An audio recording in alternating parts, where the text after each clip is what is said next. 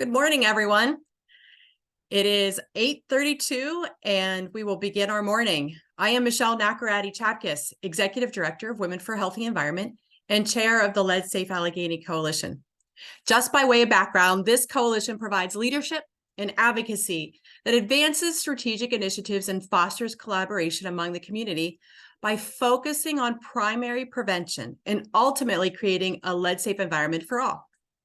It is my distinct pleasure to welcome you to Life Without Lead, envisioning a lead-safe community for all. This is our fourth year of hosting this event, and each year it grows stronger with more participation and more activation to do the right thing, to really focus on how to create a lead-safe environment.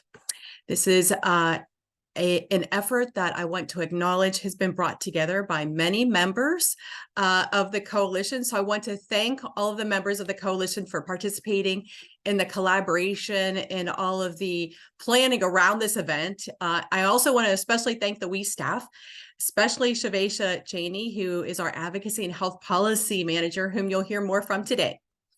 So this virtual space has provided an opportunity for individuals to attend from across the country.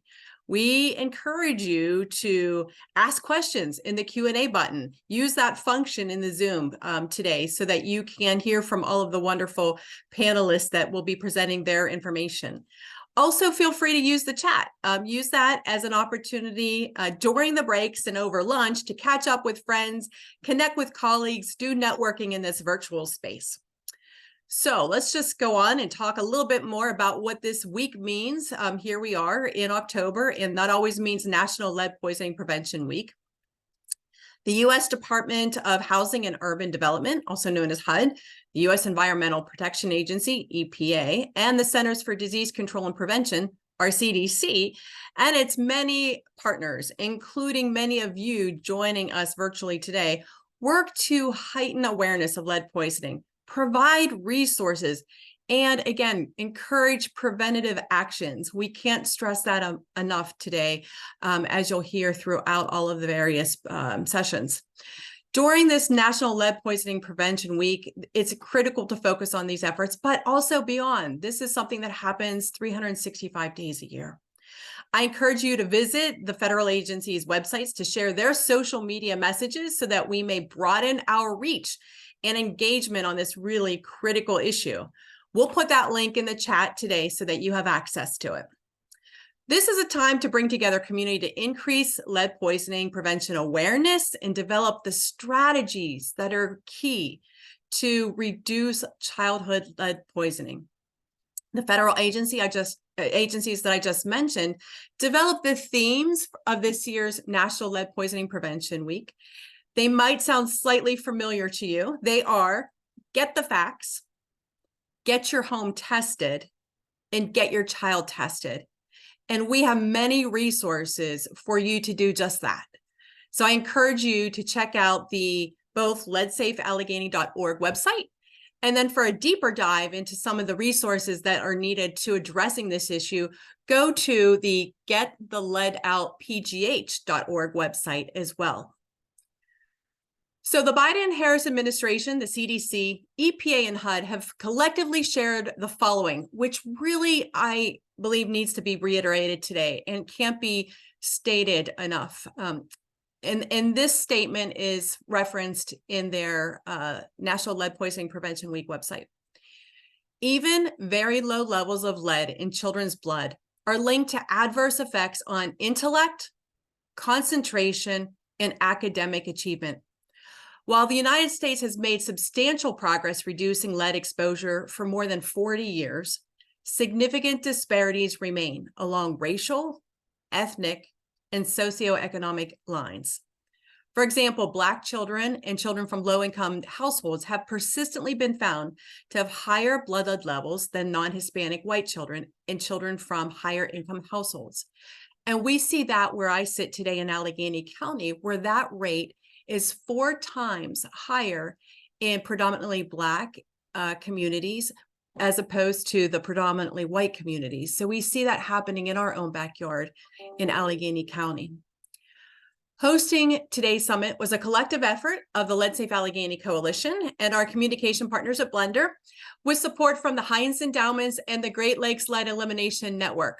I thank each and every one of you for your support in bringing us all together.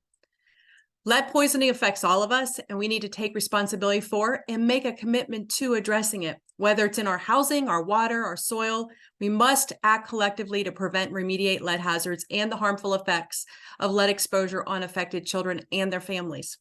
Today, you'll hear from activists, community members, researchers, elected leaders, government officials, nonprofit leaders, those who share their ideas and expertise in this space, and we will learn from each of them. It's our goal that this summit will lead to strategies that create healthier environments for our community members, no matter where you're located, especially those most vulnerable, our children, as well as those residing in environmental justice communities. Take what you've learned and heard throughout the day back to your community, spark a conversation, engage others, join us, and become a member of our coalition. Now, I'd like to introduce you to Dr. Phil Johnson, our friend and colleague, and the Senior Program Director for Environment and Health at the Heinz Endowments, who has generously sponsored today's program. Phil, I'll turn it over to you. Thanks, Michelle, and good morning, everyone. Very exciting day. Pleased to be here to help launch it. We've seen a great deal of attention and specific initiatives aimed at primary prevention strategies to reduce lead from the federal government. And just last week, the EPA announced its determination that lead emissions from aircraft engines cause or contribute to air pollution. This summer, the Biden-Harris administration proposed to strengthen lead paint standards to protect against childhood lead exposure. And we're awaiting word on the finalization of the lead and copper rule revisions from the EPA, which we will hear about more later today.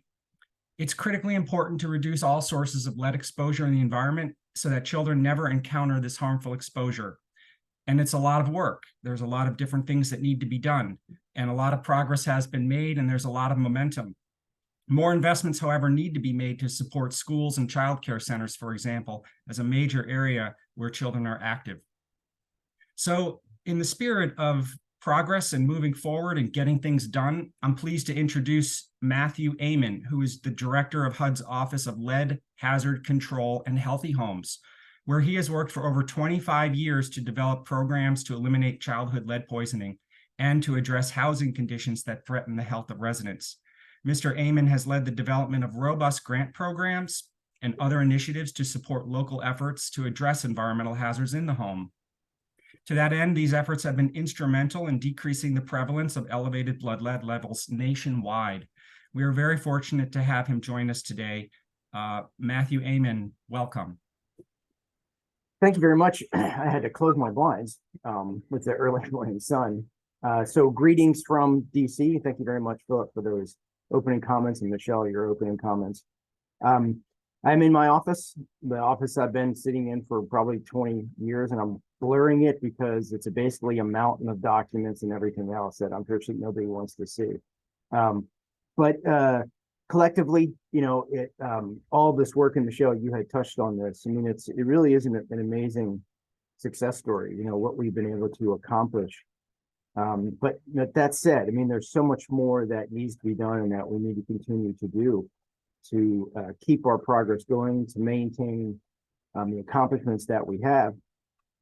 And Philip, as you mentioned, and Michelle, you know, having no safe level of lead, you know, it's imperative that we continue to be able to reduce exposures wherever we find lead. And we've been continuing to do that at all levels, not just at the federal level, but there's been a tremendous amount of work locally that we've seen that has, you know, reinvigorated a lot of this work in terms of what we're seeing with pre-rental occupancy inspections and things of that nature to keep this front and center as it should be, since again, there is a tremendous amount of work that needs to continue. And I appreciate having this little bit of time with you this morning to talk about this, to kind of give you an update on where we are, a little bit of a framing, a little bit of where we are, kind of some of our priorities that we have for this year. I think we are very lucky to have such great grantees around the country.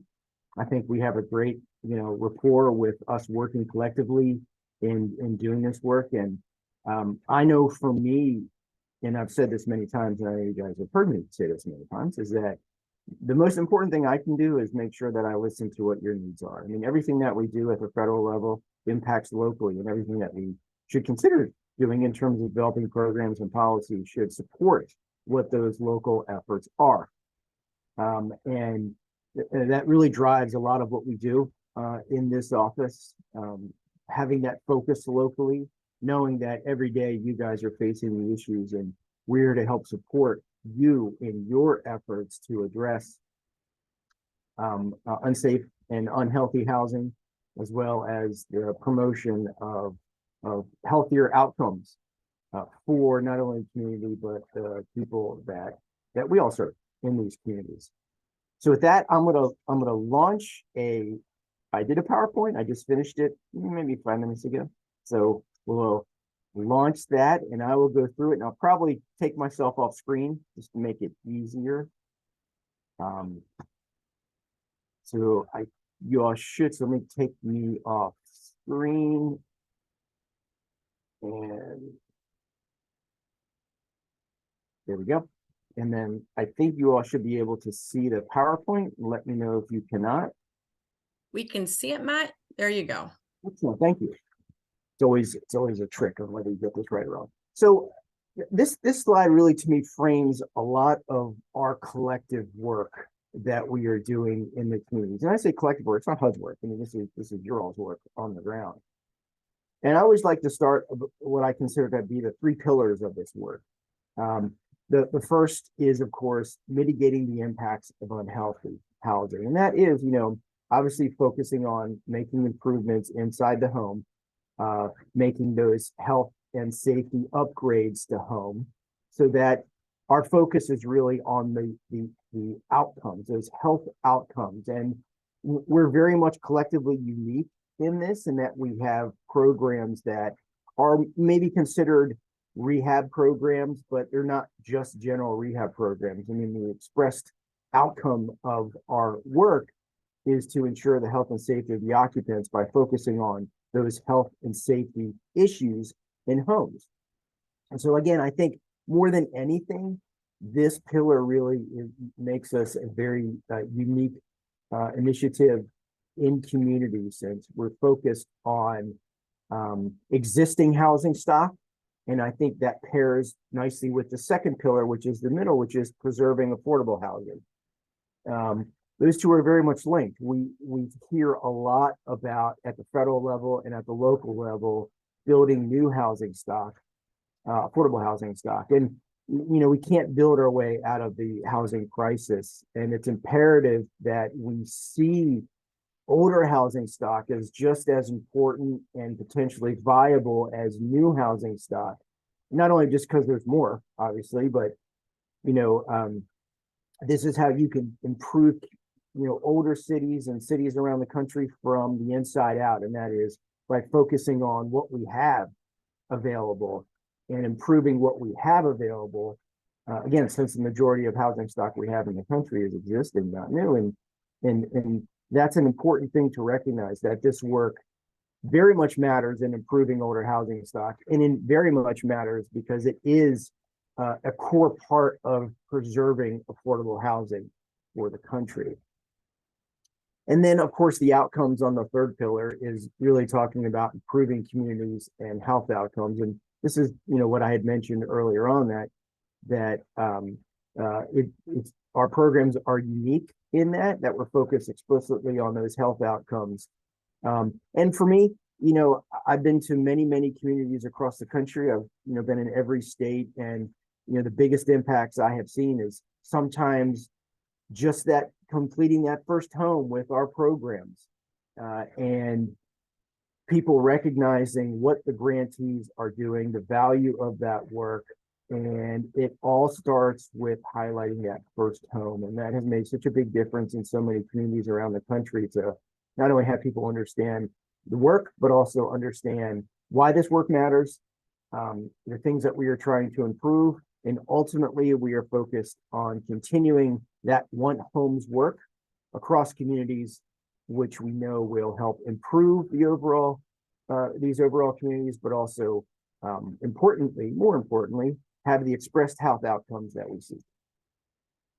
So normally I would say on this slide, framing the lead office's work, my office's work, but really it's not. It's really about framing our work. And I say this a lot when I go out and talk. This is our work. It's not my work. It's not your work. It's collectively our work together.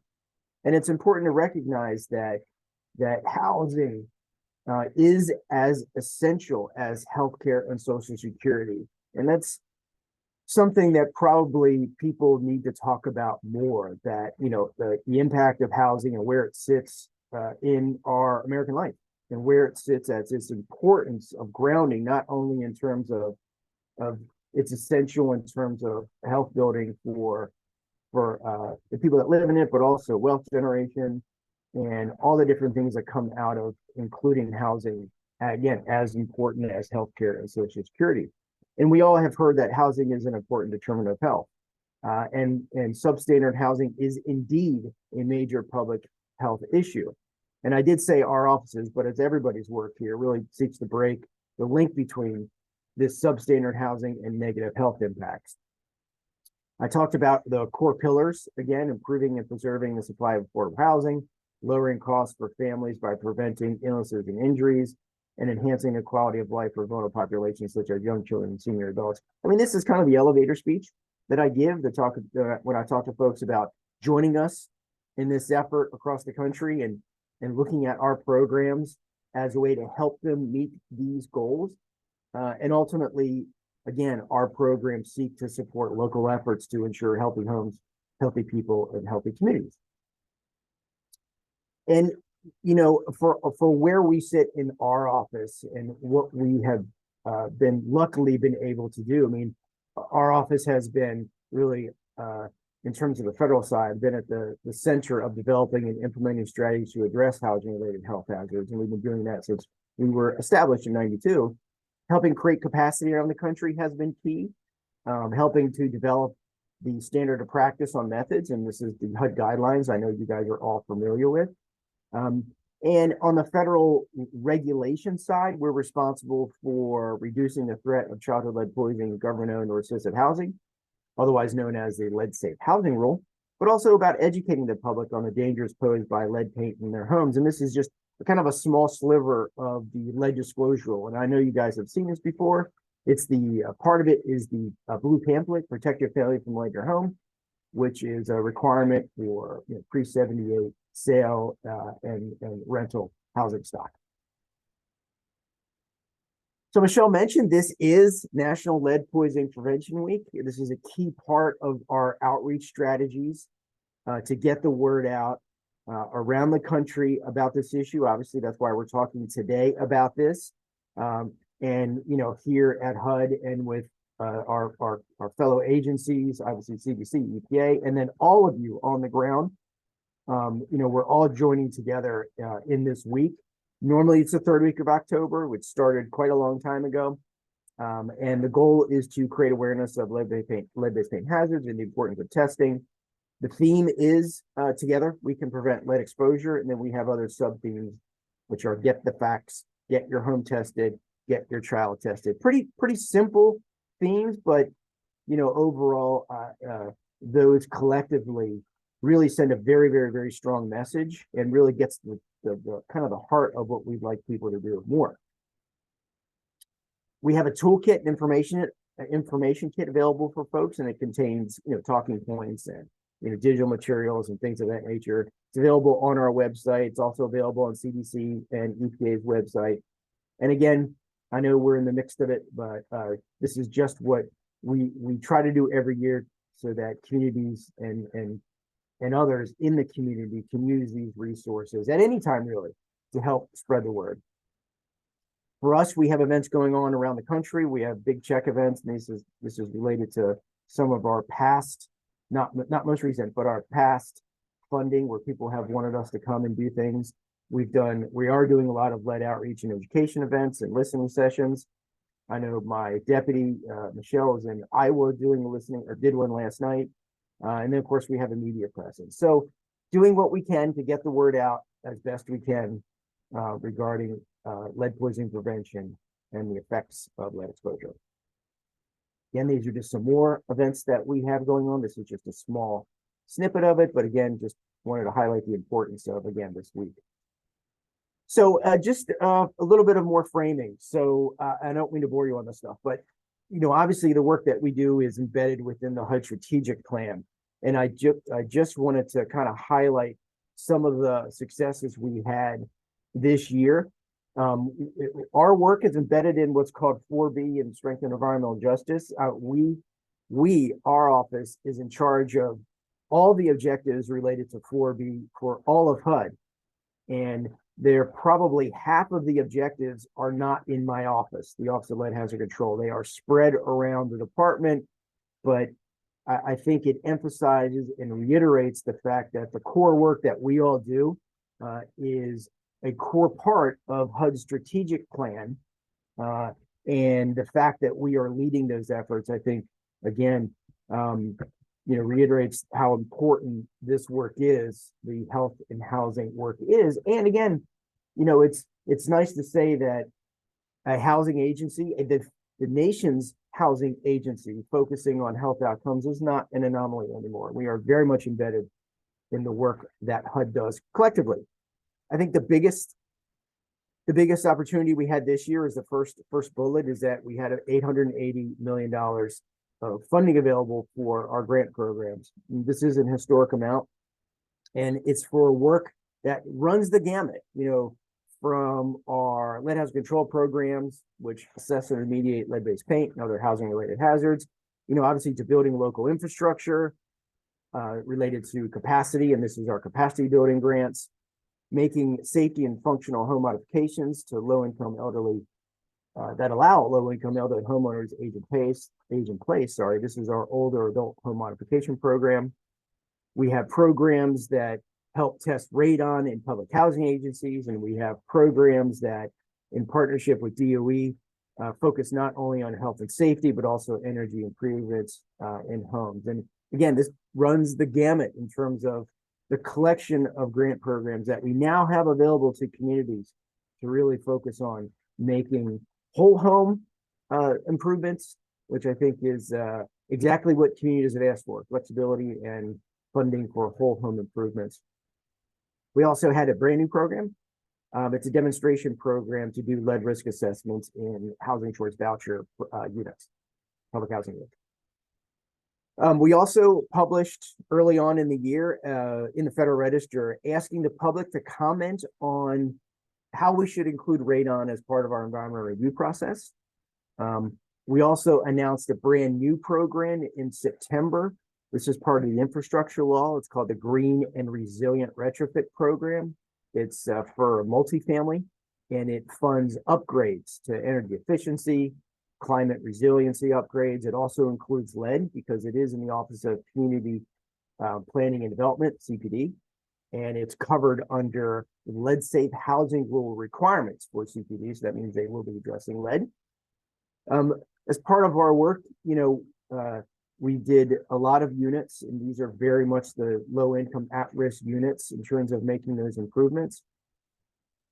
We also made sure that in working with tribes, we included them as part of information sharing as part of infrastructure projects, and that's the TDAT project. And also we put out information and research. We do housing needs assessments all the time in our Office of Policy Development and Research. And these reports that are available in a place called huduser.org showcase all the data that we have related to our research on housing needs. And a lot of times we've used this data directly to help build our programs. In fact, we used that in part when we developed our Healthy Homes program for Native American tribes. So again, just a little snapshot into kind of globally the work that we do with our broader strategic plan. But the core of our work is through our grant programs. You'll notice a fair number of grant programs here. When I started, we had one, which was the first one, Lead Hazard Reduction Grant Program. Actually, it was just the Lead Hazard Control Grant. That was it. Now we have about 8. And again, much of the development of these have been because you all have indicated to us that this is the type of grant program and funding needs that you all need to do your job locally. And we are very proud to be able to have these programs and this funding available to you. Again, I had talked about the ranges of what it does. And again, these programs, what we have every year available to jurisdictions. Some of them have gone out, meaning if you look under the fourth bullet, sorry, under lead hazard control grants, the high impact neighborhood grants, we only had them for 2 years. That was it. That's something Congress wrote into our program. But if you look at the programs that we've had historically, we have kind of 3 buckets. We have lead hazard control and those grants. We have healthy homes, and those grants are those supplements. And then kind of the third bucket is our technical studies grants, which we continue to offer on an annual basis to be able to have funding available to do research and technology. So again, those are basically our grant programs. We are on track to do the same type of announcements we've made in the past in terms of timing, hopefully, for FY24. But I'll talk about fiscal year 24. I'm sorry, I don't mean to be bureaucratic. We are already in fiscal year 24. It starts October 1, goes down to October 1 of 24. And here's where we are around the country. I think this needs to be updated, but just giving people an idea of where our work is. And we'll be updating this map again soon. And the awards that we have announced this year, again, we had awards throughout the entire year. $38 million for the Healthy Homes Production Program, HHP, $6 million for radon and public housing authorities, $15 million for the Older Adult Home Modification Program, OHAP. And then in August, we announced the lead hazard control grants that included the capacity building grants, $140 million available. Here's kind of all how it breaks down. You can kind of see the full scale of all the grant programs that we have. And there's some recent ones that are due that we still have out. We actually have, I think, 2 others that end at the end of October that are coming due. But again, it just shows how much money has gone out the door to communities. So this is our FY24 budget. I know it's really hard to read, and I apologize. And it is really just look at the right-hand column. This is what is proposed for the FY24 budget. I'll go over this line in a minute, but if you look at the way that the Healthy Homes and lead-based paint hazard control grants ratio is and how much money it's a little more on Healthy Homes, but a lot of times that 125 million proposed gets sliced between other types of Healthy Homes programs, not just all available in our Healthy Homes production program. It kind of goes everywhere. 5 million for lead technical studies, radon. The 10 million, the first line item here is a proposal from us to do coordinated lead service line removal for public housing agencies in areas that are removing jurisdictions that are removing lead service lines. And we just thought it would be, I know it's a little bit of money to help incentivize jurisdictions as they prioritize unit level hookups using the infrastructure money for lead service line removal. What do I mean by that is that, obviously we know that EPA has run the water programs for many, many, many years that have been upgrading systems and things of that nature. And the interesting aspect about the infrastructure law is that it also has a prioritization that does not exist in the regular program, which is basically, I'm saying a generic term here, hookups to low-income housing, whether it's low-income housing owners that serve low-income tenants or public housing authorities. And that is a unique aspect of the infrastructure law related to lead service line removal that was passed, I guess, last year. So again, this is where I know it's very complicated. I meant to complicate people on purpose. Whoops, let me go back. I guess I can't bring that down, but it's basically just showing the various levels of contracts, grants that we have. Just kind of shows the history of what we have. This is really meant to confuse people because, we have to do this every year to Congress. I just came off my 4th, 5th briefing that we've done. Some other proposals that we have in the budget, which I think would interest people, is that we want to be able to raise the cap that we have for lead hazard abatement for rehab. We have 25 now, and we want to be able to raise that. We also are looking for subpoena authority for the lead disclosure rule, and we are seeking authorization for the Healthy Homes program. But the Healthy Homes program is not an authorized program. We just have an annual funding to it. So it's on the appropriation side, not on the authorization side. And we wanted to be able to put language in to authorize the program, and then at the same time allow us to make some improvements into the original Title 10 language for the lead hazard control program. And that's what we did. And I'll finish here by saying we also have in 24 a proposal for income eligibility harmonization. I know this excites everybody. We've been asking for it for quite some time. And what this allows our grantees to do is, if you have, there's another federal program that has already done the income verification. This allows our grantees to use those income eligibility determinations already, meaning you don't have to duplicate them. I know this seems like the biggest no-brainer on earth. It is, but sometimes it takes a while for that to pass and be put in our budget. I think we've asked this for, I don't know, maybe 5 years now, but it was finally blessed by OMB, so we're very pleased. So we're hoping this will become part of our FY24 bill. So last, our priorities. This is just kind of off the top of my head, but I want to make sure people kind of know, what we're focused on. We're actually, obviously focused on our notices of funding opportunities and continuing what we've done last year, which is not have just one, but if monies are available, meaning let's say we had $500 million available for the lead hazard control program, but people only ask for $200 million. Once those awards are made, I requested the team go back out again continually, continually having a new application cycle available. So that's why we had multiple rounds of our NOFOs available, because any original NOFO we put out that we had money left over, then we put it back out after we made awards so that people can continually apply. So instead of like the 3 NOFOs we had in FY22, I think we had like 10 in this year. We also want to make sure we increase applicants to all of our programs and reduce any carryover or expiring funds. We don't want to send money back to the Treasury. We want to make sure it gets into your community. A personal thing of mine is to streamline the environmental review process, and we think we have a pretty good idea of what we want to do to be able to make it easier, maybe have some categorical exclusion, things of that nature. Community engagement is key for us in build projects, and I know that you guys have heard about these for some time, but engaging with the community is critical to what we do, and we want to make sure that we continue to do that.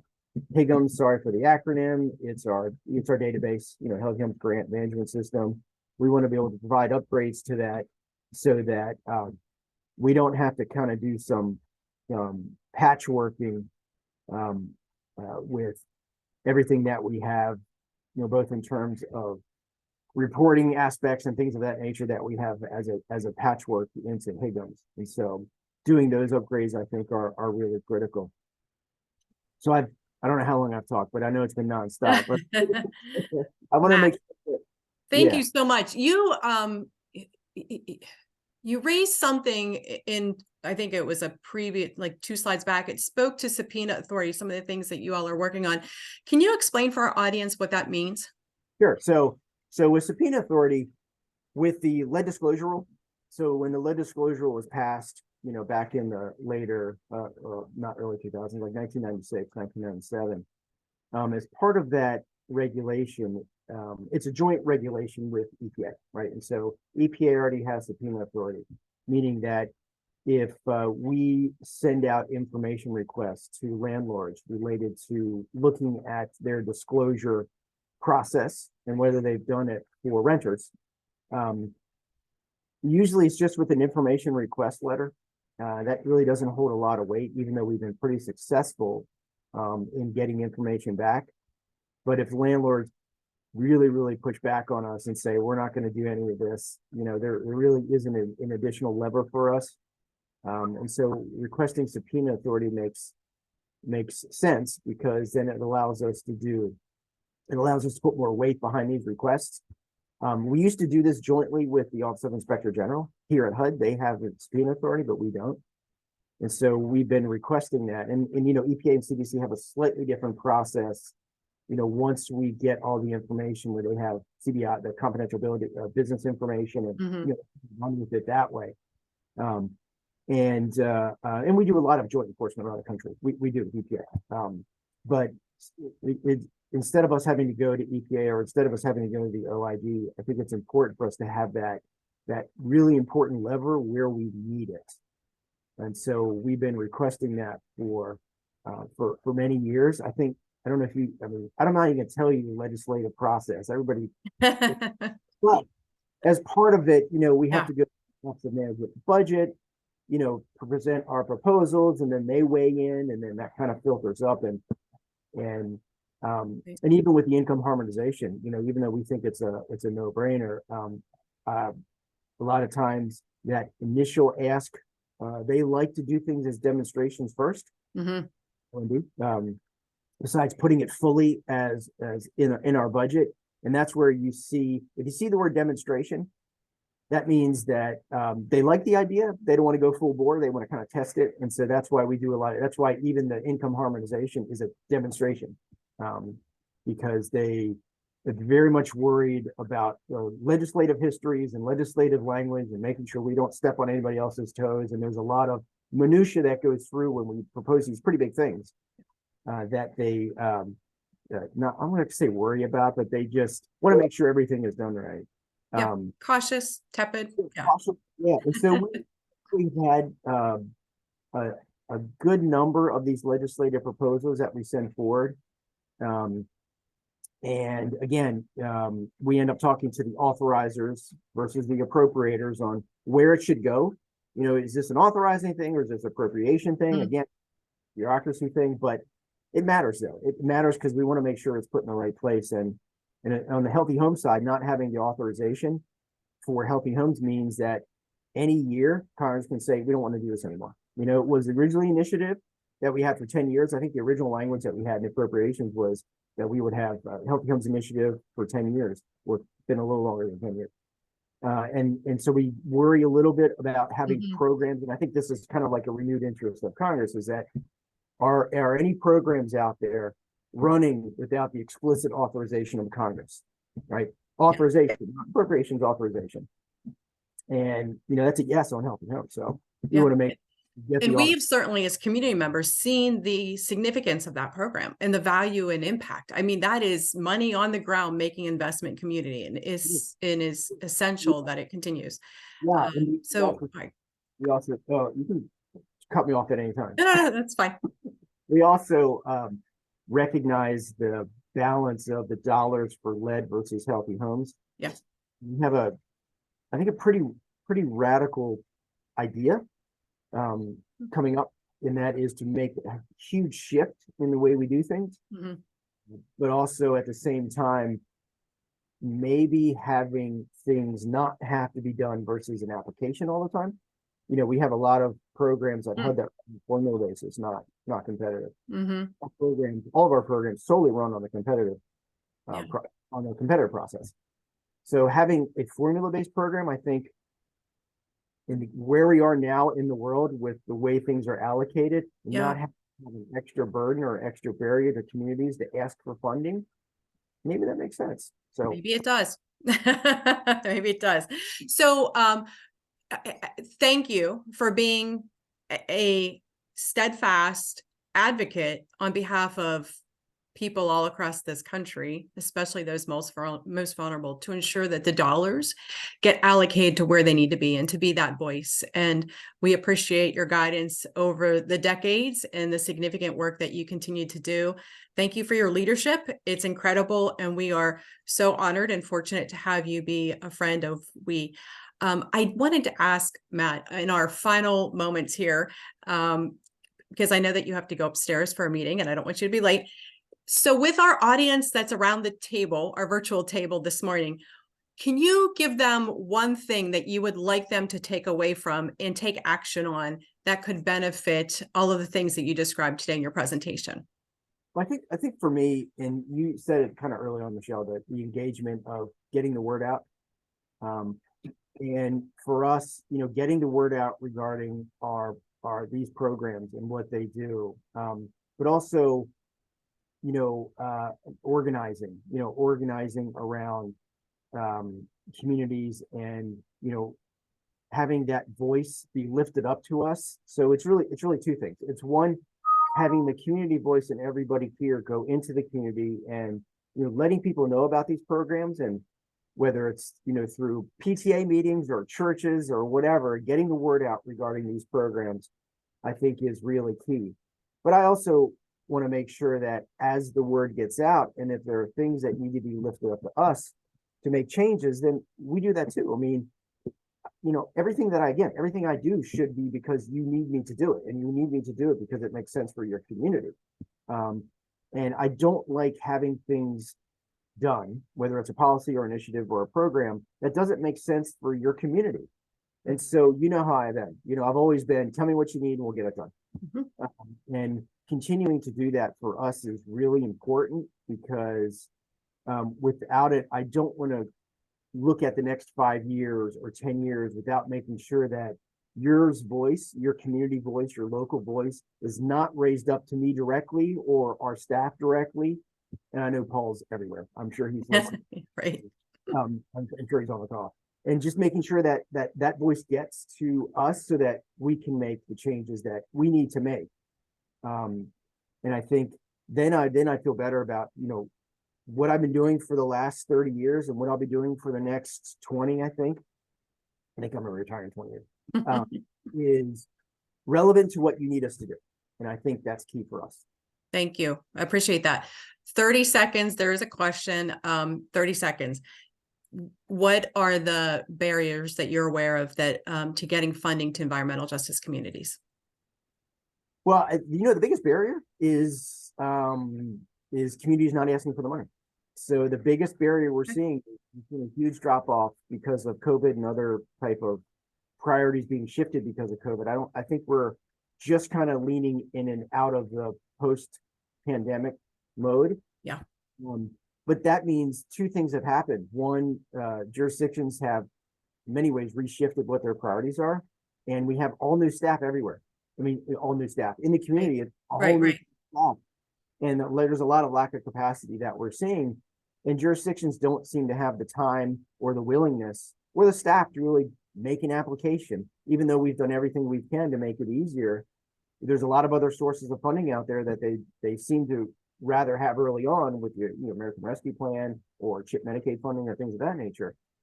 And so, to me, I think that there is $800 million available, and we only awarded $200 million. And there is a proposal for the FY24 budget to have some type of rescission of those dollars. That won't affect our appropriations, but it's the existing bubble where we can't carry over so much. So if and I can't force communities to ask for money, right? Yeah, but we can't leave that money on the table. That is significant. Thank you for sharing that. We cannot leave that money on the table. So we have to be more organized to get the message out, to get those applications into you. That is really critical to know. So I see Michael Horvath has raised his hand, but I'm not sure if we are able to take a raised hand through this platform. Michael, can you go off mute to do that? We're testing it. If not, you might have to put your comment in the chat or in the Q&A. Matt, Michael Horvath, as some folks may know, is with the Pittsburgh HUD office and has joined us here this morning as well. And welcome to him. And I'm glad that he will be around to hear the conversations and hear and learn from all of you today throughout the morning.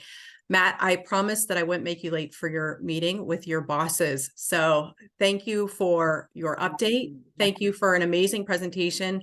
It's been very informative.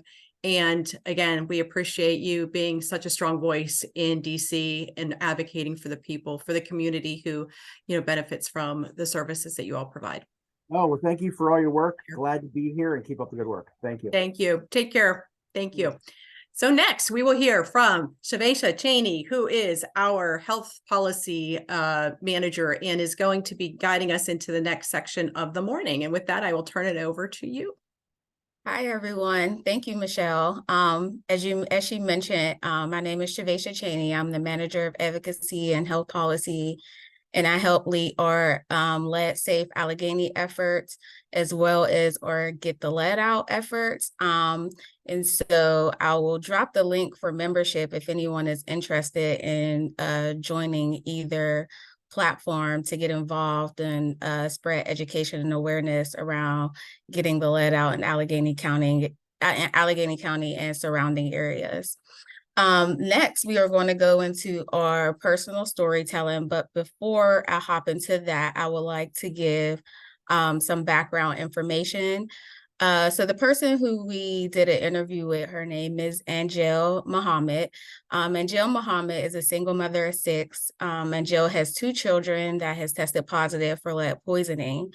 Unlike many parents who are currently suffering from children who has tested positive for lead, whose story has gone untold, she has had the opportunity to share parts of her story with us today because it highlights the reality of everyday situations that many mothers and families struggle to overcome. One might ask what that is. The answer for Angel is safety, sensitivity, accountability, and awareness and protection. It took bravery for Angel to share her story with us today, and she continues to keep a smile on her face despite her troubles. With that said, let's take an opportunity to hear from Angel. I'm going to share my screen, so give me one moment.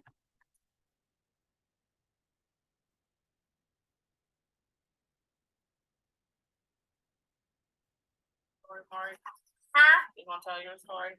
Yeah. I do like dinosaurs. Like dinosaurs.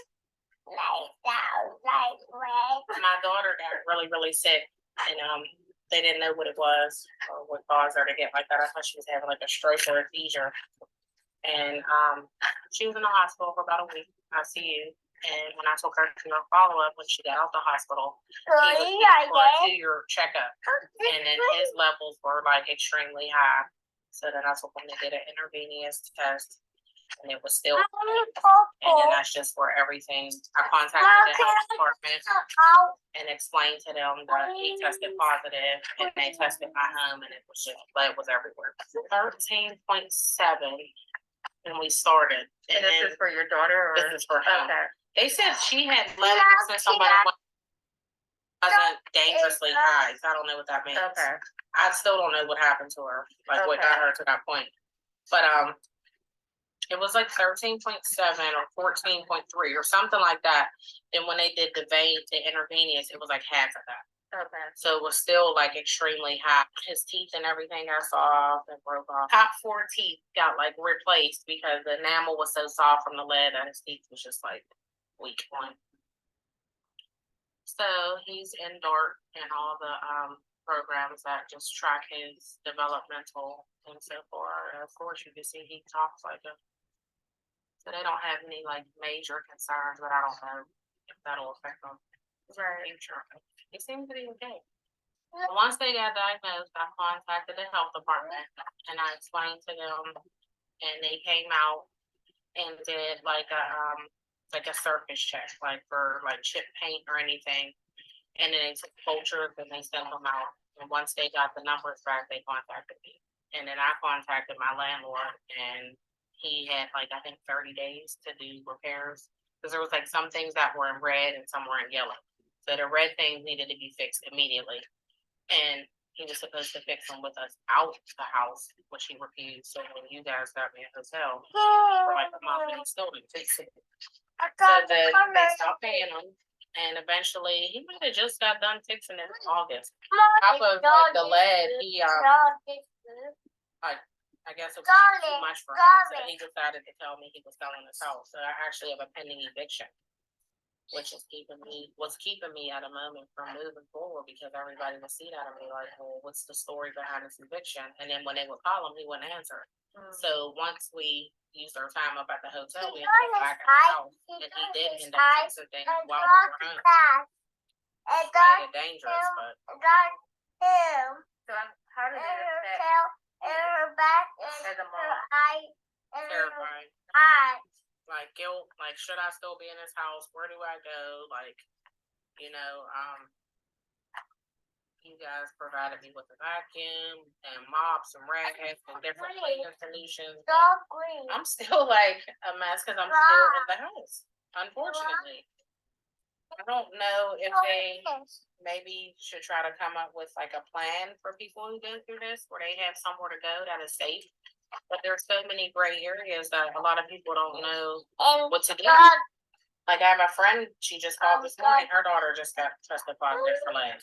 So she instantly called me and I told her I would refer her to you guys, but it's just like, I can't even, I mean, I'm not one to like diagnose myself or like bring things on, but I will say like stress and anxiety have been extreme just because like as a mom, it's like, what am I supposed to do, you know? Had I not met you guys, he probably would have been more affected because we would have been there when it was just like full of lead. Because we're talking about numbers like in the thousands.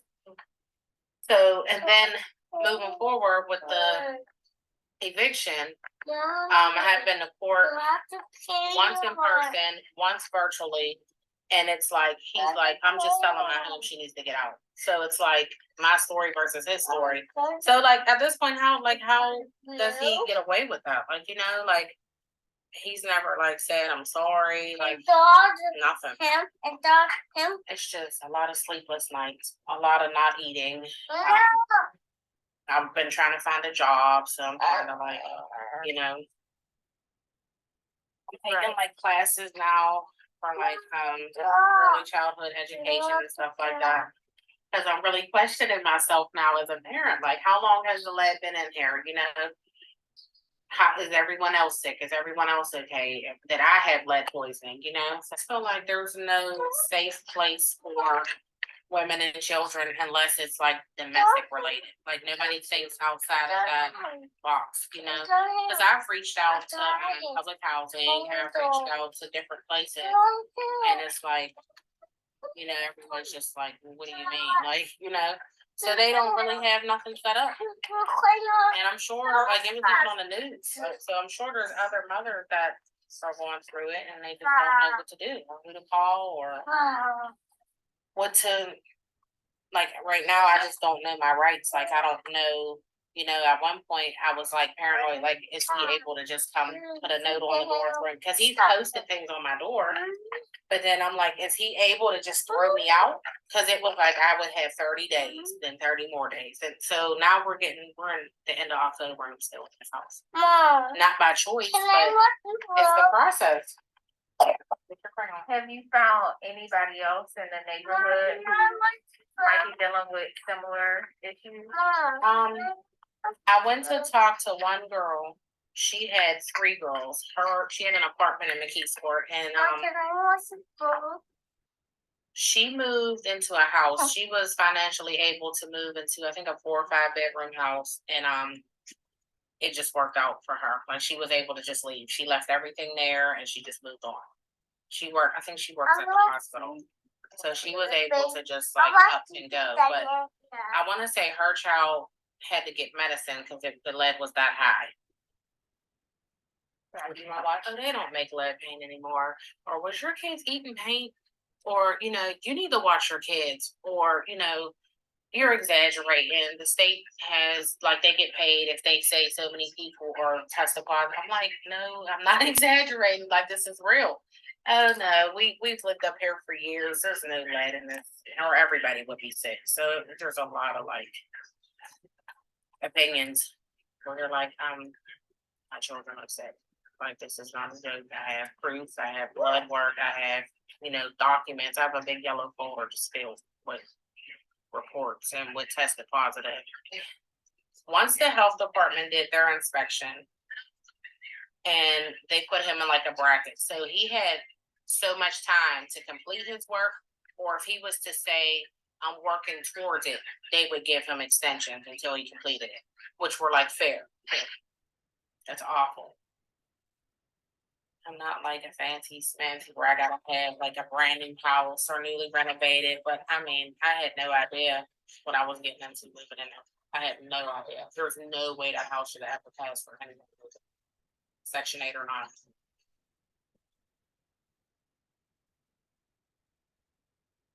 So thank you, everyone, for watching that story regarding Angel. As I mentioned, it took bravery for her to share her story with us today. And with all that Angel is managing, she continues to have high hopes that systematic change will occur to protect family like hers. So thank you, Angel. Unfortunately, she could not be with us today, hence why we did the video. But again, we appreciate her for sharing her story, and we wanted to make sure that we gave her a platform to share her story. With that being said, we are excited to go into our first panel discussion of the day for her folks to hear about the EPA's local lead action guide. So I would like to introduce Hannah Bartley, who is a life scientist with the EPA in Region 3 based in Philadelphia.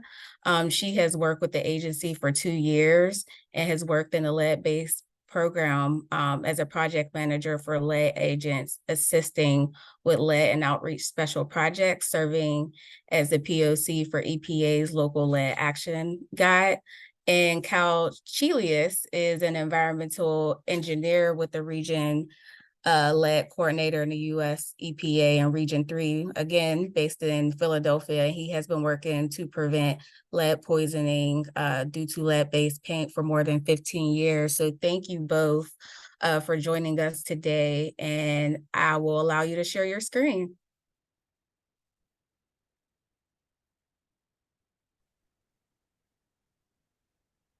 Oh, great. Okay, let me share the screen. I'm not sure if Kyle's microphone is working. Second.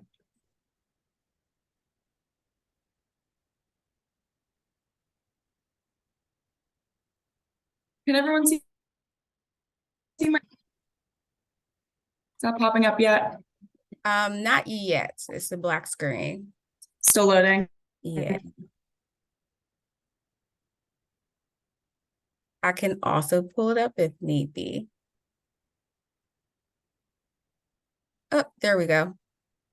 Perfect. Kyle, is your microphone?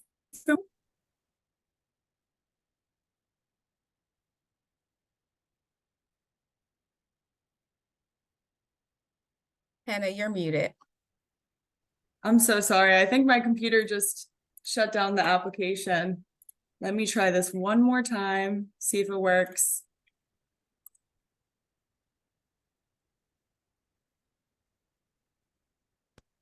Sorry, everybody. Nope, you're fine. We're used to using Teams, so I don't know if our computers are so compatible with Zoom sometimes, but we try our best. Nope, you're fine. We can see your presentation though. Perfect.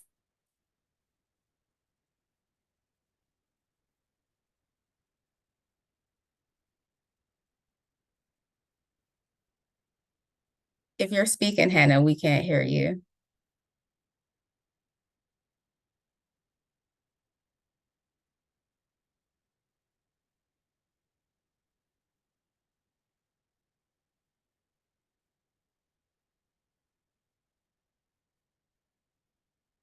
Cal, can you speak? Are you able to? Yeah, I was just gonna say, maybe we could just go over to Kyle here. It looks like Hannah's frozen.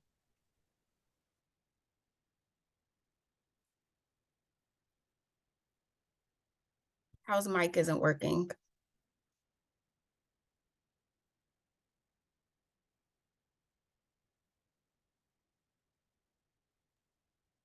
Kyle, is your volume control up on your end? Do you want to exit and come back in?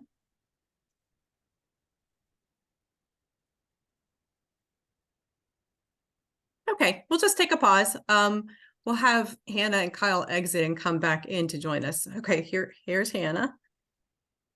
All right, go off mute, Hannah. Let's see if that worked. Hi, I'm so sorry. Yeah, seems like every time I'm trying to share, it's just shutting me out of Zoom. Shavesha, if you wouldn't mind just sharing the PowerPoint. Yeah, absolutely. I'm glad we prepared with that.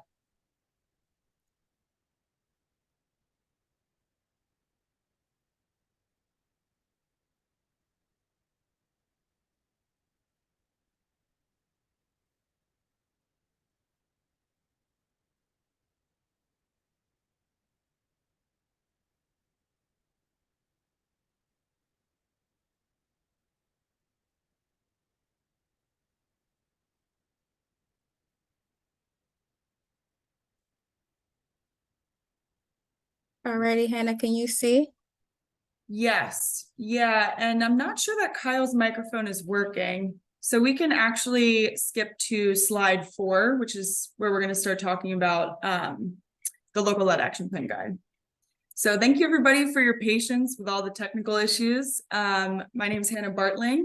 So I'm from EPA Region 3. I work in the lead-based paint program, and I am the point of contact for EPA's local lead action plan guide. Go to the next slide. So just to provide some background, EPA has developed a lead strategy. It's also known as the strategy to reduce lead exposures and disparities in U.S. communities. And its intention is to advance EPA's work to protect the public from lead with an emphasis on high-risk communities.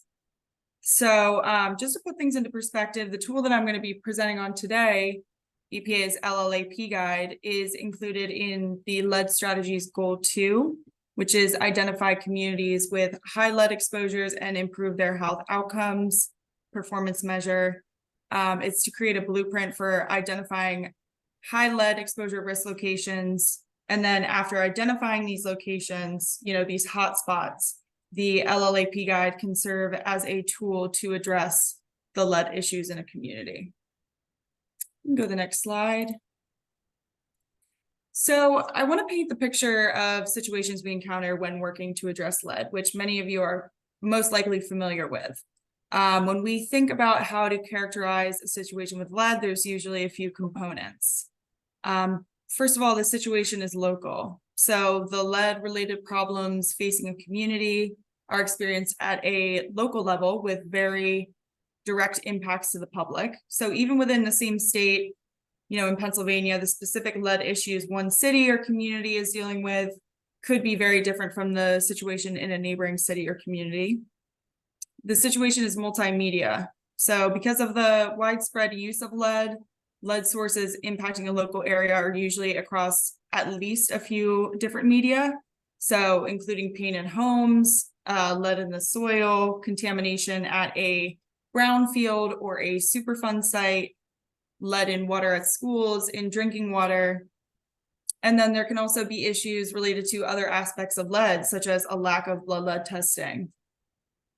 And the situation is also cumulative. So lead is a legacy contaminant, and many people have been working on addressing lead for a long time, which we've heard about and also are familiar with. And local areas can be at very different stages in their efforts to address lead, ranging from some who may have very strong programs, laws, infrastructure, and then some local areas that maybe have never worked on lead at all. So here at EPA, we have regional lead coordinators, which Kyle Chilius, unfortunately his microphone's not working, but he is the regional lead coordinator for Region 3. And we have a lot of other programs and divisions that work on different pieces of lead. But to really make impactful change in a community, lead really has to be addressed holistically to meet specific needs of a local area. So we were considering, how can we do this? How can we package all this information, provide structure, and move forward to address things? You can go to the next slide. So that's where the local lead action plan guide comes in. It was designed to address this situation. We call it a new guide for an old problem. So the LLAP guide is designed to assist local government officials in identifying lead issues in their local area, which could be a city, a town, county, community, or other geographic area, and then design a sustainable local lead action plan to address them. So it features 3 distinct steps. The first step is to complete interactive checklists. So the guide features 3 checklists to gather data and assess current lead issues to get a more holistic understanding of local lead issues and potential solutions. Step 2, officials can then fill in and customize the LLAP template to create their local lead action plan. And this is based on concerns and goals that were identified by completing the checklist in step 1. And then for step 3, although implementation is really beyond, the scope of this guide, and it's really dependent on a local area's unique needs, this guide is going to include resources and assistance that may be beneficial throughout the implementation process for folks. You can go to the next slide.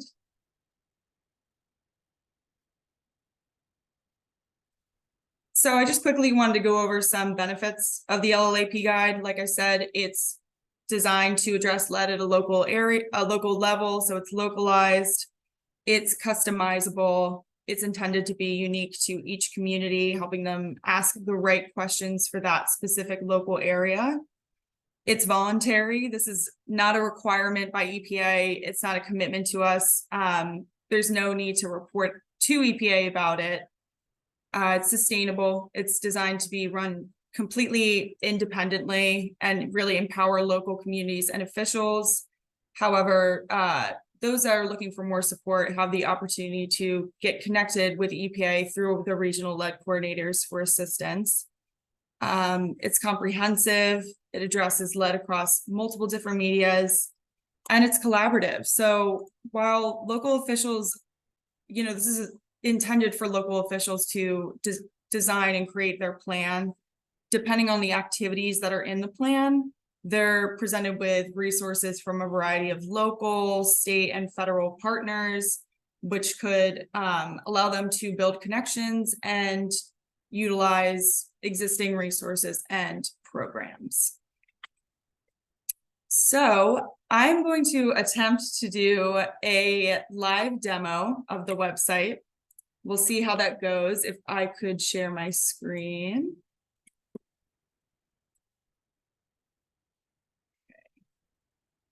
Just so folks can get a better idea of kind of what it looks like. And I can kind of walk through some of the resources that we have.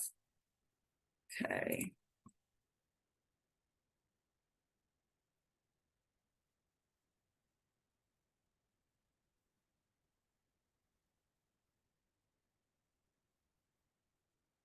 Can everyone see my screen? Yes. Perfect. Okay. We're going to try and see how if I can stay on here while I'm sharing the screen. But so this is the web page for the LLAP guide. So it's a web-based framework. It's just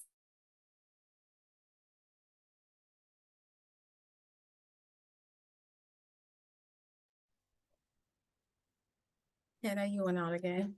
so it's not seeming there's something going on with the software. Just not to, Hannah, we'll be sure to put the link in the chat though, so that folks can access it. Yeah. You're gonna just talk through it. Yeah, so I can just talk a little bit more about it. I can kind of, go through it on my end. But the webpage is epa.gov/lead/LLAP-guide. Basically, the webpage is going to take you to, just a general introduction.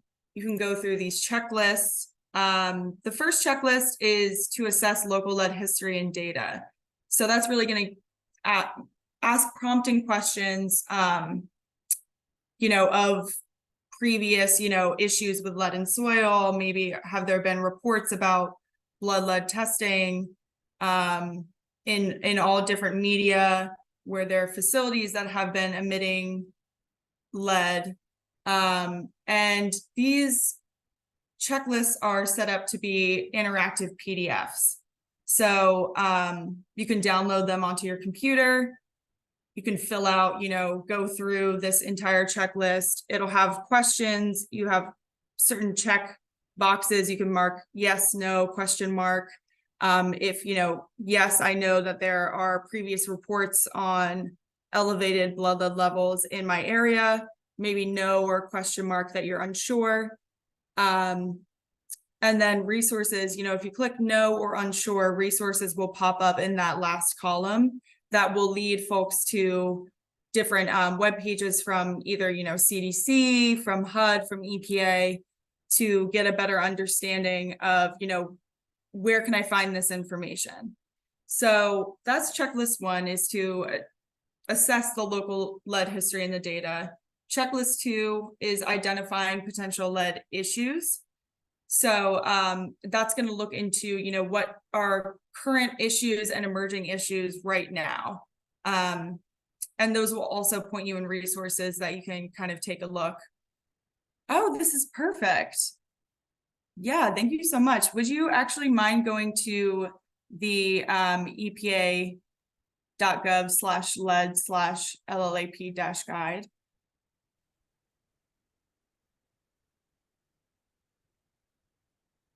Perfect. This is real teamwork. Yes. Okay, so yeah, this is the opening page. So if you scroll down a little bit, you can see these instructions that I have kind of outlined verbally. If you click on complete the checklist, that first link there. So this is what I was walking through. So the checklist 1 is assessing the history and the data. Checklist 2, we're identifying those potential lead issues. And then checklist 3 is a very comprehensive checklist. It's a comprehensive list of opportunities that are available to address lead. So I think it would be beneficial, Chavesa, if you wouldn't mind just clicking on checklist 3. So we can kind of look at that one, since this one is the most comprehensive that we have. Yeah, so like I was trying to explain, this is an interactive PDF. They're all kind of set up the same way. You can type in your information. There's instructions on how to use it. And then within the checklist itself, there are prompting questions. So, for this specific checklist, it's the opportunities. So allowing officials to explore where lead they could be addressing lead. It's as comprehensive as possible. It's not obviously an exhaustive list, but it's what we've encountered working with local governments before on addressing lead. So just for example, in this first portion, it's asking if addressing lead is included in your local areas, local laws or ordinances, and guidance documents, and strategic plans. So it's really attempting to prompt these officials to think a bit more, and also to have a better range of resources that are out there. So we can scroll down a little bit. Yeah, so then going into how is childhood lead poisoning being monitored or addressed in your local area? Is there a childhood lead poisoning prevention program? Is there a requirement for lead testing for children at certain ages? Keep scrolling down. Maybe a program that funds free blood lead testing. So a lot of these questions in this section are going to be about childhood lead poisoning prevention. Are there programs that investigate, like case management when there is a child that has an elevated blood lead level? What's the follow-up to look for lead in the environment? You keep scrolling. Yep. Yeah, keep scrolling. This is a very comprehensive section. Oh, and then so asking this next section, asking, what entities in your local area have a program dedicated to addressing lead related issues. So maybe there are already programs in your local area that you're not aware of, or that could be developed, like in the Inspection and Compliance Authority, the Health Department, The Education Authority, the Department of Education. Does your local area have funding to address lead-related issues? And this is a very comprehensive section that we try to include as much federal funding from our federal partners. So from EPA, from CDC, from HUD. And when you click on the check boxes, so Shavesha, it's going to be the second or the third. Yeah. So those are the no and the question mark. And then you can see these resources that will pop up, say for HUD. It's all of the web pages that are going to lead you to HUD's grant information, maybe provide a little bit of a summary about, what specific grant programs are. So you can keep scrolling. Does your local area have training available for those in lead-related professions? So, in EPA's RRP program and the lead abatement program, what about in schools? Do they integrate lead safety into their operations? Do they test in drinking water? Is there a lead ordinance or a local lead law?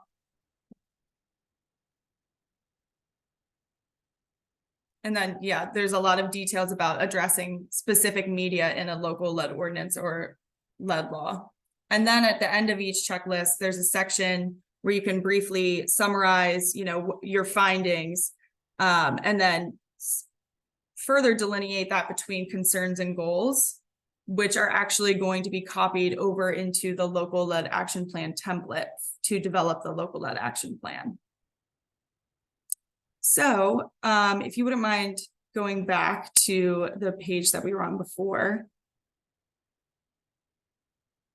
Thank you so much for navigating this as well.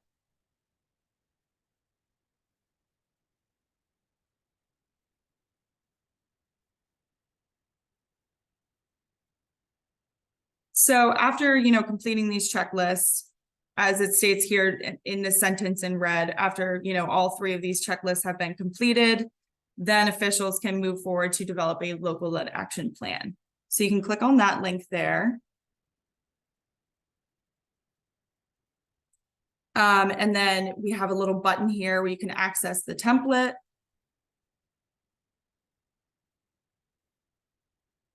So I think if you wouldn't mind scrolling up. So it's set up the same way. It's an interactive PDF.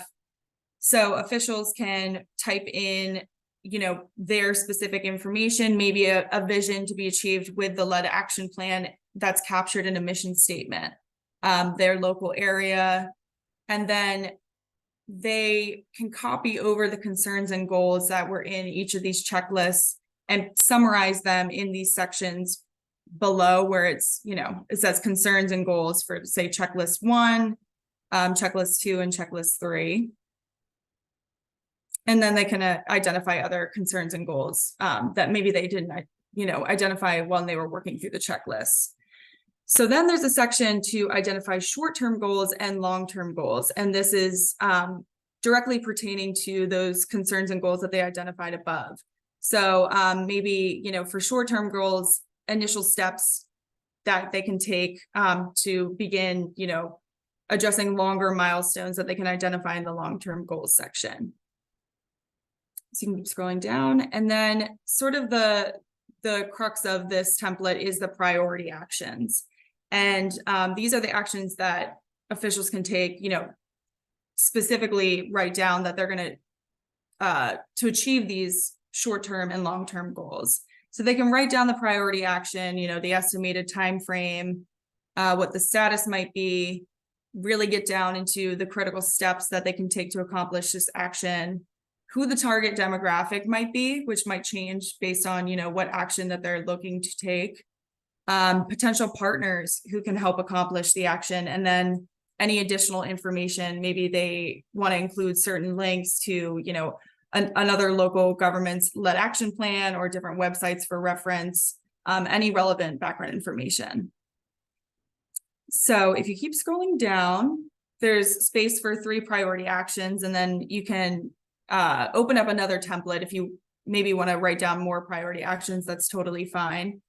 And then the last section in the template is future steps to ensure sustainability. So we really want to make sure that the local government, you know, that this is your plan. This is, you know, you want to keep it updated, keep making revisions to it, you know, identify how you're gonna, excuse me, you're gonna meet with different partners, different stakeholders. How are you gonna make sure that this plan is impactful? How are you gonna monitor that progress?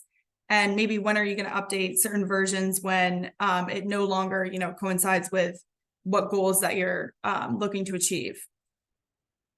So that is the template. If you wouldn't mind going back to the other page. So obviously this is a lot of information that I'm throwing out to everybody at once, you know, with these checklists, and even it might seem like a very large task to be able to fill out a template. Sort of, you know, officials might be like, where do I even start? Are there, you know, any resources for me to understand like maybe how another local area has done this? So we do have these two sections on this webpage called Implementation and Strategies for Success. If you wouldn't mind, on this, the sidebar navigation. Yeah, you can click on implementation first. And I can quickly walk through that. So the implementation, it is beyond the scope of the guide, but we really do want to make sure that we provide as many resources as possible to local government officials. And obviously, we also support, you know, reaching out to your regional contacts, which for Region 3, Pennsylvania, you know, a local area in Pennsylvania would be myself and Kyle. So on the beginning of this page, there's, you know, this narrative of some best practices that maybe have been identified from other local areas that have created successful plans. So it just has a lot of narrative, you know, of different partners and stakeholders that you can reach out to, which is also outlined in the checklist as well. But it's, you know, doesn't hurt to see it twice. If you wouldn't mind scrolling down a little bit. Yeah, and just, you know, different goals for sustainability purposes, like ensuring that the date updated and the version headings are updated whenever you make changes, just different things like that. You can scroll down a little bit more. And then we have a full list of resources. Some of these are also included in the checklist, but we wanted to make sure that we also have it outlined for the implementation, you know, what specifically is going to assist in the implementation process. So we have potential funding opportunities, different educational materials, maybe some federal led reports for background, informational videos from EPA, from other federal partners, online tools, listservs, other websites.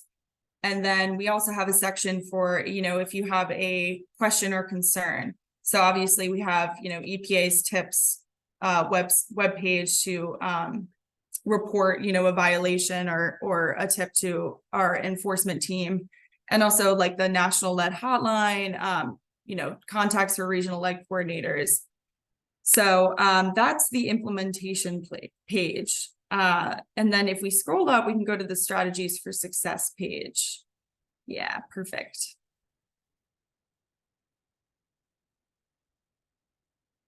So strategies for success page, this is probably my favorite page that we have on here. We do have case studies from 2 of our pilot local areas that actually they were the impetus for creating this local led action plan guide. My colleagues at EPA, we worked with, you know, the officials that were in this region in Lynchburg, Virginia, and Reading, Pennsylvania. That came out of sort of like a mid-Atlantic led forum that we had back in, I think, 2017. And we worked with both of these local areas for them to create their unique local led action plan. You can see for Lynchburg, this included specifically creating maps to support lead exposure prevention activities. For Reading, this was building a community coalition to reduce lead exposure in the city. So if, you know, officials wanted more perspective and to see how other cities filled out these templates and how they successfully were able to create these plans, you can click on both of these case studies. There's a narrative, you know, explaining their whole process. And then there's also a link to their local lead action plan. And then in the section below, it's just further strategies for developing a successful plan. So there's a lot of narrative and some examples of, using the LLAP as a starting point in your community, how you can maybe leverage certain opportunities, raising awareness and engaging partners and stakeholders, which, is mentioned multiple times, but there's more information on that. Mapping lead presence, what resources are available, how that might be beneficial to your local area, and then just exploring more opportunities. Providing examples of like how certain areas having included lead safety into their local lead ordinances, into their building permits. So there's a lot of narrative on this page that's really, really helpful and beneficial. So that is the end of the web page. I apologize for all the technical difficulties, but I appreciate, Shavesha, you walking through this with me. And anybody that may have any questions, feel free to reach out to myself or Kyle Chilius. I can put both of our information in the chat. Yes, thank you, Hannah, so much for providing that insightful information. I'm going to open it up for anyone who may have any questions. I know I have a question, which is, you have 2 success stories. Do you all continue to create success stories or document success stories or help communities such as the 2 that you provided to demonstrate like what they have been doing and how they've been using this tool? Yeah, that's a great question. So definitely. So part of both of those plans in Reading and Lynchburg both included, continued partnership and engagement with EPA. So we continue to work with them even, beyond the first plan that they created, and continually check in with them, see maybe, what resources we can provide, or what updates, they may have questions on, new funding that came out, or things that they need to update. And since this launch of this guide, which was actually back in March, we've been, doing a lot of nationwide advocacy for the guide. And there's new communities that have just started recently working with their regional lead coordinators. But, any chance that we have to sort of put a spotlight on Lynchburg or Reading, to include them in presentations, just so they can explain, the folks that we worked with, they can explain what their experience was, and also how they continue to, work on addressing lead. So definitely. Thank you so much, Hannah. I don't see any more other questions that anyone have. So we appreciate you for providing this tool. And Michelle has dropped a link in the chat for anyone who would like to access those tools. And then I'll make sure that I send it out to folks who weren't on the call, so that they still have access to these tools. But I think we do have one question for Mr. Jermaine Patterson. This is a great tool for municipal government. Do you have any recommendations on how residents can introduce this if their government is not engaged? That's a really interesting question.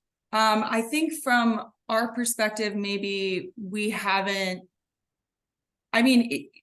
really on, calls like this, if you could reach out to like our regional lead coordinators, even just lead contacts that are at EPA. We serve local areas, we serve states, we serve the community. So if there's an opportunity, you see in your local area and you want to advocate for your local area, feel free to reach out to your EPA contacts.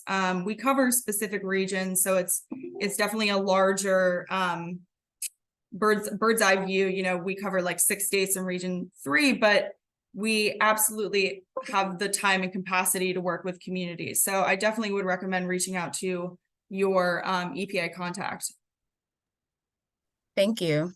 Yeah. I don't see any more questions. So I think that will be all. Thank you again, Hannah and Cal.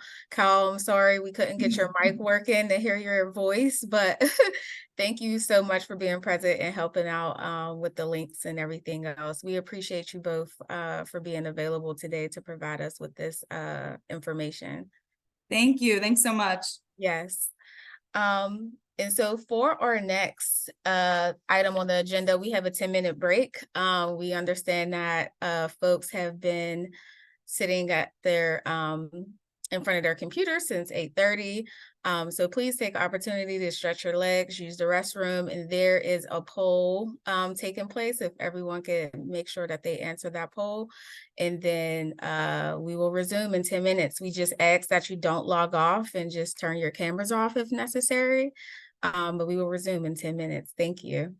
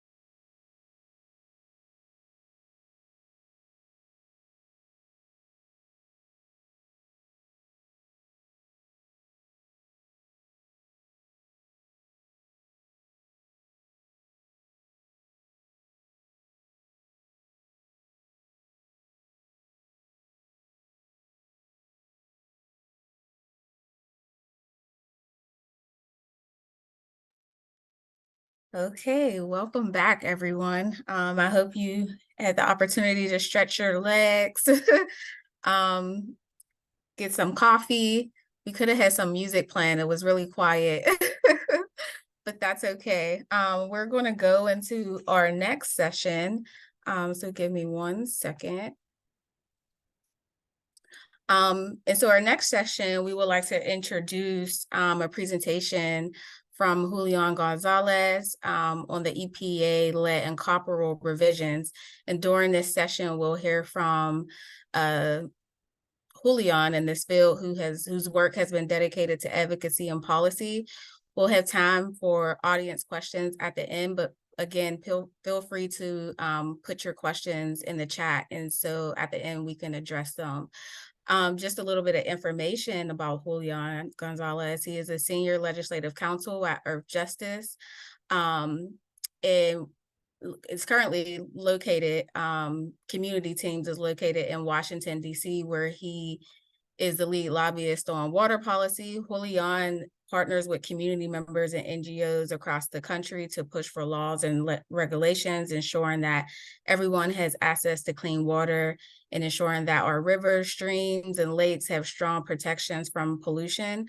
Before joining Earth Justice, Julian worked with Green Latinos, handling water and ocean policy development, advocacy, and outreach to help ensure Latinx perspective on water issues that were reflected in Washington, D.C. So I would like to invite Julian to share his presentation on the EPA's lead and copper rule revision. Thanks. All right, let me see if I can screen share this thing. 1 second. Yep.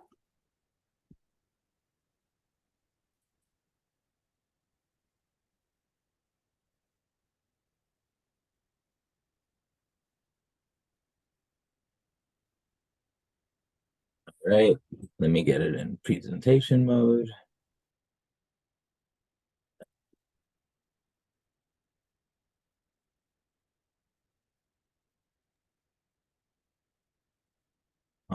Thing.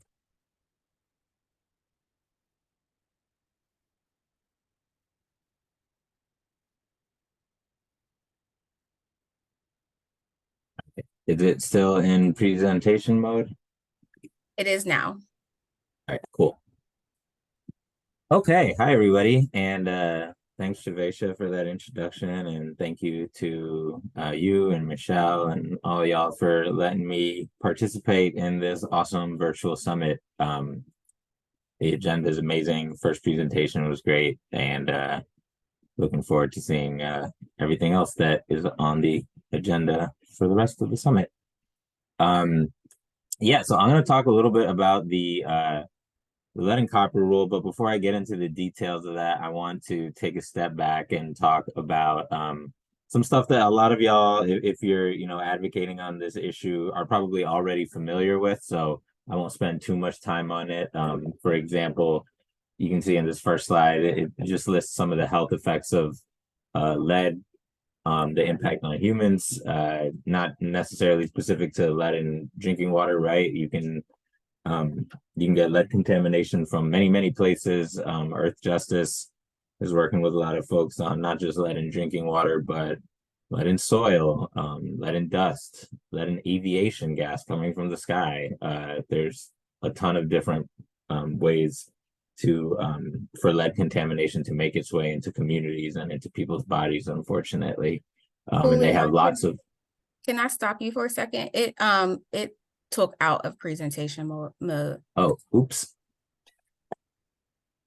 Let me see if I can fix that.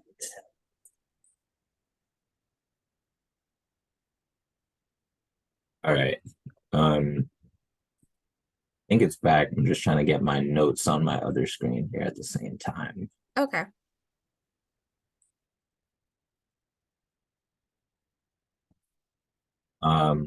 Is it still in presentation mode now? Yes. All right. Almost there, I promise.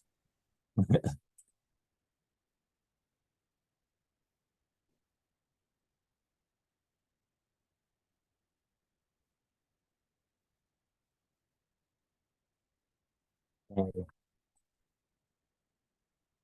right. Cool. So yes, any level of lead in the human body is dangerous. There's no safe level of lead, and it has lots of impacts on different parts of our health that are often irreversible.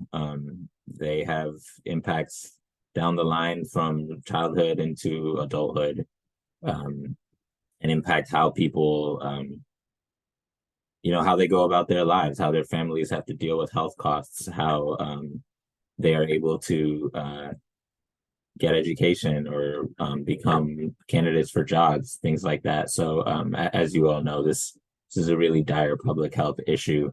Across the country, almost half or a little bit over half of children have detectable lead levels.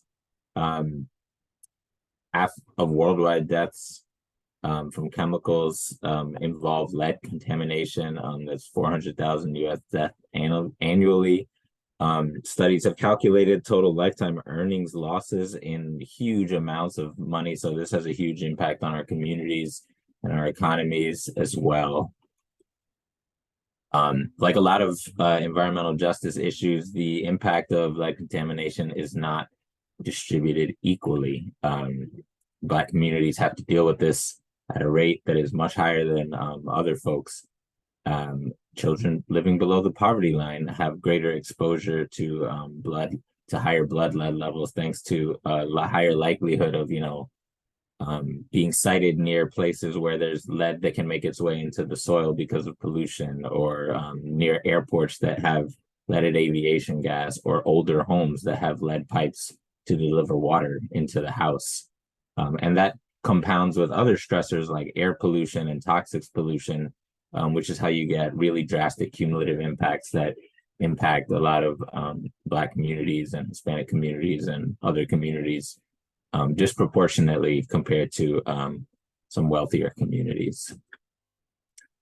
EPA has said that lead service lines are the greatest contributor of lead in drinking water.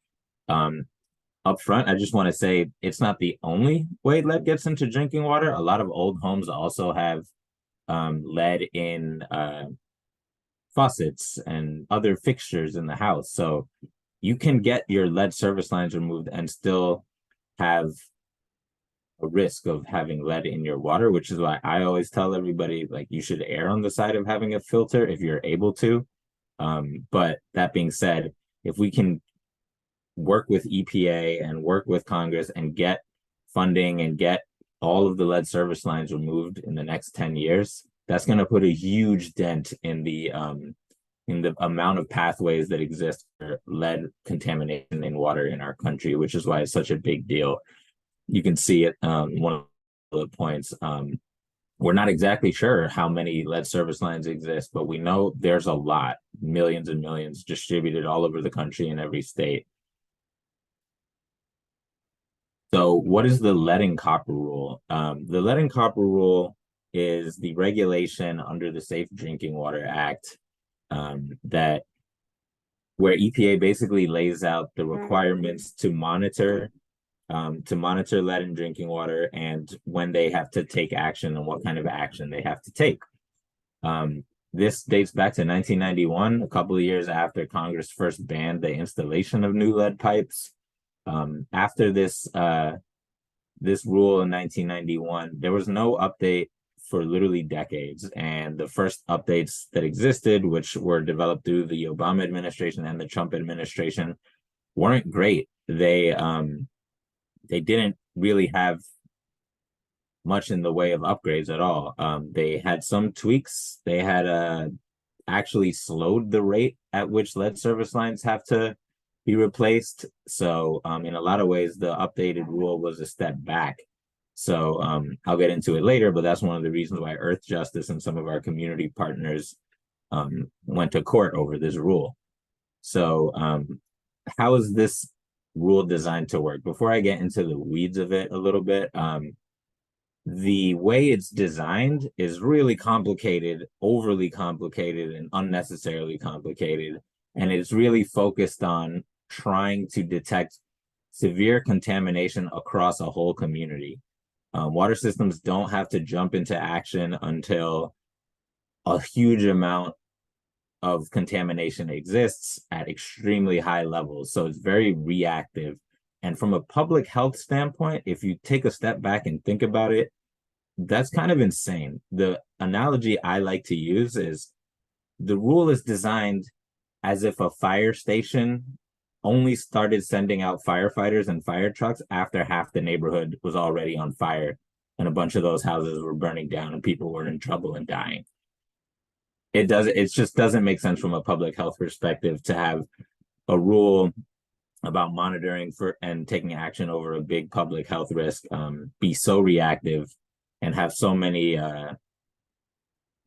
ways that water systems and that water systems can really wait, excuses to wait to take action and still be in compliance with the law, which is why we say the lead and copper rule isn't really a health protective rule. As we'll get into, a lot of the numbers and action levels and things like that aren't directly related to health risks. They're just kind of numbers that are picked back in the 90s originally, and then again in the 2000s, and they're not really tied to any particular scientific thresholds related to lead as a contaminant.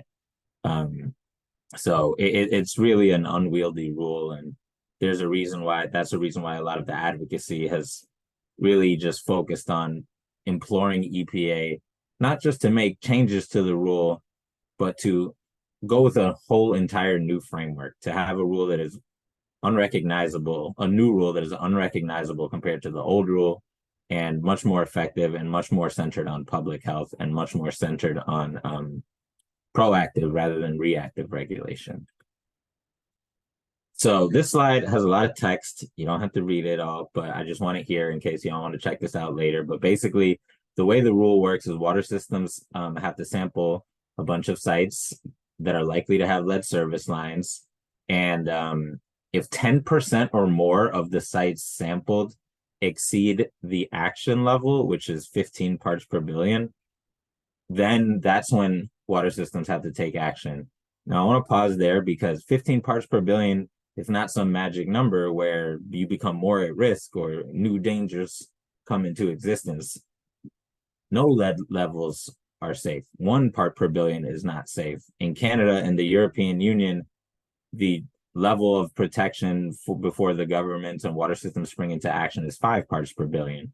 The American Society of Pediatricians recommend that be the same in America, 5 parts per billion. It's not, it's 15. And after 15, after 10% or more of the sites sampled exceed 15 parts per billion, only then do water systems have to do anything. And to take a step back on that number, the 10%, I'm from New York City, which is a really big community, right? It's a bunch of communities.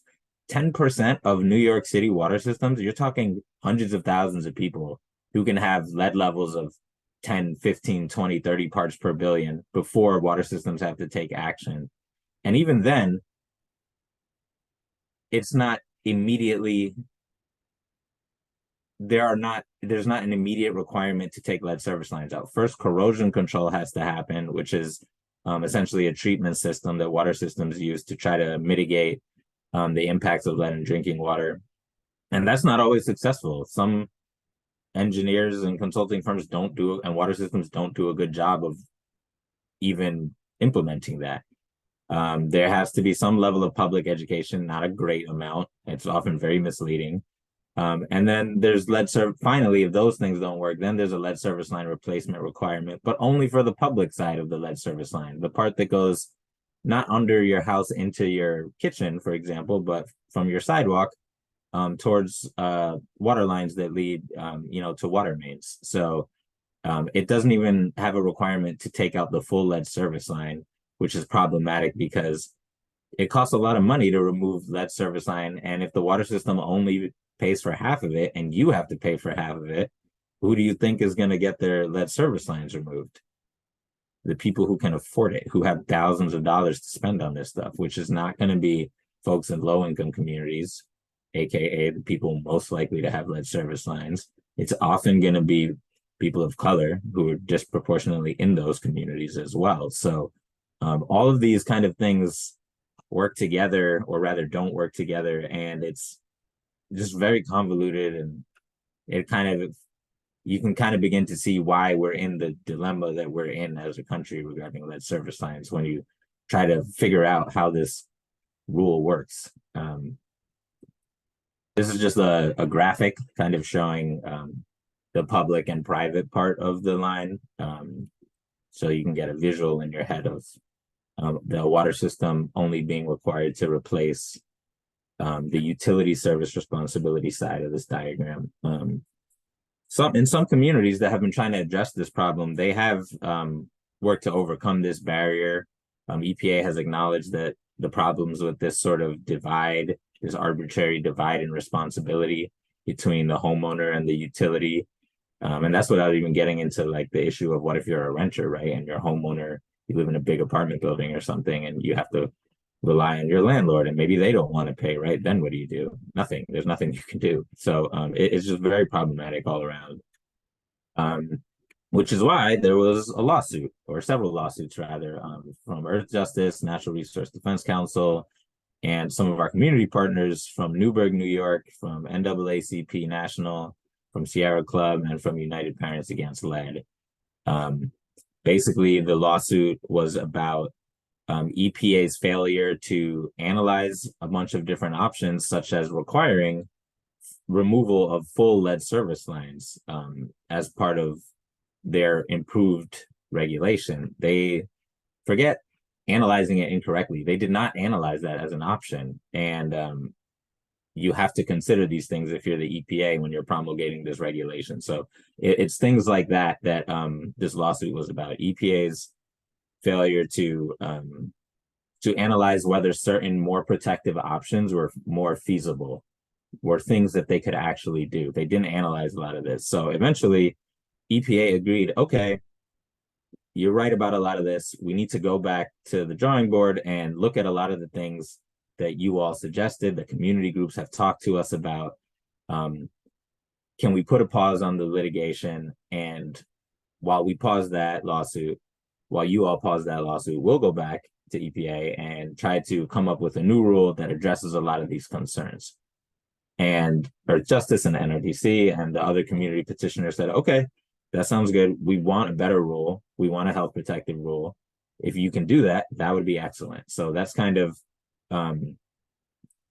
how the lawsuit unfolded. And right now, that's what we're waiting for. We're waiting for EPA's new rule that hopefully will incorporate the loads and loads of feedback that they've received from experts, from EPA scientists, from public health advocates like Women for a Healthy Environment, and NAACP and Newburgh Clean Water Project. And we expect that new rule at some point in the next month. We don't know exactly when, and we don't know exactly what will be in it or what changes EPA is going to make. But we know that they have a lot of the information they need to be bold if they want to. Whether they do that, whether they, walk the walk and not just talk the talk, remains to be seen. But personally, I'm cautiously optimistic. They've had a lot of good statements about trying to understand community concerns and understanding what's wrong with the existing regulation. I'm not going to go through this whole slide. This is basically a list of a lot of the problems with the existing rules. Some of the ones I've already mentioned. Some of the ones that you may have heard of from other lead advocates, for example. I'll just pick one. On the right side, you can see one bullet point that says ineffective public education.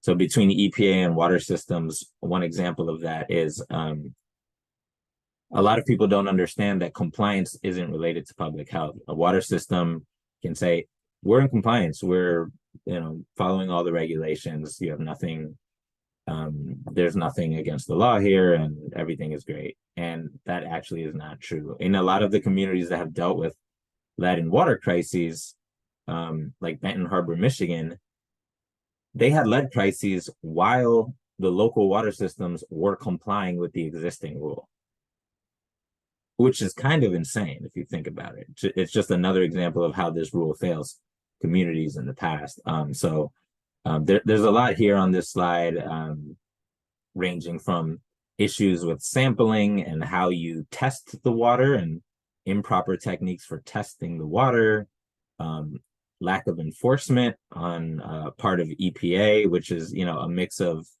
there's a lot of reasons why EPA might not enforce as much as they need to. It can be from just lack of political will. It could also be from lack of not having enough staff, especially in EPA regional offices, to do all the enforcement they need to do because Congress cuts funding for EPA. So there's kind of a lot going on. And this is why to just get out of the weeds for a second, our main message to EPA has been, we need you to do a transformative rule. You can't just tweak a couple things and mess around the edges for this old regulation. You need to do something new and bold and unfamiliar that really reflects your commitment to environmental justice communities that are dealing with the impacts of lead in drinking water and all sorts of other pollution issues. If I had to pick 5 main things to just remember when EPA's comment period opens for their new rule, whenever that comes out at some point in the next month, it would be these 5 things. It would be, we need EPA to require replacement of all lead service lines in 10 years at no cost to the homeowners with no exceptions. We need EPA to ban partial replacements for lead service lines so that,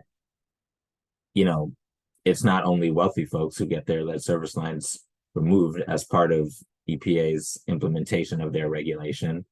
We need an action level that is no higher than 5 parts per billion, like most of the rest of the world that has better standards for this issue. And we don't need any of these thresholds that require, 10% of the community to have a lead crisis before a water system springs into action. We need a requirement for point of use filters. There's some communities like Denver where this has been a part of their response to lead service, to lead and water contamination crises. We want filters for the folks who are impacted, especially while they're getting their lead service lines replaced, because the whole act of construction and removing and all of that actually shakes loose a lot more lead. So we don't want folks to get poisoned while they're trying to get the problem fixed. And then we want more robust tap water sampling for lead. So I won't get into it in this presentation, but basically we need protocol for sampling that doesn't allow water systems to sort of game the system by saying, we're going to run your water and then we'll test it, or flush all your systems and then we'll test it, or we'll only do it. We only need to do it, once a year, or things like that, different requirements for homes and for schools that allow for sampling results that don't actually reflect the situation and the risk a community is facing. Yeah, so that was a lot. I'll stop there. This is my information in case folks want to get in touch about this. There's a lot of resources both on Earth Justice website and a lot of our partners' website. campaignforleadfreewater.org is a great website. There's some of our partners here in DC, and they have great fact sheets about science and myths related to this issue and things like that. And I'm happy to send along any of that if it's helpful. Thank you, Julian, for that presentation. I think we're all eager to see what this new lead and copper rule is going to incorporate. And I think this is an exciting conversation, especially because our next presentation is from one of our local water systems who have been working diligently to improve and create new robust systems in their program. But with that said, I'm going to open it for anyone who has questions and questions. And in the meantime, Julian, I have a question. Is this a tool that you think will help bridge the gap of transparency between communities and water systems? And what other ways do you think this tool will help communities? Yeah, that's a really good question. I think a new rule could be, absolutely, if it's good enough. As you could tell from the presentation, there's the old rule is so convoluted that the more you learn about it, the less you'll trust the EPA and the less you'll trust your local water systems, because it becomes really hard to ascertain what situation your community is in until it's too late and kids are testing for high blood levels. So, you know, a rule that provides for more sampling, more monitoring, more sensible requirements, more communication about how all of this stuff works. Hopefully it's less complicated as well. All of those things over time, I think, can add up to steps that would help increase trust between communities and water systems and communities and EPA. It would take a lot of honesty between all parties involved. It would take water systems and EPA really listening to advocates who have been talking about this issue for a long time. But there's definitely a pathway there for EPA and water systems if they want to pursue that. And there are water systems that are being they're getting the jump on it, and they're trying to have improved outreach programs. They're trying to be more transparent. So you know, that's awesome that some water systems are thinking ahead in that way. We need a better regulation so that we don't have to depend on the goodwill of a couple of water system administrators, rather, and that all water systems have to do it. Right. No, I completely agree. I think that's where we are in our culture and climate right now, is the collaboration between water systems and communities. And so I think this new tool will really help us close that gap that you were talking about. We do have a question in the question tool. Does the EPA have jurisdiction to protect water authority ratepayers? What is the EPA doing to address the significant fines from water management negligence that water ratepayers end up with the responsibility of? That is a fantastic question. So one really important issue that I didn't really get into in my slides was how lead service line removal intersects with water affordability and water assistance. You know, if you just think about it, and a water system has to replace lead service lines and take all these new steps and requirements, that may cost more money, and they may pass that on to ratepayers, some of which are the ones who are already dealing with this stuff and maybe from, you know, a low-income community. And even if you take the lead service lines out for free, if their water rates spike up 200%, 300%, then you're still tying their hands and making them choose between water and electricity, or water and internet, or food, or things like that. So there's a huge component of essentially ensuring that EPA and water systems make sure that that is not the first option they look to passing those costs on. There's lots of different water systems throughout the country, like Newark, New Jersey, that have found different financing mechanisms to help avoid burdening ratepayers with the cost of lead service line removal.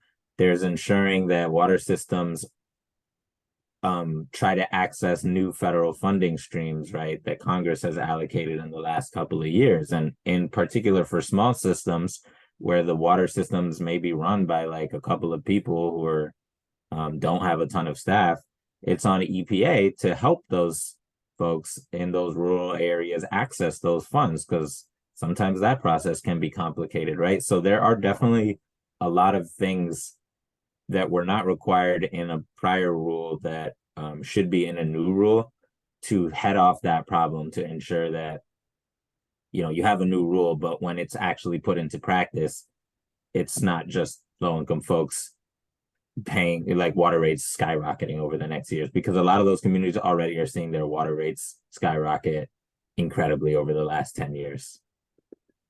Yeah, no, I agree. And that was a good response to that question. Another question was, while we appreciate the efforts to create systematic change, in your opinion, how will these changes help eliminate lead in our drinking water altogether? And as a follow-up, what needs to happen next for people to have permanent, lifelong change to healthy, safe drinking water? Yeah, those are two good questions. So as I mentioned before, lead service lines aren't the only source of lead in drinking water, but they are the biggest source, I believe. So taking those out is, the way I see it, it's low-hanging fruit for our federal agencies and our water systems. The cost to take out all the lead service lines in the country is estimated to be $45 to $60 billion, which is a lot of money, don't get me wrong, but like, if you look at the budget and how much money is spent on other things, how much money is spent on like corporate subsidies and things, like if our government wanted to remove all the lead service lines in 10 years, they could do it. They could do it if they wanted to. So that would just be a way to take a big bite out of that. But then after that, we can't settle for just that. We have to work on ensuring lead-based fixtures in the home that deliver water, like faucets and shower heads and things like that, are also removed. And then, you know, beyond lead and water, we have to address lead in other media, like y'all have talked about, you know, dirt, soil, air, and things like that. As for the second part of the question about permanent lifelong change, you know, that's a bazillion-dollar question. How do we get to health, safe drinking water for everyone? A place to start would be having our federal agencies and our elected officials listen to the folks who are dealing with unsafe water the most, and prioritizing their concerns, right? This isn't like a rural urban issue. This isn't like a red or blue state issue. People in every community are dealing with this, whether it's lead, whether it's nitrates, whether it's other pollutants, whether it's bacteria. Like here in DC, a lot of the water bodies are dealing with like bacteria impairments. So there's a lot of work to do, but ensuring that we're approaching these problems from a public health perspective rather than just let's make some regulations and have water systems do some stuff just so they could say they did some stuff. Like, that doesn't work. That's how we got here. Let's focus on public health, acknowledge that not everybody has been impacted equally by these issues, and let that science and that history drive our responses as federal agencies, as members of Congress, as municipal systems, as cities and towns. If we do that, then we can find the answers we need. But as you all know, that will take a while, and it'll take a lot of loud advocacy on our part. Thank you, Julian. Another question. I know you mentioned the EPA public comment. There were some folks wondering if that public comment period was still open, and if they could provide any testimony to that public comment. That's a fantastic question. It's not open yet. So whenever EPA proposes their rule at some point in November, the comment period will open for like, I don't know, it's usually 30 or 60 or 90 days. It can be longer too. So we'll see how long, but there will be opportunities to provide hearing, to speak on hearings, to provide written comments. But there's also other ways that if you want your voice to be heard on this, groups like Earth Justice and Women for a Healthy Environment can help you out. So we've worked with community partners to get like op-eds and letters to the editor. We've worked with them on social media, on tweets about this stuff, on blog posts. I've had people come to DC and I go with them to talk to members of Congress, their representatives, their senators about this issue. So there's lots of ways to make noise related to this issue there. And, you know, there's other things, right? There's protests, there's a whole suite of strategies. And if you're curious about any of this stuff and you want to figure out, you know, what's the best way for me to make my voice heard on this, we're happy to help. I'm happy to help. Feel free to email me and we can try to figure it out. Thank you, Julian, for this powerful presentation. And we will have a water report discussion later on to discuss more advocacy efforts that people can take to their government to advocate on behalf of themselves. Again, thank you, Julian, for taking the time out to provide us with this wonderful information. If anyone has any questions for Julian, please drop them in the chat and we'll be sure to make sure that they get answered. With that being said, I will pass it along to Michelle.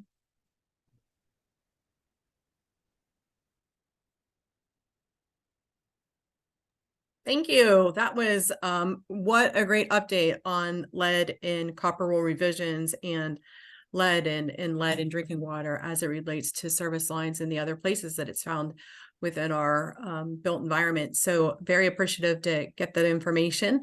Next, it is my pleasure to introduce Will Pickering, who is Chief Executive Officer at the Pittsburgh Water and Sewer Authority, my colleague and collaborator on so many things. Will, it's great to have you with us this morning. So I think back into 2018 when we had our first conference and PWSA was present, and you had a lot of folks who were sitting in the room that day and learning from folks in other communities about the work that was happening related to lead service lines. Discussions were happening. It was an energizing space. And now here you are, just a short 5 years later, and we are in celebratory mode. You are presenting and a model for so many other water authorities across the country at this point in the space that you've been in. The trajectory of the advancement that you all have made in lead service line replacement is amazing. And I was so fortunate to be present when you all had the replacement of the celebration around the replacement of the 10,000th lead service line, and now you're up to 10,500, which is the progress is really immense, and in Pittsburgh is becoming a healthier, safer space because of that. So I'll just give everybody a little bit of your bio. I won't take up too much time in that space, and then I'll turn it over to you for a presentation this morning. Thanks for being with us and continuing the conversation on water. So Will Pickering was selected to lead the Pittsburgh Water and Sewer Authority, PWSA, as has been known to many of you, in June of 2020. Before serving as CEO, he was PWSA's Deputy Executive Director and Director of Public Affairs. During his tenure, PWSA has received national recognition for improving drinking water quality. As I mentioned earlier, by replacing thousands and thousands of lead service lines, rehabilitating critical water and sewer infrastructure, and implementing assistance programs to ensure all customers can access safe and reliable water services. Before joining PWSA, Will was Manager of Communications and Government Relations at DC Water. He managed the communications program there and spearheaded DC Water's interactions with the federal, district, and the neighboring local governments. He has also held several positions in the local and federal government and has a Bachelor of Science in Political Science from Santa Clara University and received the certificate in Public Management from George Washington University. So Will is leading PWSA into a new era, one with a renewed emphasis on protecting public health and the environment through the delivery of safe and reliable water services with a commitment to future generations, including your little generation that you have, who I'm sure is growing rapidly in your home. So Will, so nice to have you with us today. I appreciate you sharing lessons learned along the way, how they can, we can share this story with other water systems as you had received 5 years ago, and thinking about what the future looks like for all of us in a lead safe environment. I'll turn it over to you. Thank you so much, Michelle. I appreciate the kind words, and I really have to give a shout out and shared credit to Women for Healthy Environment and a number of different advocacy organizations that prior to 2018 really nudged the organization in the right direction. One that I was happy to take on as a leader in 2020 and hopefully continue to carry that torch to do the right thing for our customers. So many of the names I recognize even on this conference, were involved back then. And while we still have a lot of work to do, hopefully you all have seen or you will learn how we are continuing to try to lead the way, especially with respect to lead. And I did have a few slides, although I needed help putting them up. So Give me 1 second. Thank you, no rush. Thank you for the technical assist. So we're just going to go into a brief about PWSA for the unindoctrinated, and then give you all an update on the number of different programs that we have underway trying to address lead from a series of angles, both our water treatment and our lead service line replacement program. So thank you so much for pulling that up. We can go on to second slide, this is a map of our service territory. We have what we call 80,000 drinking water customers in the city of Pittsburgh and Millvale. But when we call them customers, those are accounts. So that would include, a sports stadium is one account, even though we know serves many more people. So we've done an analysis, and on an average day, we're serving about 500,000 people in Pittsburgh and the surrounding region, because we do provide treated wholesale water to some surrounding communities. We also provide sewer conveyance. So we own the sewer pipes in the city of Pittsburgh, regardless of where you live. And that's why that number of customers is higher. And then we are also a stormwater utility. So we are responsible for managing stormwater, again, within the boundaries of the city of Pittsburgh.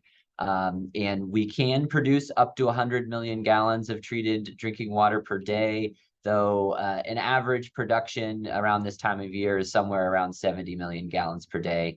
And that's at our facility located along the Allegheny River.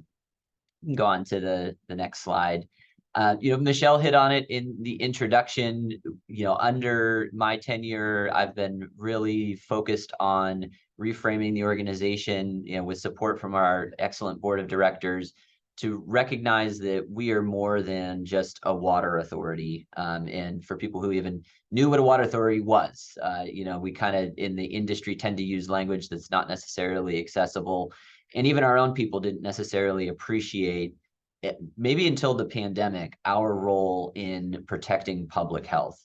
So, protecting public health certainly means doing everything we can to reduce the risks of lead, treating our drinking water to meet all standards, lead included, and also just recognizing the role that we're playing in our community in providing safe and reliable drinking water to critical customers like hospitals, our universities, all of those facilities and offerings that our region has rely on us to be able to provide that drinking water to keep our folks safe and healthy, our people of all ages. So we incorporated that into a relatively newer mission statement. We have 5 core values that we structure and strategically prioritize our program against. And then we have that vision of really being a trusted service provider and a steward of these public assets. We are a publicly owned authority with a vision for the future generations. We can go on to the next. So now just getting into a little bit of the nitty gritty of our lead service line replacement. As I mentioned, really, we have to be honest with ourselves here at PWSA. The program began not because we wanted to do the right thing and lead the country in lead service line replacement. It came because we failed to treat our drinking water under the lead and copper rule. And that failure was official in 2016. And that lead exceedance triggered several requirements.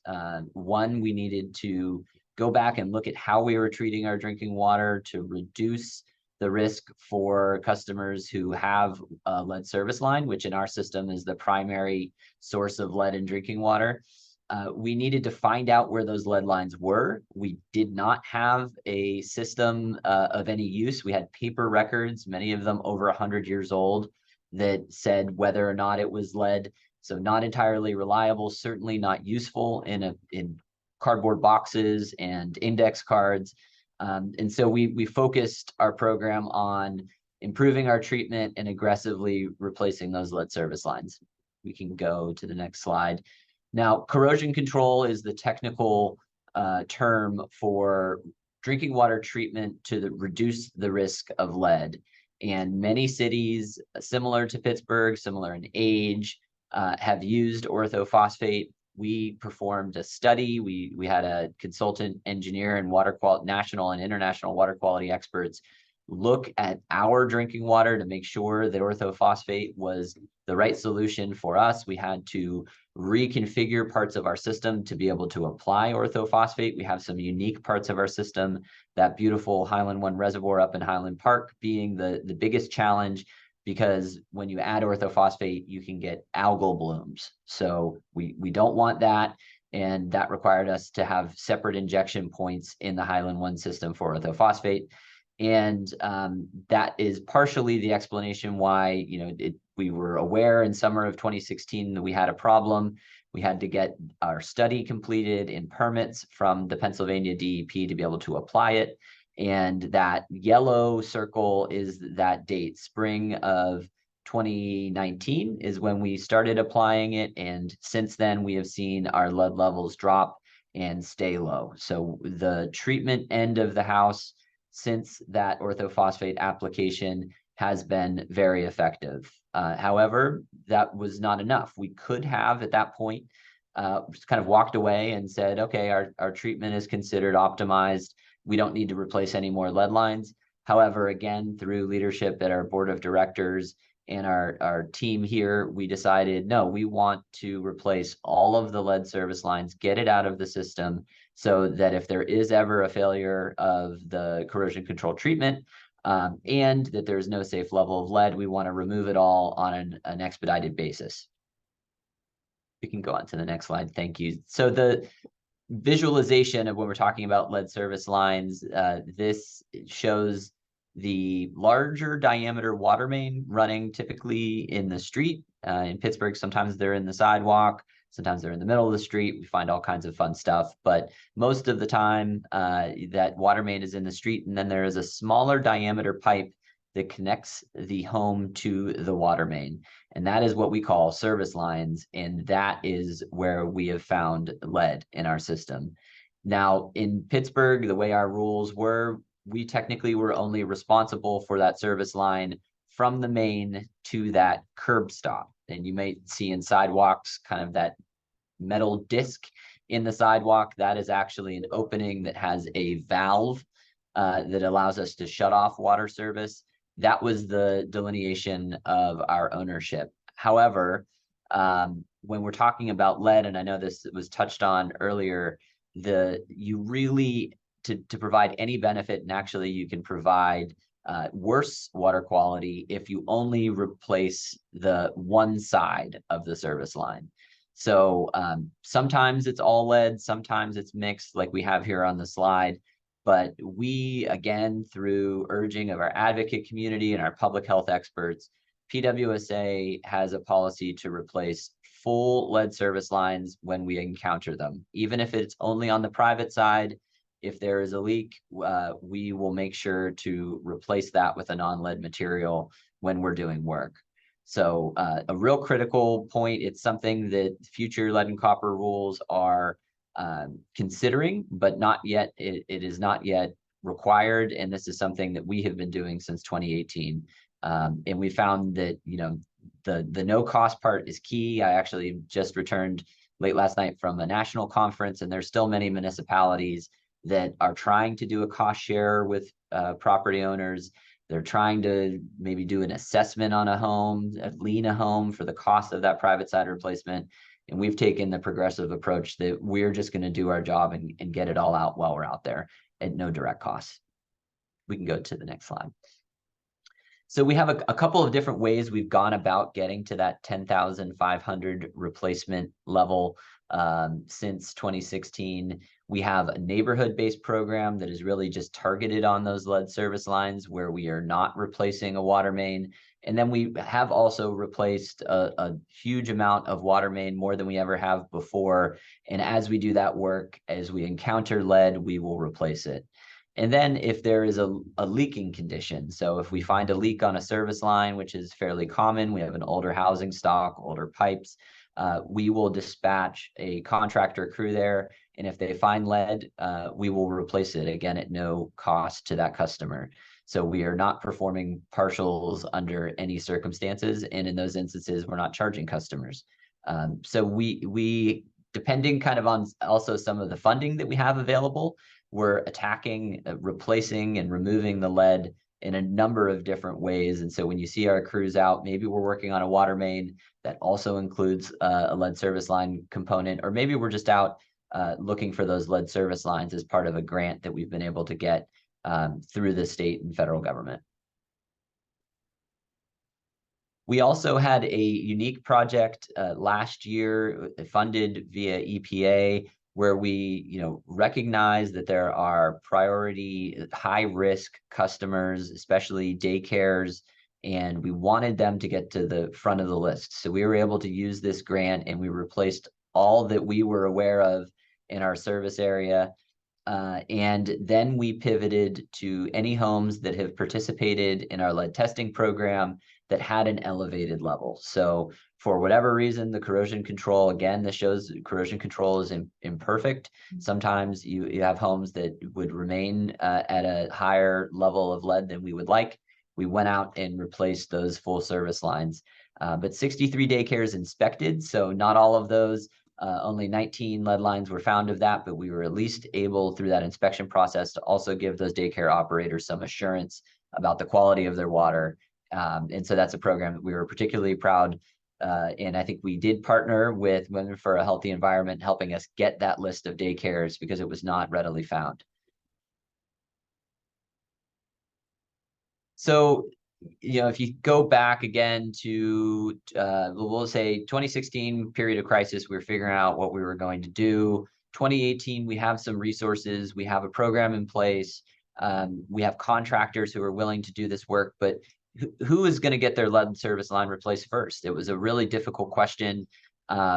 We brought it to our Community Lead Response Advisory Committee, of which Michelle is a member of. And we determined that we would create a scoring criteria to determine which neighborhoods we would prioritize. And so we look at 4 different criteria when we have funding in place to be able to start a new project in a neighborhood. We look at the census data for income, because these are, obviously it's a proxy for environmental justice. These homeowners are less likely to pay for the work out of their own pocket. And the host of other reasons why we'd want to go there first. We also receive, we look at the census data for people of childbearing age and young children, knowing that they are also, from a public health perspective, a very sensitive population. And then we've been able to get data from Allegheny County Health Department to look at their blood lead levels to determine if there are any hotspots within an area where children are testing high for lead. Water just being one of several sources, but if there are things going on in a particular neighborhood, whether it be water or not, we want to make sure to remove the water risk from that equation in a neighborhood. So that is scored very highly. And then we also look at where the lead we knew it was going to be. And we're actually running out of these locations because we've been able to knock so many of them out. So many of the locations that we have left to do are going to be at properties where we don't know what the pipe is made of because the records were incomplete or potentially inaccurate. So the actual construction process of replacing a lead service line, especially when you're doing a full lead service line replacement, if you think back to that diagram, that pipe in most cases here in Pittsburgh is going all the way through into the basement where the water meter is located. We need our contractor to get access. We also want to explain potential disruption that is going to happen at the property. Also, very importantly, we want to explain to them how they should flush their water system post-construction, because the construction process can stir up lead. Even when we're replacing the pipe, we can walk through how they should use a filter for 6 months to mitigate any risks, and it's a filter that we provide. So it requires a lot of direct engagement between our team. This is a photo of a community meeting where we have 2 of our what we call lead help liaisons meeting with the community to walk through the process with them. But they also are meeting with individuals on their porches and their homes to talk through what we are going to sometimes potentially do if we don't know they have lead. But we have been really fortunate to build out that team. And I think that's a unique component of Pittsburgh's program, is that we have a dedicated team of field liaisons, folks on the phones to navigate this part of the process, because we as a water utility weren't used to working with people in this way in their homes, scheduling times that they have to take off work to let us into their basement. So it's a different level of effort, and it's one that we found to be very effective. We do need a homeowner to sign an agreement to allow them in the home and waive us of certain liabilities. And this process has been really successful in helping us get that. We also have a reimbursement program. So, let's say your neighborhood is not on our list for several years out, though you want to have your lead service line replaced. We will reimburse you based on a sliding income scale that's here in this table for hiring a private plumber and performing that work on the private side. And we will, if there is lead on the public side, we will coordinate with them and perform that public side replacement, again, reducing or eliminating the risk of a partial lead service line replacement. So this is another area we're really proud of. When you add this into the puzzle or the different offerings that we have, there are, if anyone is interested in having their lead service line replaced, we have a way to help them out. It was touched on earlier, funding and how expensive this work can be. We are over $100 million invested to get us to that 10,500 lead lines replaced. That's a number just on the public side. And the way that we pursue it, EPA funds are given to a state body called Penvest, and then we apply for that funding and we get it in the form of either low interest loans, which are okay, or grants, which we really want. And this group is sophisticated enough to know why. So we are constantly looking for ways to leverage those grants because of affordability concerns. At one point, PWSA's capital program in a given year, I think it was in 2014, was $14 million. Now, not just due to lead, but due to other programs, we're approaching capital spend in a given year of $200 million. And that is undeniably having an impact on our ratepayers. And so when we can get grant dollars, especially since there's a lot on the table right now as it relates to lead, we're going after them. It's one of the reasons why we love having press conferences. Believe me, it's not just because we want to get our picture in the paper. It's because we want to invite these state and federal leaders to our sites, show them the good things we're doing, in hopes that we continue to receive as much grant funding as possible for our work. So we've got some other resources for anybody who is interested or in our service territory. We have a really robust lead service line inventory map. It also shows where we have done work in given areas, and that's what the colors indicate, sort of completed work order areas and those that are underway. The data, as I mentioned, is sometimes incomplete, but if it is incomplete, you can work with us to get a lead test kit, or we can do further investigation. So our online inventory map, this is one that I believe is a new requirement under the lead and copper rule, but was one that we got up early. There was a lot of concern about privacy that was really overblown. So if you ever hear a water utility say we can't put up lead service line inventory data, point them to our website and tell them we haven't been sued yet. Free testing kits are available to any residential customer. As it says here, it's postage free. We send you a box with instructions. There's a link to a video. And then if there is an elevated lead result, we will work with you to investigate further and potentially replace that line. Again, because we want to be able to be agile and remove those high risk lead service lines that may be in place even when we have that goal of a 2026 replacement. And I think we're approaching, so filters, just to add in, we are distributing filters maybe more liberally than other water utilities. Anytime we're potentially disrupting a lead service line, the customers are receiving filters with instructions. And we are also, for anybody who takes advantage of the test kit, the water quality testing and is over 10 parts per billion, we immediately distribute them a filter via mail with instructions on how to use them as well.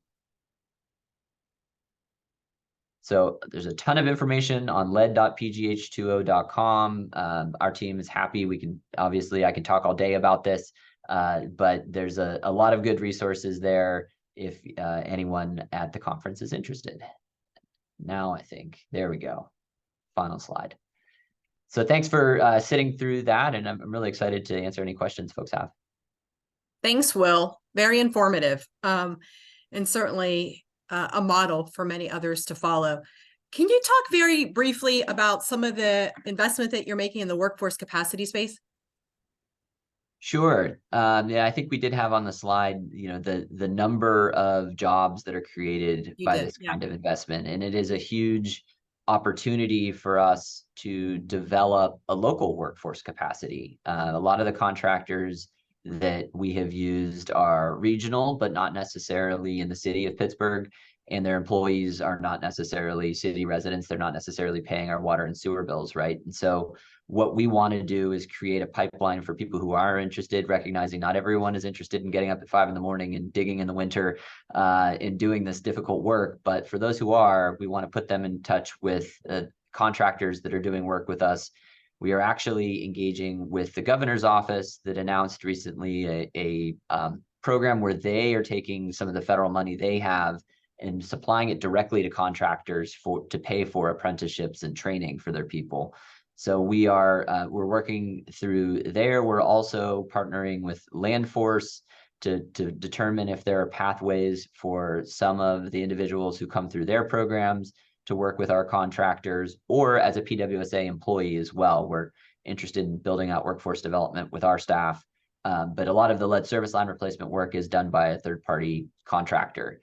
So we're nibbling at the edges there. Hopefully when you invite me next year, we have a much more robust workforce development component. Well, thanks for the progress that's being made in that space. It's certainly critical. And you and I have talked a lot over the years about the ability for other water systems to scale up and what that looks like, because PWSA is a large service provider in the region, and there are 36 water systems across Allegheny County, and some are much smaller with limited capacity. And so we've had these conversations about technical assistance, peer-to-peer support and such. Can you talk a little bit about how you all are working in that space, or what your ability is, or willingness to do more in that regard? Yeah, that's a great question. And again, we recognize, we were a leader. We've sort of through crisis have become a leader in this space, right? So I never want to take the position to other utilities that, that we're somehow infallible, but we have become very successful in large part because we have developed the relationships and understanding of that Penvest process. It comes down to dollars and cents. And we are an open book nationally. We talk to, again, I was at a conference where I was speaking to utilities all across the country, some much bigger than us that haven't even started. But we're very interested in focusing here regionally because Penvest is going to be the same place that they will need to knock on the door to look for funding. So there are trade associations that are within the water industry that we have presented to. The Pennsylvania chapter of the American Water Works Association. We also interact with the Pennsylvania Municipal Authorities Association, where a lot of similar water authorities are positioned. I would encourage anyone who may be, knowledgeable of a water utility that hasn't started, if they just, email me, and we have a good roadshow at this point. We can walk you through any component, whether it be funding, whether it be through construction documents, communications materials. We really get a lot of satisfaction out of sharing our materials and knowledge locally. So we've had a few of those conversations, but we're certainly interested in having more, Michelle. Okay, thank you. Appreciate that. And this is being recorded today, as you know, so we'll make sure that we point other systems to this presentation. And I know that you've reached out as well, so we'll make it a comprehensive approach. So you probably aren't surprised that the next question will be asked as I see it popping up, but it has to do with rate increases. And that's something that is, a sensitive subject for everyone because it hits people in their pocketbook. And I know that you all are making strides to try and limit that increase, but there is a proposed 60% rate increase. Is that amount correct? Yeah, over 3 years. Over 3 years. Okay. The proposal we put forward to our Public Utility Commission spanned 3 years for a residential customer. It all depends on use, so it's really difficult, your particular residential situation, but about 20% per year. And so the lead service line and water main replacement is certainly a component that's driving up our need for more resources. I mentioned that we have been very successful. We've been more successful in getting low interest loans than grants. And that, even though They are lower than we would get on the municipal bond market. We still need to pay them off plus interest. And those bills are coming due. And we're using those low interest loans not just to fund water mains and lead service line replacement, but we have a $500 million program to shore up our water distribution system. And when I say distribution system, that is elements of their treatment plant, the large diameter pipes that get the water to residences and to those mains. Those are all unfortunately in really bad shape. We're about a third of the way through that program. But we still have some big ones to come. Tomorrow, our board is going to be hopefully awarding a contract for a new pump station in Highland Park. This is about a $50 million project. So it's some really capital investment that huge amounts of capital investment. Long overdue. Yeah. Yeah, it's the debt on that drives the need for the rate increases. So from that regard, then, in terms of what PWSA can do on its side to ensure that water rates remain affordable for its ratepayers, can you talk a little bit about your thinking and approach to that? Sure. So one of the elements of our proposal that I'm pretty confident will make its way through the PUC process is that we are proposing to expand the eligibility for our existing monthly bill discount program. So right now, if homes are at or below 150% of the federal poverty level, they get a monthly discount, and we are proposing, and we'll hopefully have a program that is at 200% and below to broaden the net there. As well as we have one-time cash assistance for people who have had a difficult time. We have an arrearage forgiveness for folks who have past due debt. If they remain current, they can get that arrearage forgiven and that past debt wiped, and a lot more flexible payment terms and things that we did not have in recent history. So the bill discount program being our primary vehicle to keep the rates affordable for those lower income families. And that's one that we recognize we're going to need to continue and enhance as we go, most likely, because the bills are coming due, unfortunately. And as you said, Michelle, a lot of it is lack of investment over the last 100 years in our system. Are you on track for your goal with the lead service line replacement? We are on track. It is going, there's an asterisk in there that we need Penvest to continue to work with us and get those EPA grant dollars into our hands to make it work. But, everything that we have heard from them in meeting with the governor's office is that if we keep going after those grants, that they will be available as long as they're on the table. So we have every intention of getting to 2026. That's encouraging to hear. And as we close out, what is the one thing that you would want our audience to do, take action from what you've talked about this morning?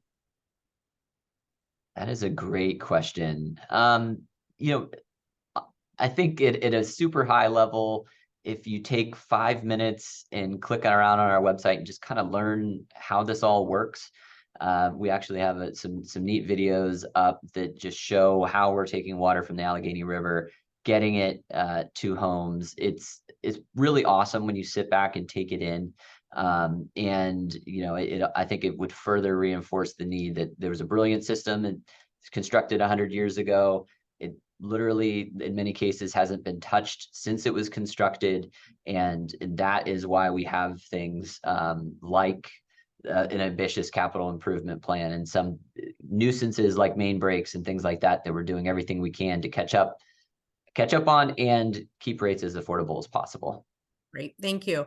Someone did ask if there's a link to the arrears forgiveness program. We'll make sure that we put your website links here in the chat today so that people can capture those and open them up. Will, you've been generous with your time, with your expertise, with your transparency and willingness to share information. I appreciate that. The community appreciates that. And thank you. Good luck at your board meeting. And thank you for being with all of us today and sharing all of your knowledge. Thank you so much for having me. Take care. Take care. Next, we're going to move on to our last and final session of the morning, which is the State and Local Water Report Guide. And we have a panel of folks who will be on this discussion this morning. You have seen Shavesha Cheney with Women for a Healthy Environment and leading us through conversations this morning. She is joined by Ashley Deemer, who is the Deputy Director at Penn Environment, and Megan Guy, who is the outreach coordinator at the Pittsburgh Collaboratory for Water Research, Education, and Outreach. And all of these individuals have something in common. There's been a report that has been written and centered around water and the spaces that they are. They've all been collaborative reports, and they are chock full of information that is really helpful for all of you to hear about this morning. So why don't we start off with each of you giving a little bit of a summary about your reports, and then let's just jump right into some question and answer. So let's start with Ashley. You want to talk a little bit about your recent report? Yeah, absolutely. Thanks so much for having me this morning. So just to back up, Penn Environment is a statewide environmental advocacy organization, and we work on a lot of different issues, from climate to air quality to water and drinking water. And as we thought about lead contamination and drinking water, we really wanted to focus on schools because we know that's where kids spend the majority of their time during the school year. And there's a big risk there. A lot of our schools are older, have older infrastructure, and even the newer ones may have fixtures that contain lead. So for this report, it's called Get the Lead Out. And once I'm done here, I'll put a link in the chat. But we partnered with our national group, Environment America, to review the laws and regulations pertaining to lead contamination in school drinking water, or lack thereof, right, in 50 states and the District of Columbia. And then we scored all of those policies based on 5 main criteria. First, we looked at whether states require prevention at all taps. So did they require filters, or do they just require that taps are remediated if they're found to have lead after testing? We looked at what level of lead in water triggers mandatory action. As we know, there's no safe level of lead, and some states have higher action levels than that. We also looked at testing methods and whether they're likely to accurately reflect lead in water, and how often testing is required or not required. Public disclosure was another thing we found really important. Parents, the community wants to know what is going on and being done about lead in schools. So is that required? And then applicability. Some states have policies to protect kids from lead in school drinking water, but it only applies to some schools. So we consider an A+ to be, this is a policy that applies to schools, all schools, as well as childcare centers and early learning centers. So those are the criteria we looked at. And unfortunately, when we applied that grading rubric to Pennsylvania, we found that Pennsylvania failed. We gave Pennsylvania an F for failing to take proactive policy steps to protect kids from lead in school drinking water. So maybe I'll leave it there and we can talk more. Thanks, Ashley. Let's go over to Megan. Megan, let's talk about the report that the Collaboratory and Women for a Healthy Environment recently released. Yes. Hey, folks, it's really great to be here. Thanks, Michelle and Shavesha, for the invitation. I wanted to talk today about the Measuring Up report. It's titled Measuring Up, Grading Drinking Water Quality, Affordability, and Transparency Practices in Allegheny County. This is a report that was collaborative with Women for a Healthy Environment and my organization, the Pittsburgh Water Collaboratory. The Pittsburgh Water Collaboratory, we're a group here at the University of Pittsburgh that hopes to bridge the gap between academic research that's happening here and community needs. So this report is truly like an example of what we aim to do and what we hope to do to elevate academic resources and research and get it into the hands of the community to have impactful change. So it's important to say that and I hope that all of you know about the Something's in the Water report that Women for a Healthy Environment released in 2021. This was something that documented transparency and water quality differences between water systems at that time. And as a result, folks here at the university were starting to say, hey, maybe we should do some water research around different inequitable practices around drinking water here. So we reached out to Women for a Healthy Environment and created a partnership to make a second version of that report, which is what we're here to talk about today. So we evaluated the 36 water systems in Allegheny County on their transparency, affordability, and water quality practices. Our main objective was really to assemble what the best practice is for all of these different areas. So we looked into national and global trends and what people were doing across the world and globe. We wanted to make sure that we could develop actionable strategies for water systems to improve in these areas, and wanted to objectively compare to see how everyone is doing across the county to each other, and like into this national like standard or global standard. And most importantly, we wanted to accelerate the transformation of water systems to have more equitable practices.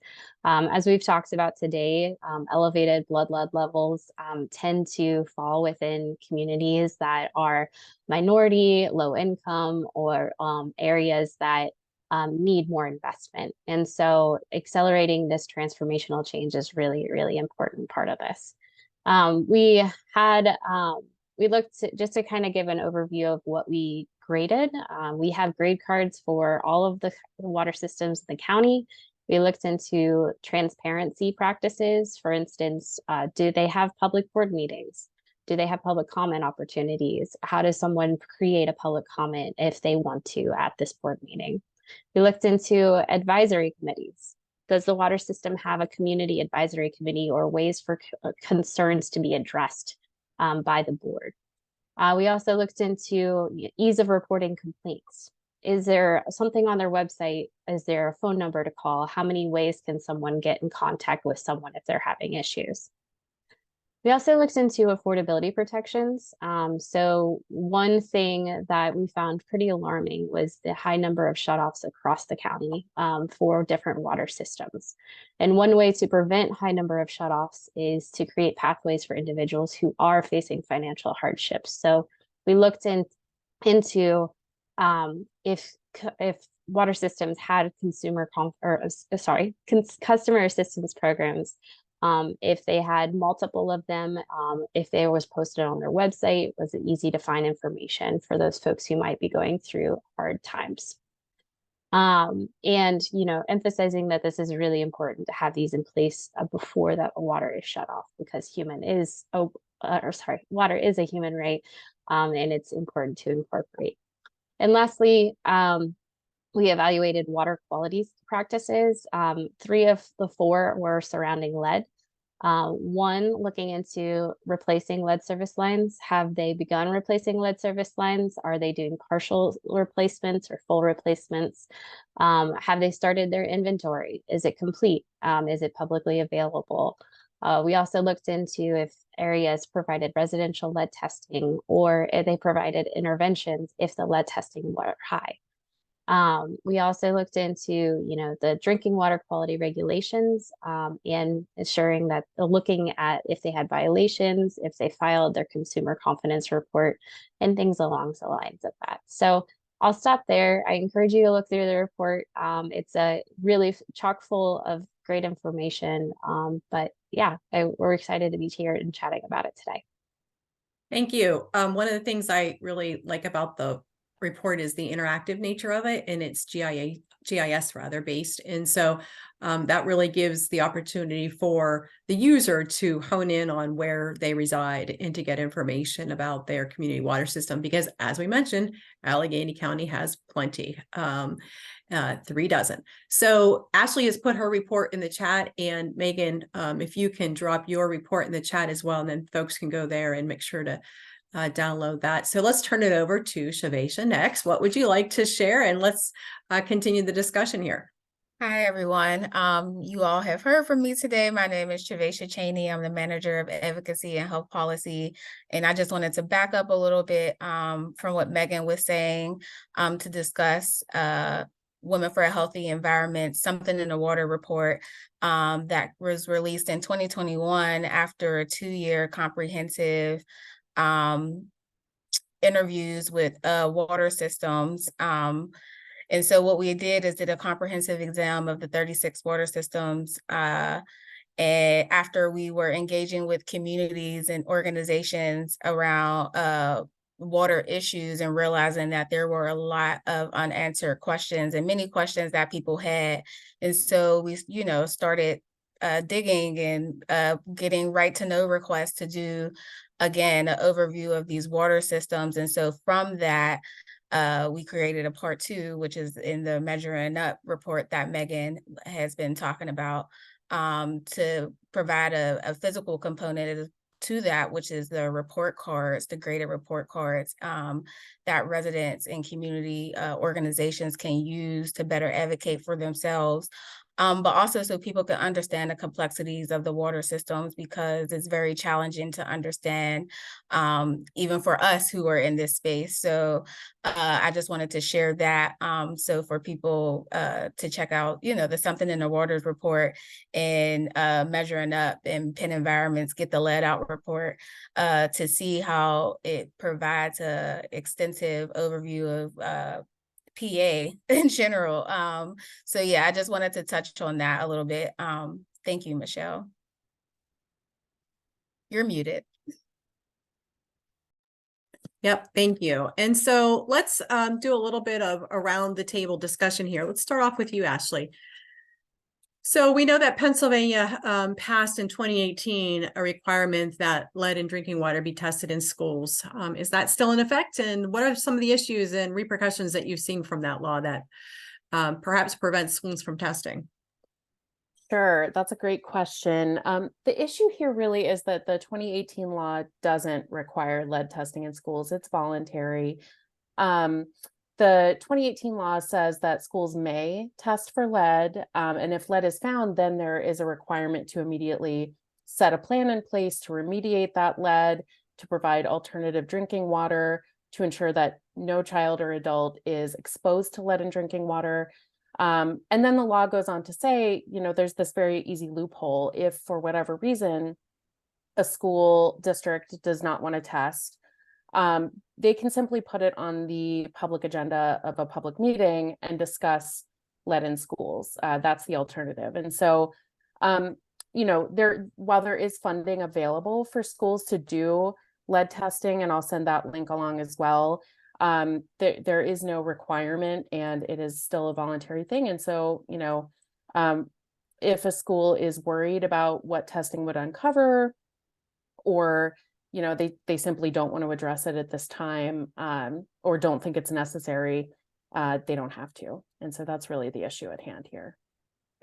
So let's go over to thinking about the Measuring Up report, Megan, in terms of the report you had mentioned grades water authorities based on transparency, affordability, water quality.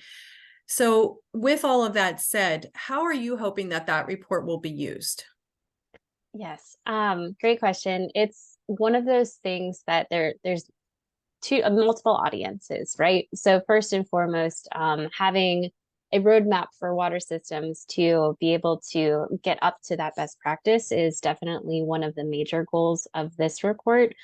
Throughout the entire process, we were very much in communication with the water systems, asking for feedback on the multiple rounds of our report cards with them. And some of them were actually responsive and were able to implement changes so that their grades can improve along the way. And so that's the hope of this, is that, we can have these as a roadmap and a tool for water systems to have more equitable practices.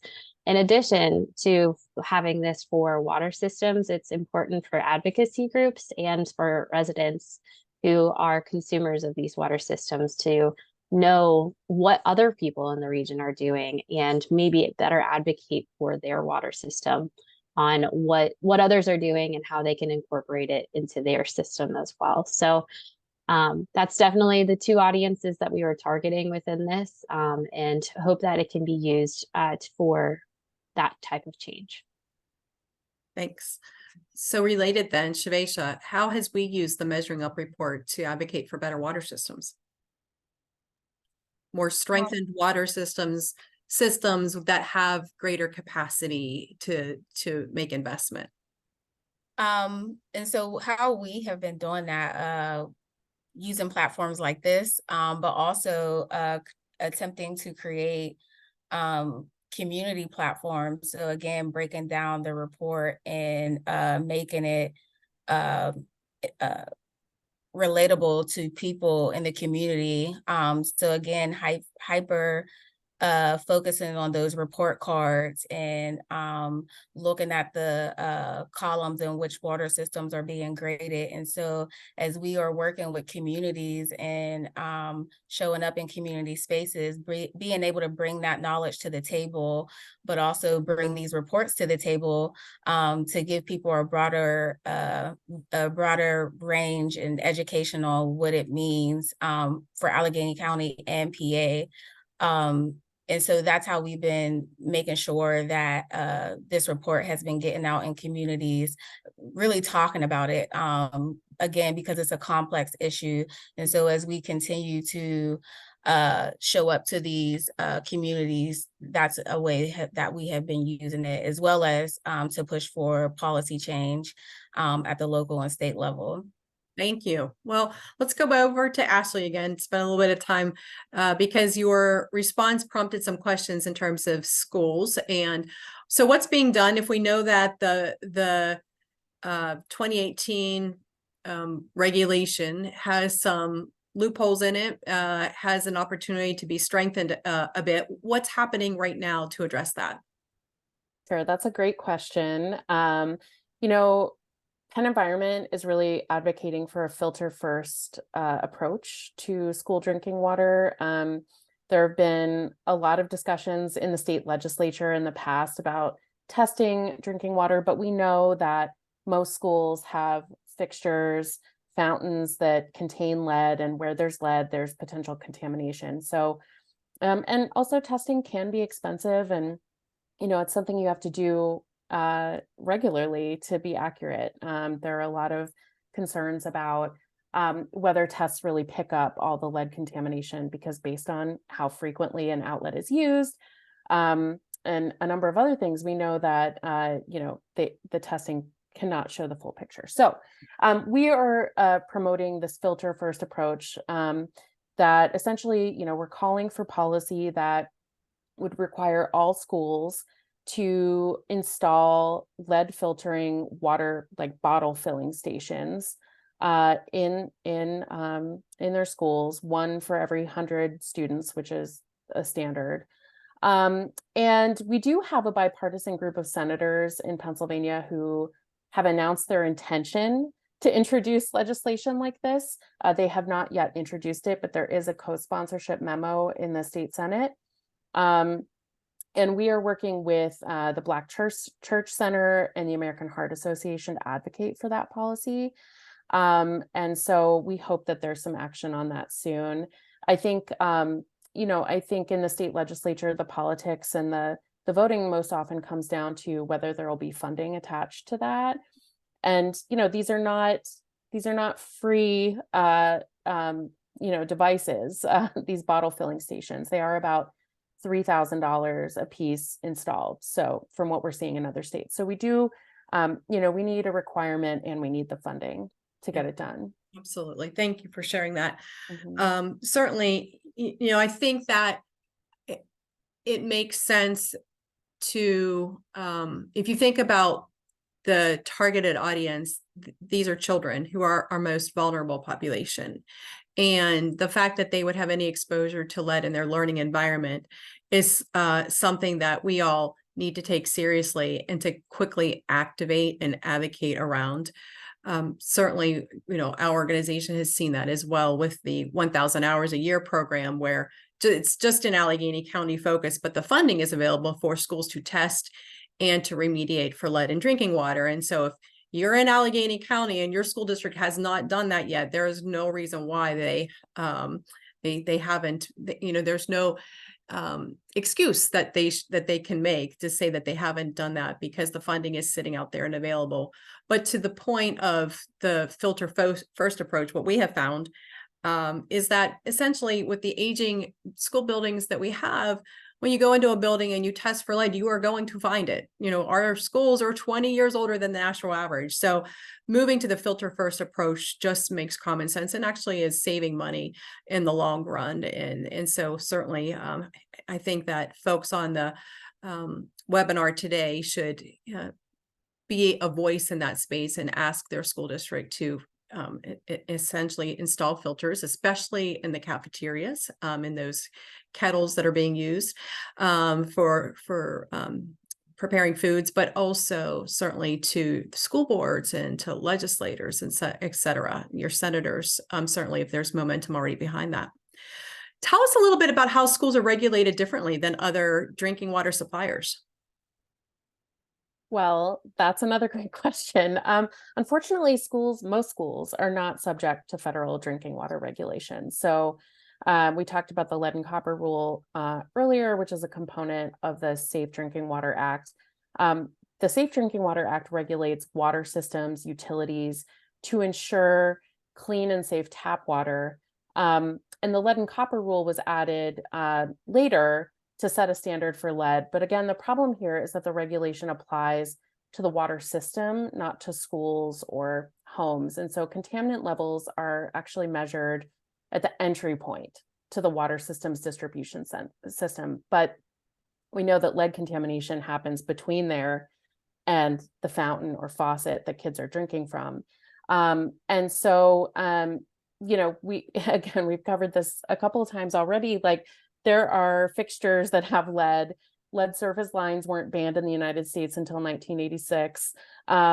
Will Pickering pointed out that some of these things were installed 100 years ago and haven't been touched since. And so we know that our kids' water is coming in contact with lead. And there's essentially there's no federal rule requiring schools to do anything about it. And we really do need stronger laws. And I hope that the next iteration of the lead and copper rule addresses that. Thank you. And then last, tell us a little bit about what states have implemented positive policy changes. Where are you seeing those good examples from other states that we can use as a guide? Yeah, we're in a really exciting place right now. There are excellent examples. So at the time of this report, which was earlier this year, Washington, D.C. actually had the best grade. They have a filter first ordinance that requires the installation of these lead removing filtered water stations at every drinking water tap in schools, but also early childhood programs and even public parks. So that's really exciting. Earlier this month, actually, this is news, right? Governor Gretchen Whitmer in Michigan signed a really strong policy to protect kids from lead in school drinking water, doing the same essentially. It requires schools and childcare facilities to install water stations with filters certified to remove lead. And there is a new fund to assist schools in doing that. So I think that's probably the best practice at this moment. And unfortunately, there aren't many other excellent examples, but we hope plenty of other states will follow to certainly point toward and use to say that this can be done and it's being done well in other spaces. Thank you for that. Let's go over to Megan and talk a little bit more about, we talked about these water systems, 36 of them across Allegheny County, and you've saw some variances of how they address lead service lines. And tell us a little bit about that. What does that look like? And is there a best practice that water systems can adopt? Most definitely. So there was a wide variety in the results for the lead grades through our report. Let me just pull up some of the information. With that, we found that a lot of systems are just starting to begin the inventory process. It is required by law, and those who are starting it, it's great. However, there was 6 systems who reported the inventory being complete and 8 systems who reported that their inventory was in progress, meaning that whatever the difference, the 36 minus that, there's still a lot out there that we don't know what the progress is for those other systems. While the lead and copper rule will make that a law and have that as like the rule, it's not required to be publicly available. So it's one of those things that is definitely a big best practice for that, is to have an inventory done and complete, especially by the deadline of the lead and copper rule. but also have it publicly available and searchable. PWSA's is a great example. The links that Will Pickering had shared is a great example of a best practice for that type of work. In terms of replacements, majority of systems fell within needs improvement. And it's most likely because they were doing partial replacements and or they don't do any replacements at all, which is a little bit alarming in terms of that. And right now there's a ton of federal money available for this program. And it's important to acknowledge that there's capacity as well. And then in terms of residential lead testing, only 34% of the systems offered residential lead testing for their consumers. So this is something that's important to consider for preventative measures for the consumer. So in general, there's a few ways that individuals can take action and learn more about their water. First and foremost, every single water system is required to release a consumer confidence report each year. On that consumer confidence report, it shows important information like violations or the results of their testing or drinking water testing. And that encourage you to look into that, see what information you might find. And contact your water system if they have lead service lines or not. If they done their inventory, ask them what your line is, encourage you to do that. If you don't know what it is, get a residential lead test. And some systems do provide things or preventions for a cost or interventions for a cost. So if not, go to a reputable lab and ensure that your lead levels aren't high. So other ways that you can learn more, going to a board meeting, joining advocacy efforts, and just in general, there should be free residential lead testing from these water systems, provided for interventions if there are high lead levels, and that the public should have access to the inventory and be able to search by their address. And in non-emergency situations, lead service line should never be replaced partially.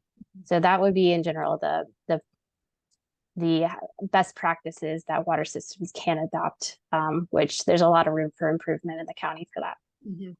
So will there be, we saw examples of PWSA doing those things that you described, putting together their inventory map, giving out water pitchers that remove lead from drinking water, making certain that, that the full lead service line gets replaced and no partial lead service lines. That's a capacity issue. So in terms of looking at other water systems that you were analyzing, and what is coming down soon with the lead and copper rule revisions, will there be funding available for the systems, the water authorities, to be able to tap into to increase that capacity so that they can model what's been done, such as what PWSA has shared with us this morning?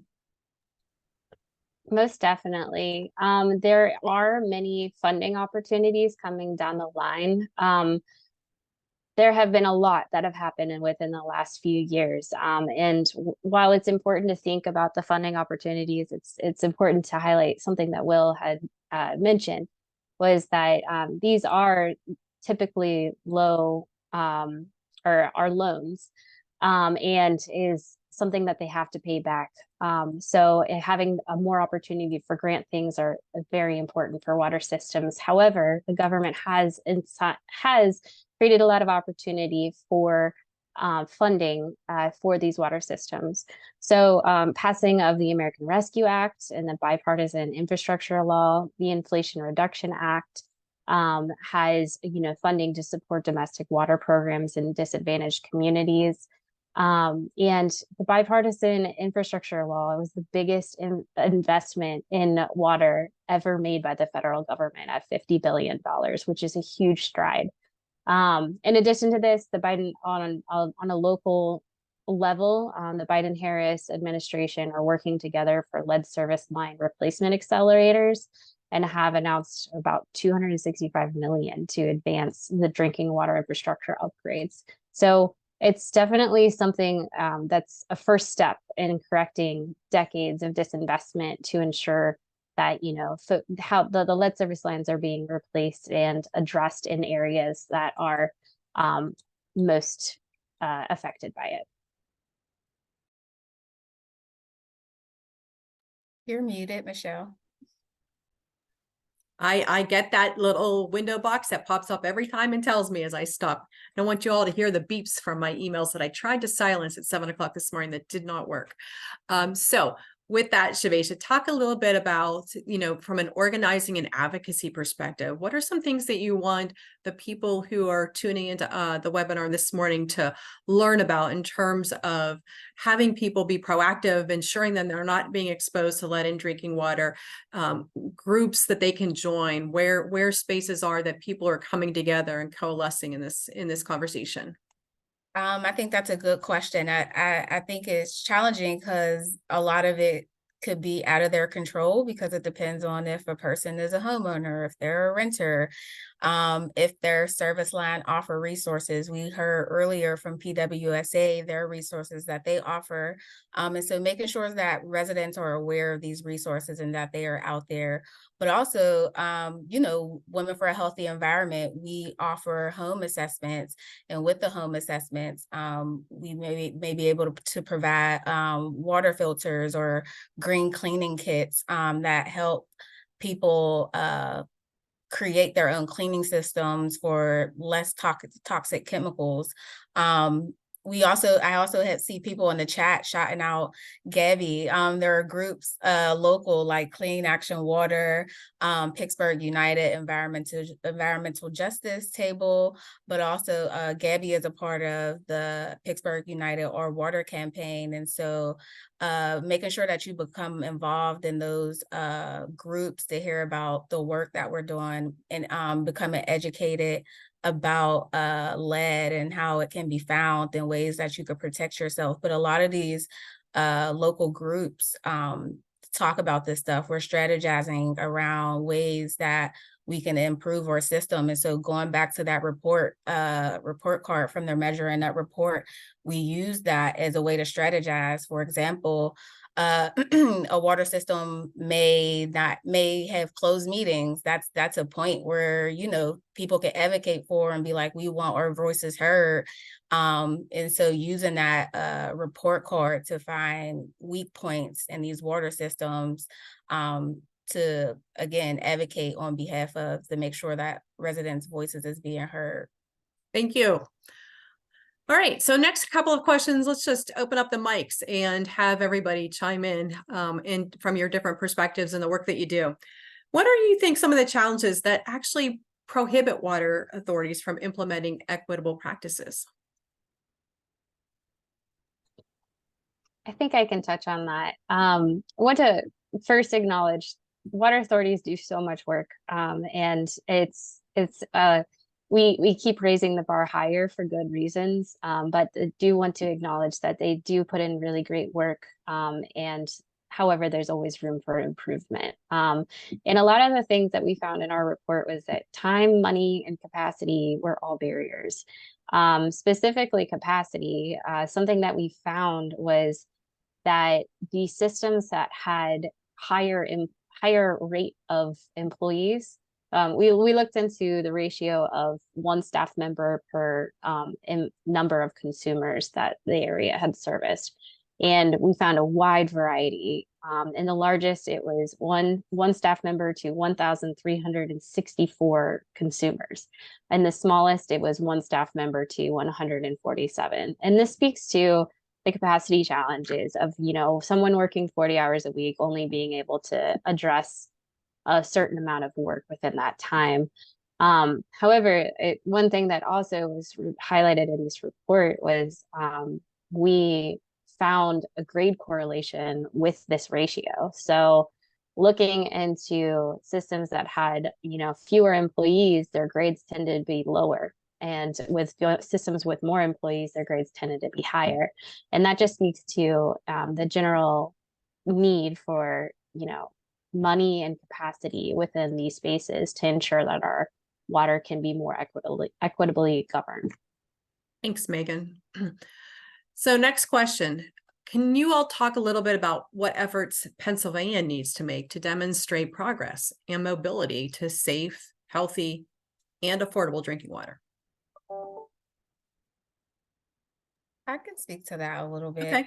just from the advocacy standpoint. I think holding our elected officials accountable, I think Ashley talked about that at the state level and things that we are doing, but also understanding our political climate as a state. A lot of people don't know that they can go to their, local government, whether that's your council person, your mayor, but also utilizing your state as well.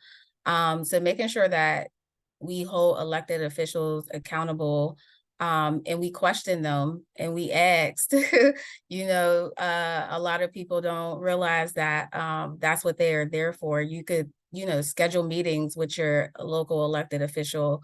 You could go up to the Capitol and, make your rounds with legislators to talk to them about the issues that you are facing and why it's important, they should be very informed about what's happening and why these changes need to be made. And also organizing around the community. Policy works with people behind it. And so if you have one person advocating for this, then, they just blink. But if it's a mass people, then they understand that it's an important issue, unfortunately, but making sure that we hold them accountable, because that's essentially what they're here for. Yeah. It was interesting. I was reading a little bit in my community page about a water authority board meeting, and one person from the community came to talk, and they were surprised. They had one person from the community come to talk. It's just something that we, as community members, as residents in the spaces that we're in, often don't think about. We, often think about our city councils, our borough and township councils and such, but the water authorities have their own boards. And so showing up in those spaces and asking questions and having conversations, opening up a dialogue is really critical. So thank you for that feedback. So let's talk about, we're drawing near our time here, but let's talk a little bit about how organizations, how water authorities, how school districts, how childcare centers, we've heard about so many different spaces, right? In terms of the need and the attention and the focus. What does it look like to create change where everyone's working together? What's the vision? What does that look like for each of you? I'll start. For myself, and I know me and Megan has talked about this, I'm in the perfect world, it will be getting water systems together to create a collaboration effort with, residents or organizations to see what models look like. Again, we heard from PWSA, so ensuring that we could get programs and models like that out to people. But from my perspective, in a perfect world, we all be sitting at a table, strategizing, creating a model that's equitable and that protects people for safe and healthy drinking water. Thanks. Megan, Ashley, any other thoughts? Well, sure. I can speak to the school side of things. I'm a mom. I have an 8-year-old son. I think every mom would agree with me, every parent, when I say, I don't want to have to worry about lead when I send my kid to school, or any other contaminants for that matter. Lord knows many schools suffer, lead dust and asbestos and all kinds of things. So, I don't want to have to worry about that. I think that's a vision that almost, hopefully every school board member can get behind. And it really only takes one to push the issue and make this a priority. I also think there's an opportunity for, partnerships with the teachers union and, the parent teacher associations. Those are partners that we've had, fighting for important policies to reduce lead exposure in the Philadelphia schools, for example. And I would just love to see that kind of coalition come together in Pittsburgh and other smaller districts as well. Thank you. Megan. Yeah, I think I want to touch on quickly Shavesha's point about, collaborating amongst different water systems. One thing that I think we found through our report is that for smaller systems, it's really hard to have the capacity to apply for those things like Penvest, or the Penvest funding or the lead service line replacements. So finding ways to communicate how to best do that and collaborate together is a great step.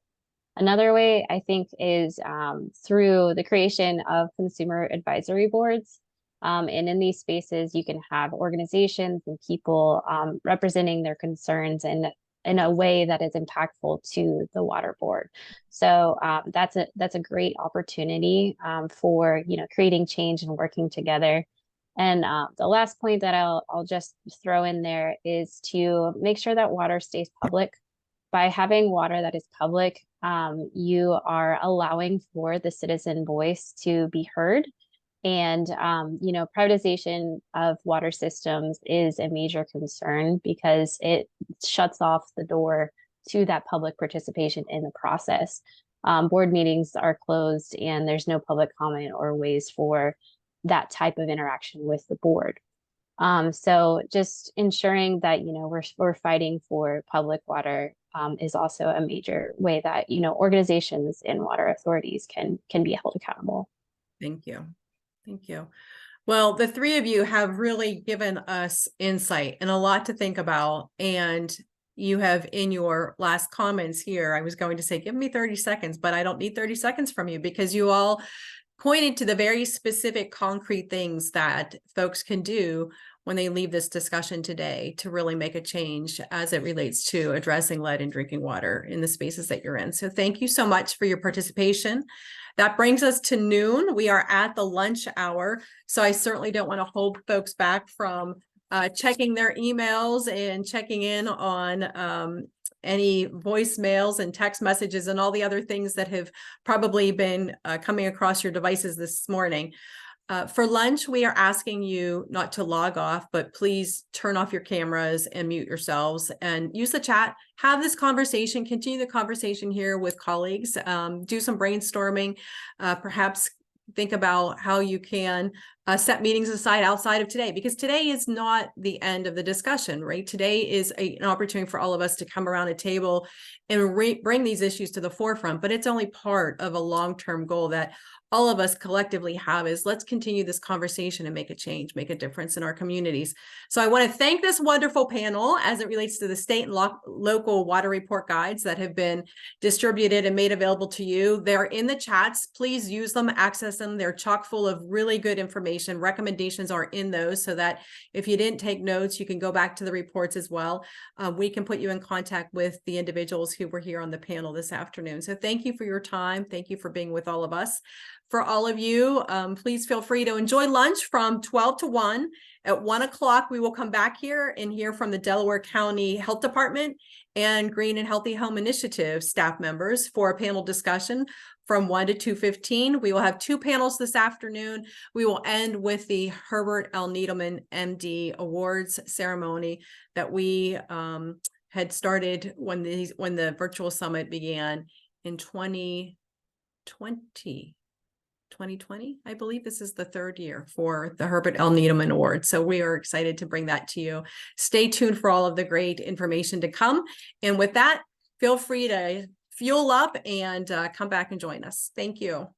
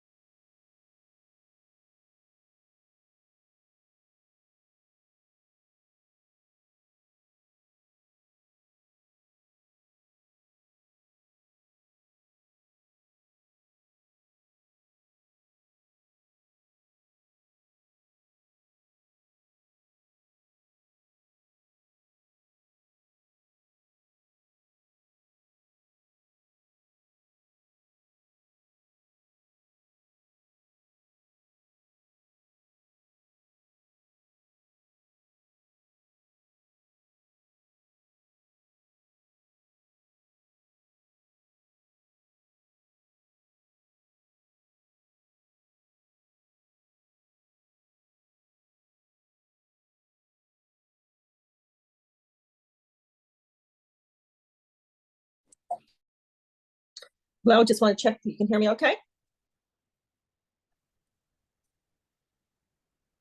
I can hear you. Hi, Rosemary. I'm Mike with Green and Healthy Homes Initiative as Hi, well. Mike. So sounded good. Yeah, nice to meet you. We just had Ruth Ann at our event yesterday. Yeah, she is. She's on a kind of a whirlwind kind of tour, so she was hoping, just wasn't able to make it to this event today. She's up in Boston at another lead event. So Yeah, she did a great job. So we're appreciative of all the good stuff you guys do. that's great to hear. Yeah, I think she's then heading to Lancaster tomorrow for, I mean, National Lead Week. We're doing a lot everywhere. So yes, it's a crazy week for everybody. Mhm. I'm not sure they want us talking yet, but it was good to, I don't know if everybody can hear us, but it's good to check in. Mhm.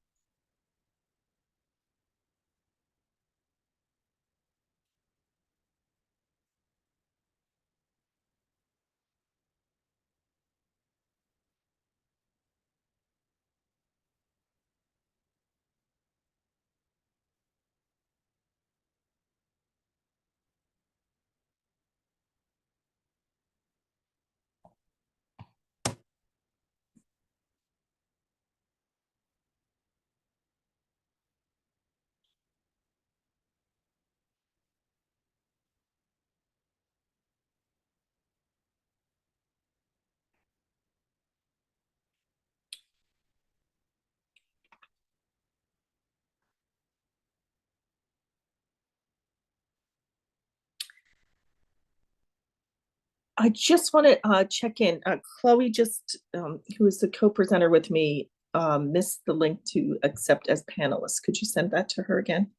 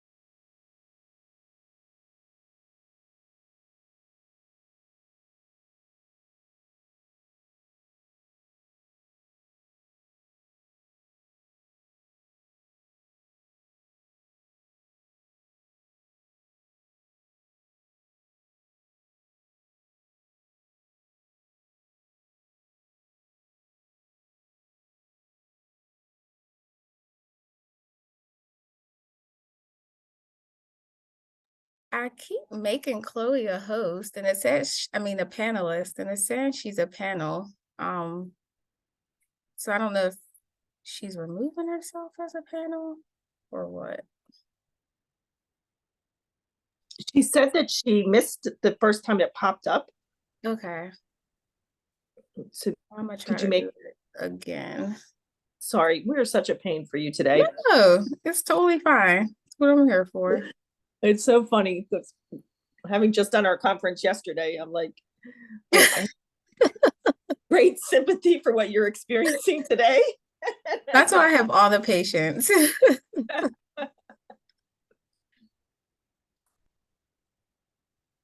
There she is. Okay, there she goes. There's Chloe.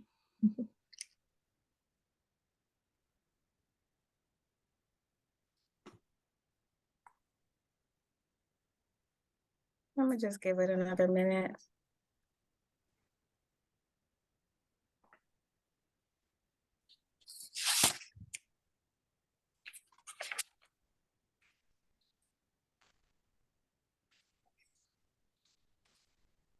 Okay, everyone, welcome back. Welcome back to our next session with the Delaware County Health Department and the Green and Healthy Homes Initiative.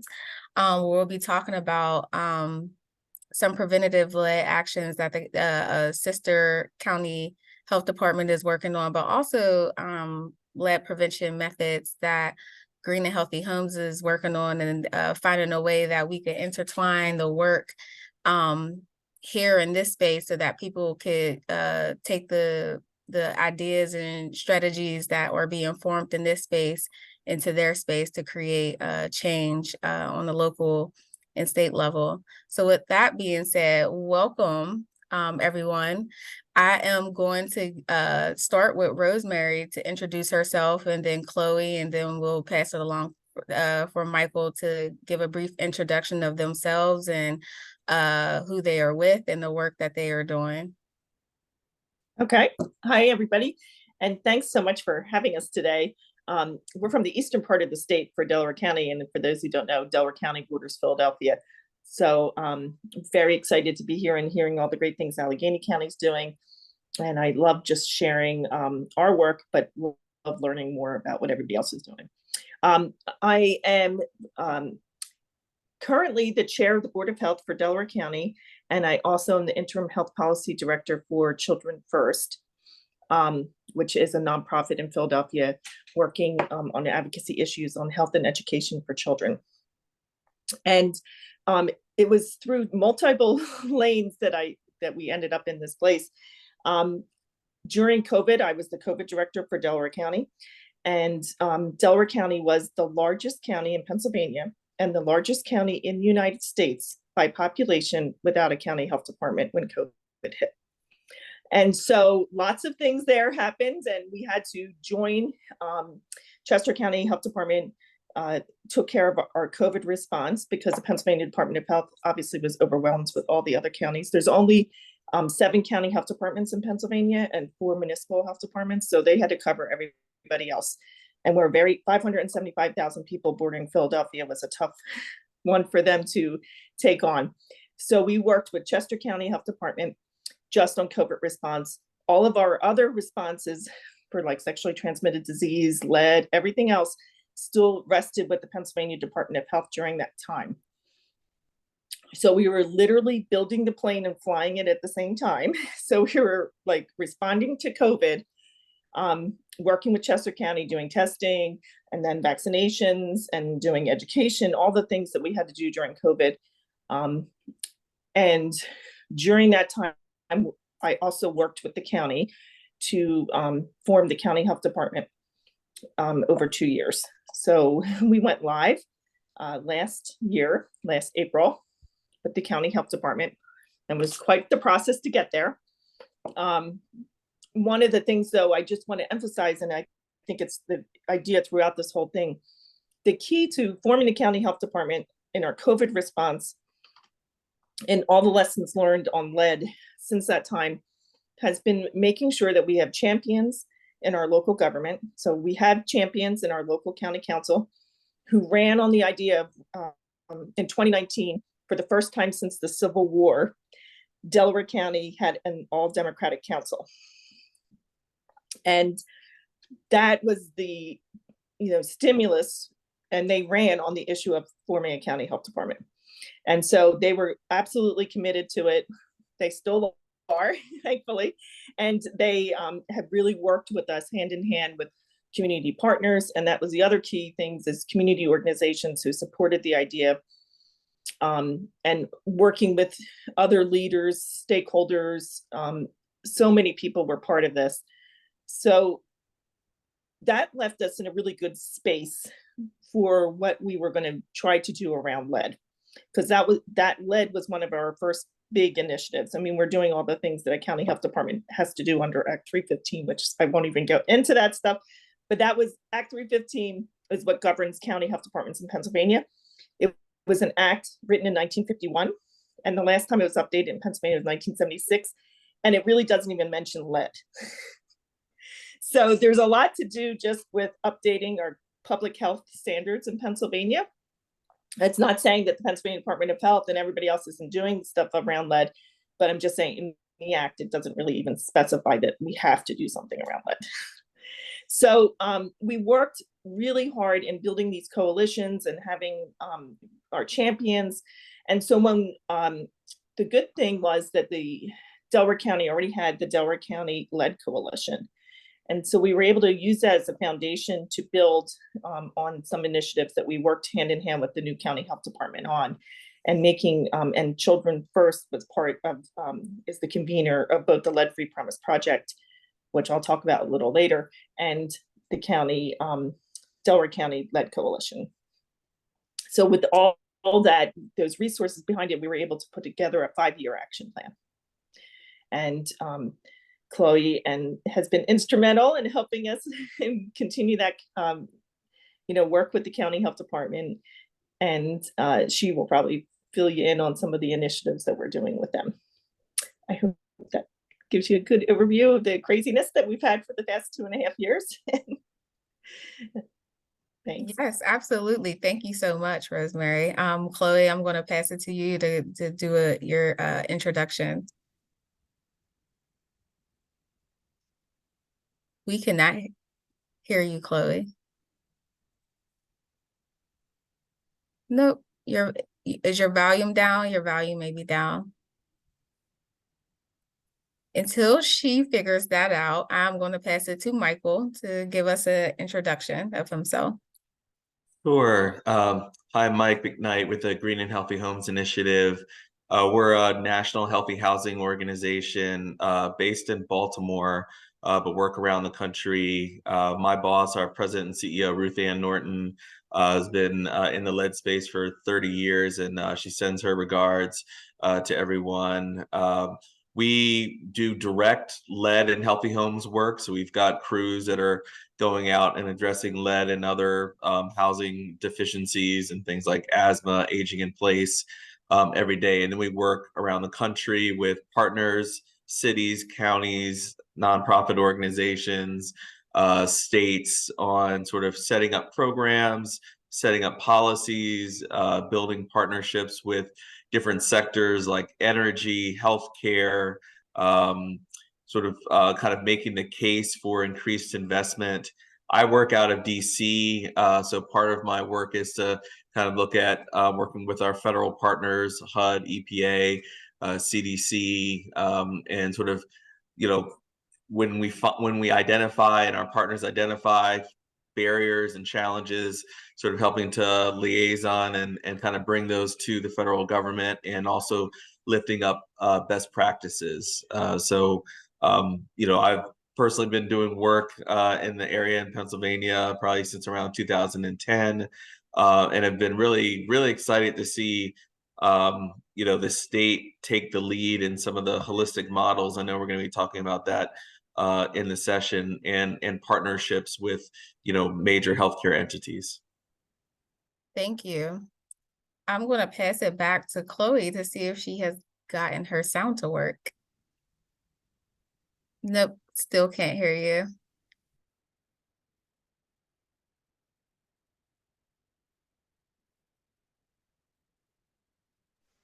You may have to log off and come back on, Chloe.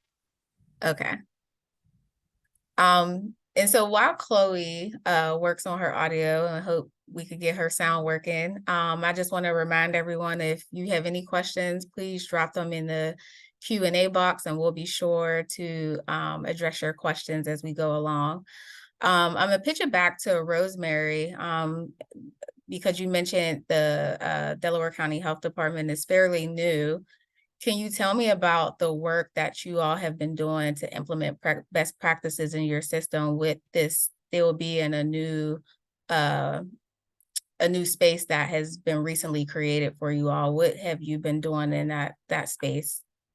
Sure. So one of the interesting things being a new health department, we're like a startup, right? So we can build it as we want and make it look like we want. So that has been really exciting. And we're basing ours on the modern public health 3.0 model.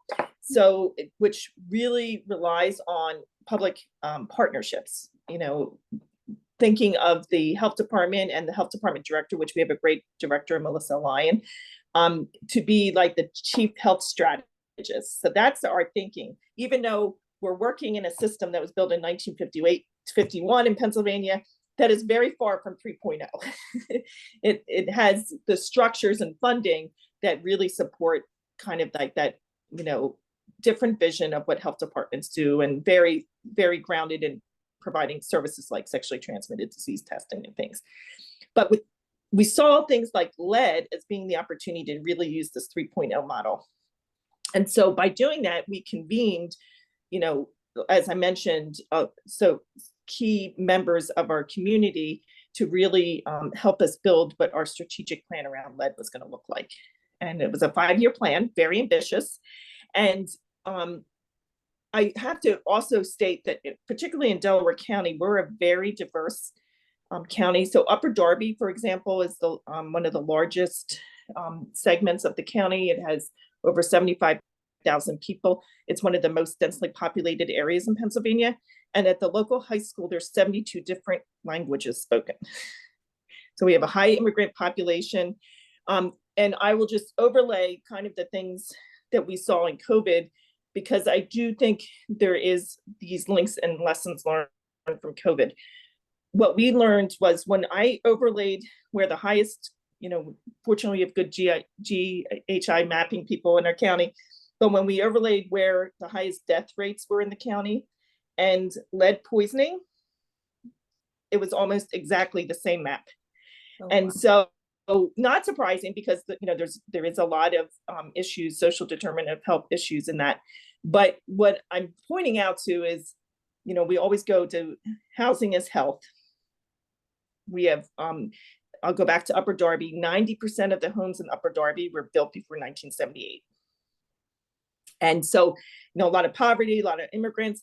A lot of the immigrants are afraid to work with us because of the issue that some of them are undocumented. Some of them don't even have leases on their homes. But yet, we had just recently had a case of a child with a blood level of 55, who, and when we tested the whole family, the 1-year-old sibling also had high lead levels. The family members tested, adult family members tested positive for lead in some cases. And the family still didn't want to move out of the house because they had nowhere else to go. Mm-hmm. And the county worked with them to try to get them in. The county system, unfortunately, right now relies on housing people in hotels, and that's not sustainable for a family for a long period of time. So that's the atmosphere that we were working with this action plan.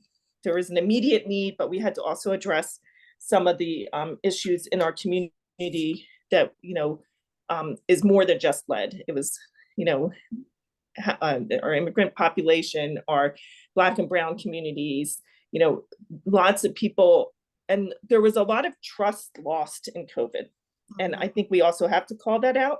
And so, you have to build in these communities trust and way to communicate. And, we have to be much, much better at translating information to them in their languages, communicating in their languages, being with them in their communities, to make sure that they understand the hazards and the risks that their families face in some of these housing, and help them find advocates to make sure that they're not feeling stuck in houses that are just not safe for them.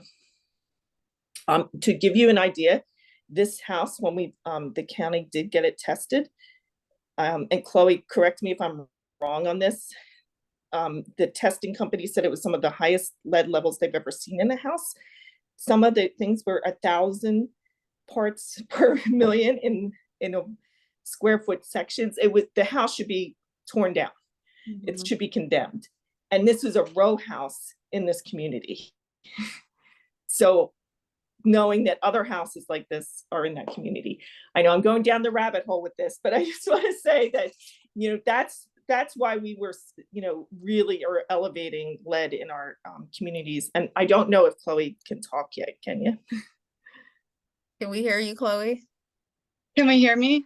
Yes, Yes. we can. Oh, hey. Okay. Yes. I'm on my 'Cause phone. Oh, I'm sorry about that. My computer's a little mental, I think.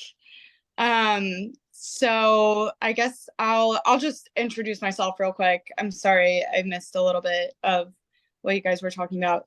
But I'm Chloe McGilvray. I'm a community health planner at the Delaware County Health Department. And in the last couple months, my focus has been primarily on lead poisoning in the county. So when we first started, I'll just kind of go a little bit off of the craziness that Rose was talking about. I started February of 2022. We opened up April 2022 or so. And for the first couple months, basically my entire job was to go out and let people know that we exist. And that was pretty much our focus for almost a whole year, at least 6 months of that year.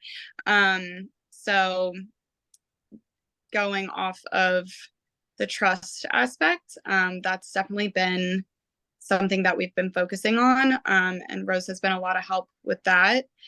But basically I ended up getting in the mix of lead poisoning because of Rosemary and Children's First Action Plan, which required the health department to start taking steps to reduce lead poisoning in the county. And I also had heard Rose mentioned that lead poisoning wasn't necessarily brought up for us as, you have to focus on this major issue.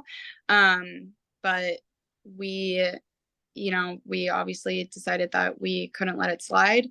It's a huge problem in Delaware County, and it's an entirely preventable problem. Not necessarily an easily preventable problem, but we like that it's preventable and we can actually take some steps to do things. So I have been working off of Rose's action plan, along with starting some projects based off of some grants that we received.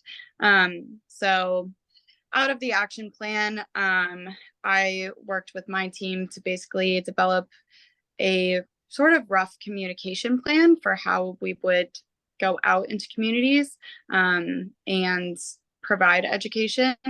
We found that a lot of people in Delaware County aren't even aware of lead poisoning. And to be honest, I should have started off with this, but I went to the University of Pittsburgh. So shout out Pittsburgh. One of my favorite cities. Been waiting to get connected with Allegheny County so that I have an excuse to get out there. Oh no. And and so, from there, just had a good passion for public health. But even when I was there, lead poisoning wasn't really brought up in my education. We focused on a lot of chronic illness. We focused a lot on the opioid epidemic. And then COVID hit. And that was primarily what I learned about at the time. So I got to Delaware County and I was aware that lead poisoning, existed, but I definitely didn't understand to the extent that it existed. And so if I didn't even understand that, and I had a whole education from the best school in the world. How would we expect, you know, most of the county to understand it? So most of my work had initially been trying to be strategic about how to let the county know that this is a major issue. It's not even just an issue if you live in an old home and you've already taken care of it, because there's so many different sources of lead, especially in a county that is relatively old in infrastructure. So we've started off with that. We've, based on the action plan, we were kind of inspired to use some of the dollars that we got to put towards a couple of different projects. One of which is the health department is purchasing a lot of point of care testing machines to provide to pediatricians in the area, as well as our federally qualified health centers, with the goal of obviously increasing screening, but also increasing testing. And not just that, just being able to be more efficient about it, I would say, is probably a really good goal. I hear from a lot of pediatricians that a lot of the struggle is just chasing families down. Even if they do go and get out to a lab, sometimes they don't see that family again. Sometimes they can't get in touch with the family again to give them lab results. And sometimes families just don't understand. But with these machines, they can get their results in 3 minutes. The doctor can talk to them right there. Even if you need 2 capillaries to get a test, but even if they see that first capillary, you know, we can make the family aware. We can get them the resources they need as soon as possible. So that's, you know, that's our one step in prevention. We are also purchasing an XRF machine that would allow us to go into homes and test the homes. So we're kind of taking a 2-pronged approach to prevention. I think the XRF machine is our prime prevention strategy, but the sooner we can even catch kids that already have lead poisoning, the better. So we're basically combining these 2 machines to start to really take a step towards really getting into the community and really trying to increase the number of testing, decrease the number of kids who even have it in the first place. Additionally, with those dollars and in conjunction with Children First, we're developing an education campaign.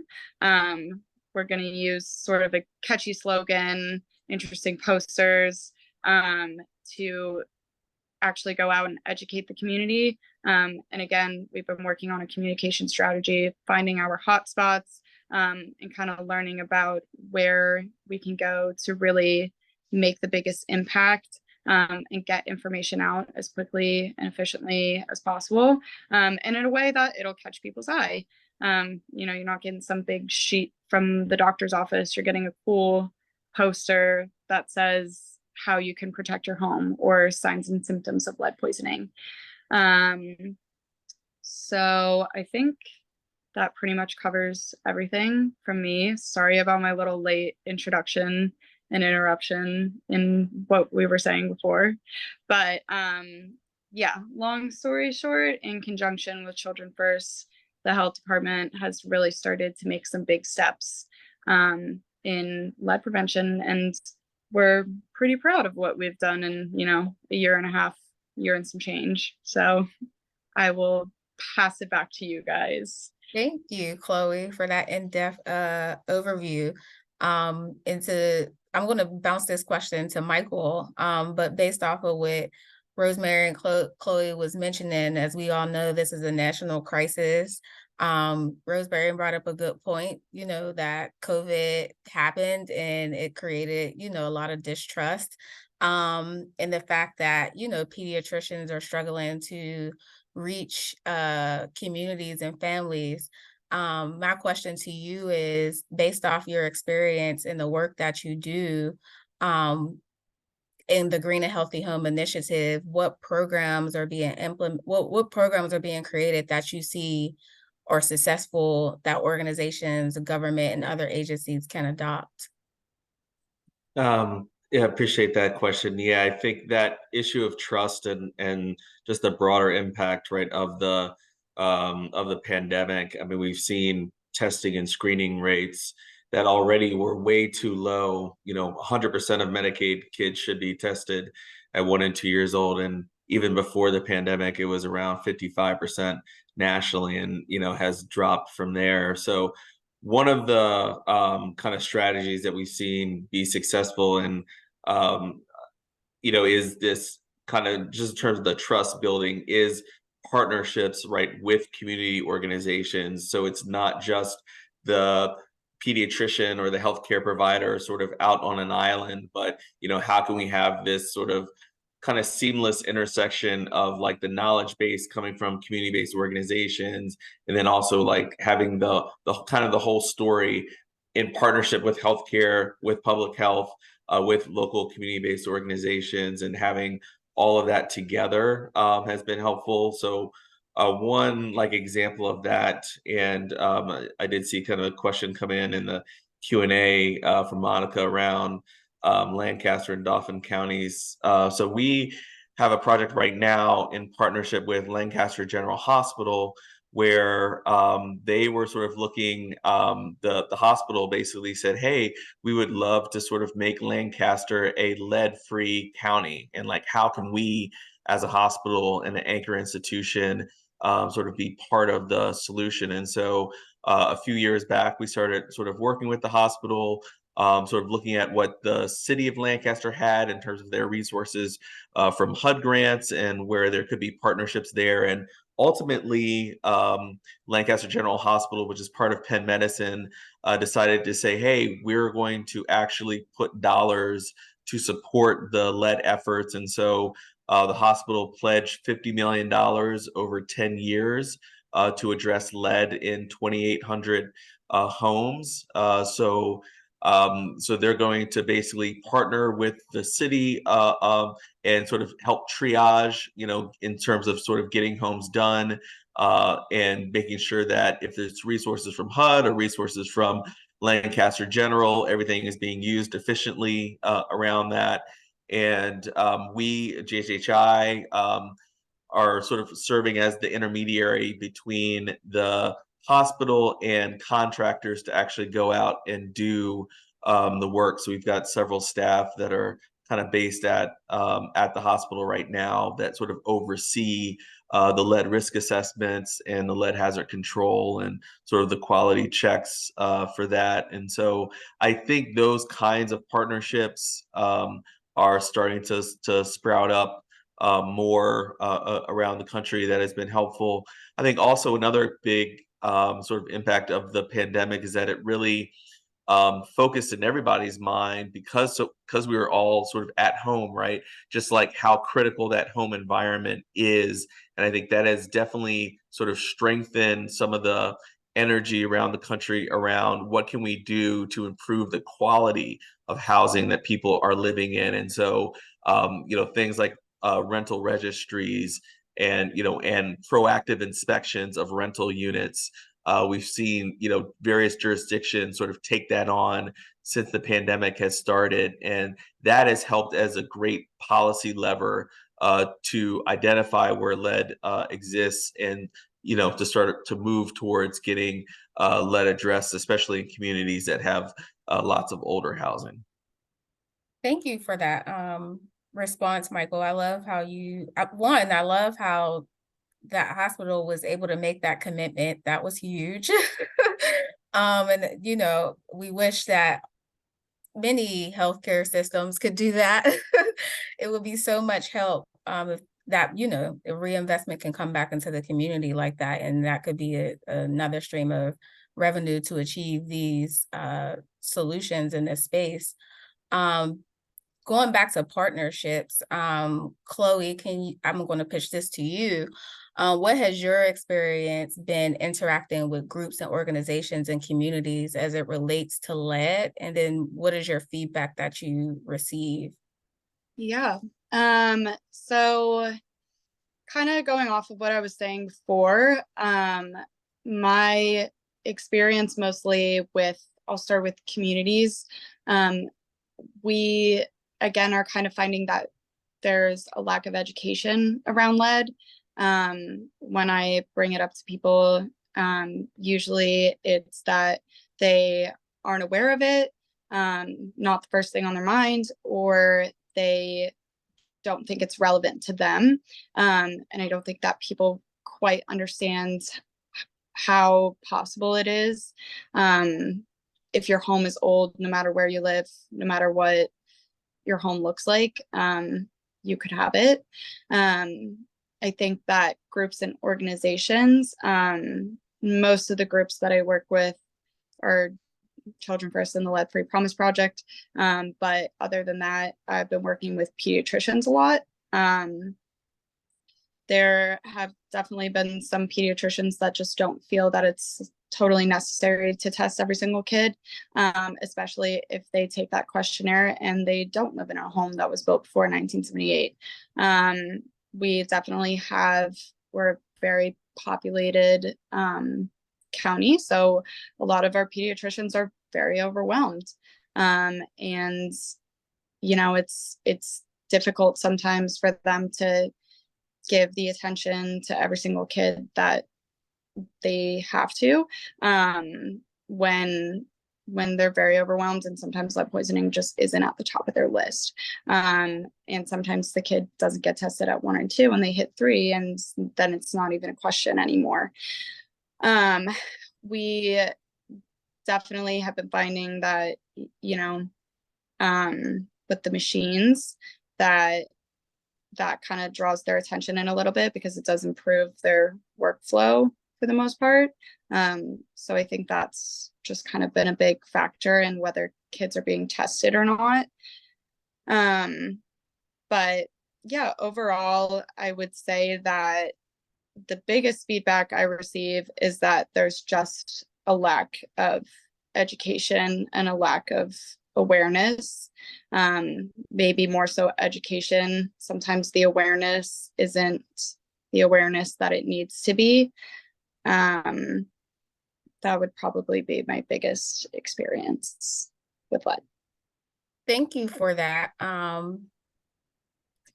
Going back to Rosemary, based on what Chloe was saying with the lack of experience and the lack of education, how did you create the model? Can you tell me about the process it took to create the model and how you guys are using that model to bridge that gap that Chloe is referencing?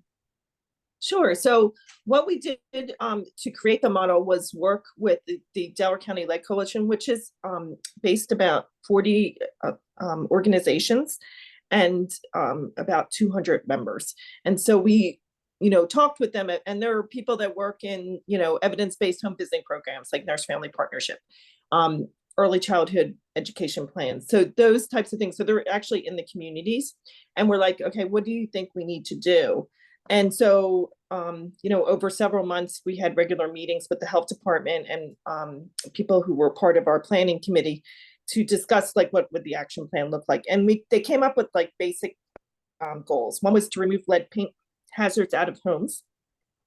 The second goal was to ensure all children are tested for lead and improve their health outcomes. The third was to communicate effectively with the county stakeholders about lead poisoning prevention, treatments, and resources. And the fourth was to secure sustainable funding for lead prevention, intervention, and remediation activities. So that's the basis of what we worked on.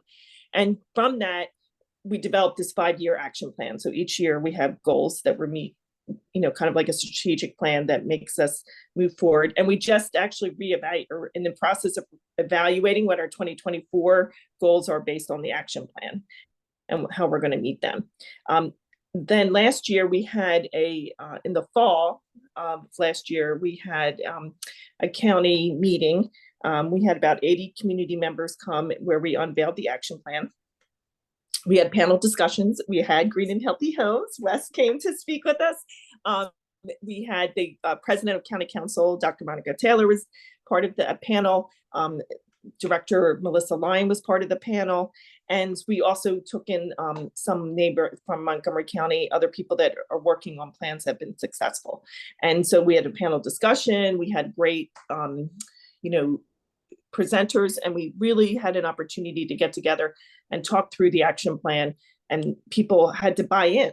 You know, we have this great action plan, but it has to go somewhere. So, you know, we felt like we had the buy-in from the community, and, you know, with the health departments being fully activated, they were able to start to implement from their end the parts of the plan that integrate between the community and the health department.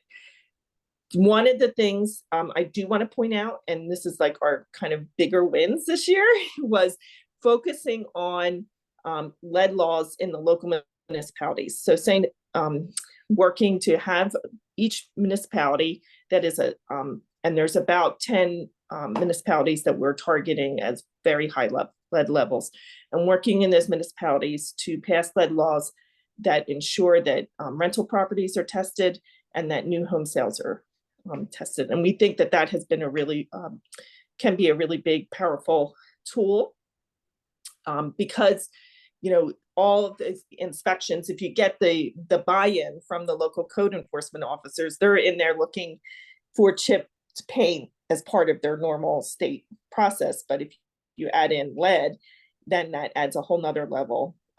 And so East Lansdowne, the municipality of East Lansdowne and the city of Chester have passed those lead ordinances this year, which has been great. And East Lansdowne is very proud.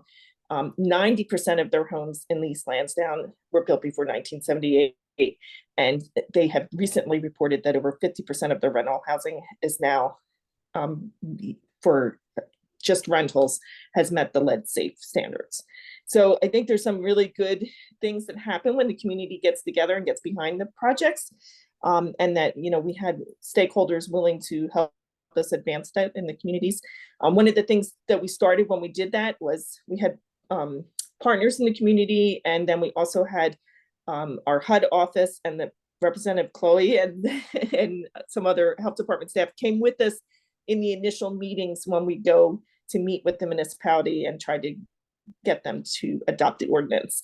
And so, you know, it wasn't just me going and saying, oh, you should do this. It had, you know, the benefit of having the people in the community behind it. So I think there's some of the things that we really tried to focus on. Our goals for next year are going to be really helping the health department advance this point of care testing and getting more buy-in, particularly with physicians in the communities of those 10 hotspots. And then looking at how do we, you know, the communication, as Chloe was talking, is another critical goal. That's always the tough part, because one, nobody wants to fund communication. We can get funding for the machines, right, and we can get funding for, but getting somebody to fund that is the goal, and finding a way to make that sustainable, not just like a one-off pamphlet that we get printed, but really a true communication multimedia campaign would be a goal. So I think that's the big things we're working on. Thank you for sharing that. You guys are doing a lot of great things, and I've seen your action plan, and I think it's great. And I hope that other counties and places can use that action plan to help guide them through some of the issues that, you know, they're faced with as well. Michael, based on your expertise and you working with a broader range of sector of folks, and going back to what Rosemary was talking about, the challenges and the municipal lead laws that they are focusing on, based on your expertise, do you see national policy changes shifting towards improvement, or do you see national efforts struggling to improve their standards? If yes, how? And if no, why? Yeah, appreciate that question. And I would say for the most part, yes, in terms of sort of national policies and standards, we've seen the EPA lower the lead dust standards this year, and they have that out for comment. You know, there's going to be some pushback from certain industries, but it's good to see sort of acknowledgement. We know that there's no safe level of lead. We want to make sure that we don't get, nightmare scenarios like what Rosemary said, around 1,000 reading coming off. But so trying to sort of get to more stringent lead dust levels, which kind of goes with just the lowering of sort of the reference level for elevated blood lead levels as well. So we've seen that kind of policy change. Also, just in light of Flint, which is now 7-8 years back, but I think what has been important is that the pressure from advocates around the country. So a significant amount of money went into the bipartisan infrastructure law to address lead service line replacement, $15 billion. And so some of that is starting to kind of flow down, and so I think that's something where we're a significant investment right towards ending that lead source. Thinking about going back to like the kind of the rental properties and registries, there's a bill that has been introduced the last few Congresses, bipartisan. We'll see what happens during this Congress, but to basically require lead risk assessments for all Section 8 housing. And so that would be something that would help drive that standard and improve that standard as well. Utilizing different and new funding sources to address lead. So another thing coming out of the Flint crisis was the federal government looked at healthcare related funding. So for the Children's Health Insurance Program, CHIP, which sort of rides alongside Medicaid in states. And so there is something within CHIP called a health service initiative, and coming out of Flint, Michigan, sort of negotiated with the federal government and ultimately got $119 million around addressing lead service line replacements. And then other states have sort of looked at doing lead paint and other issues. So so far, Michigan, Indiana, Wisconsin, Ohio, Maryland. So I think there still is this more of an opportunity to say, hey, where can we identify new resources to address lead? And then around the communication piece, and I love that you bring up, normally there isn't those kind of resources.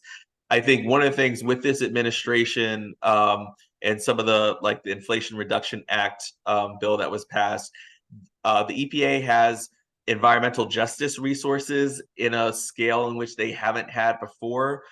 So there's a couple, there's like the EPA Environmental Justice Thriving Communities Technical Assistance Centers that have been set up in every region. So there's one for like the Mid-Atlantic region that Pennsylvania is a part of. And those centers have, received between 10 and $13 million in each center that goes for education and sort of bringing up, and there's even another grant program that has not been awarded yet, but should be awarded within the next few months, which will provide grants for local organizations, local nonprofits to provide education and other kinds of sort of campaigns and advocacy tools that will, so we'll probably see that within about 6 months.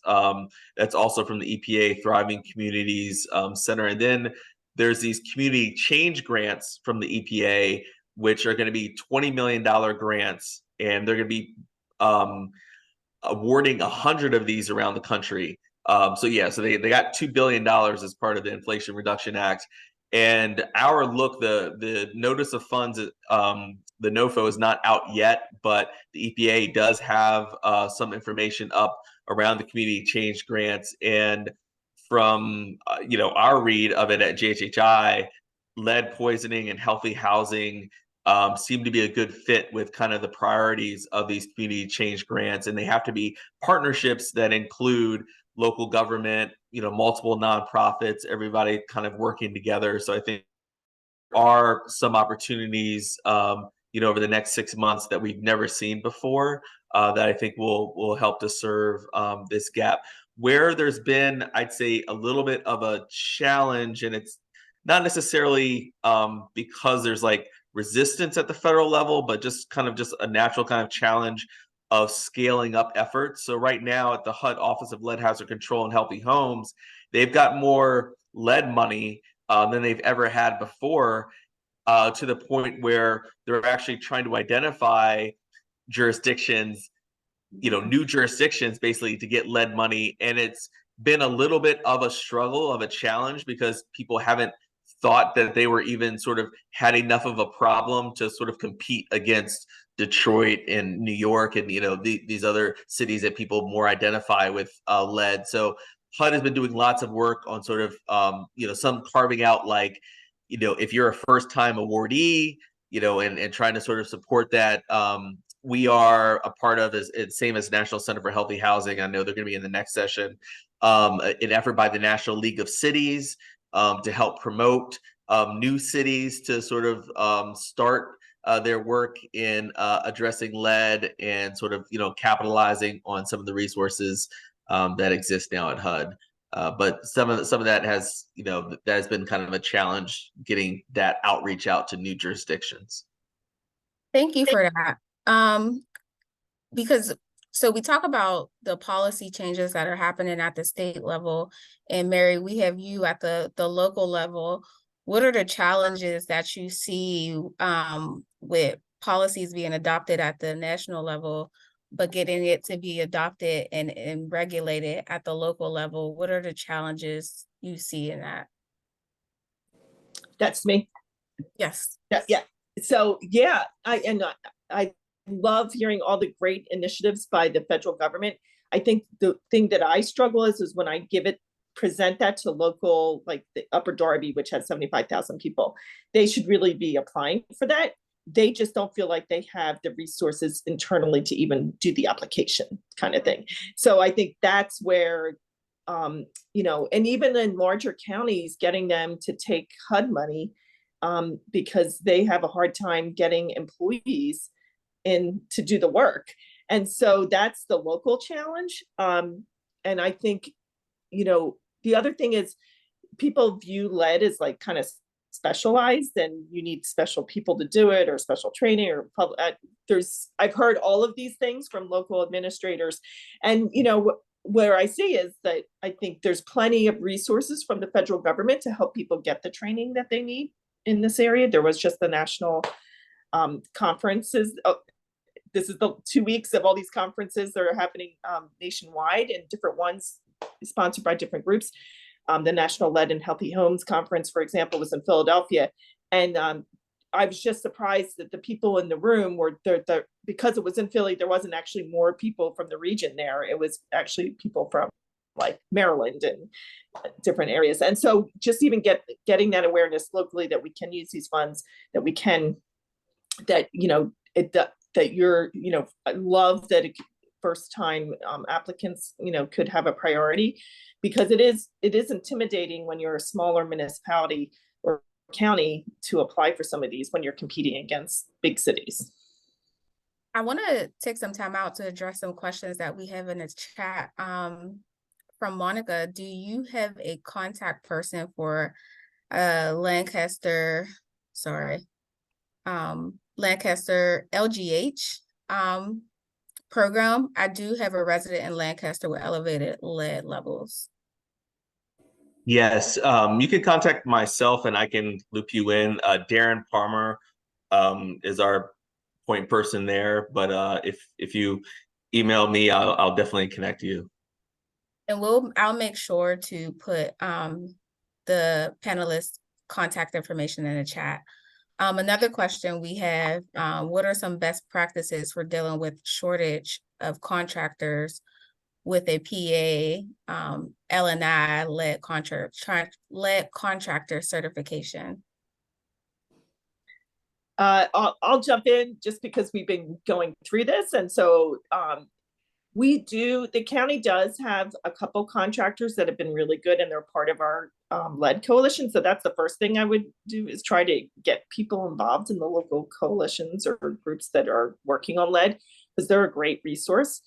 But it is their challenge. They can only do 1 or 2 projects at a time.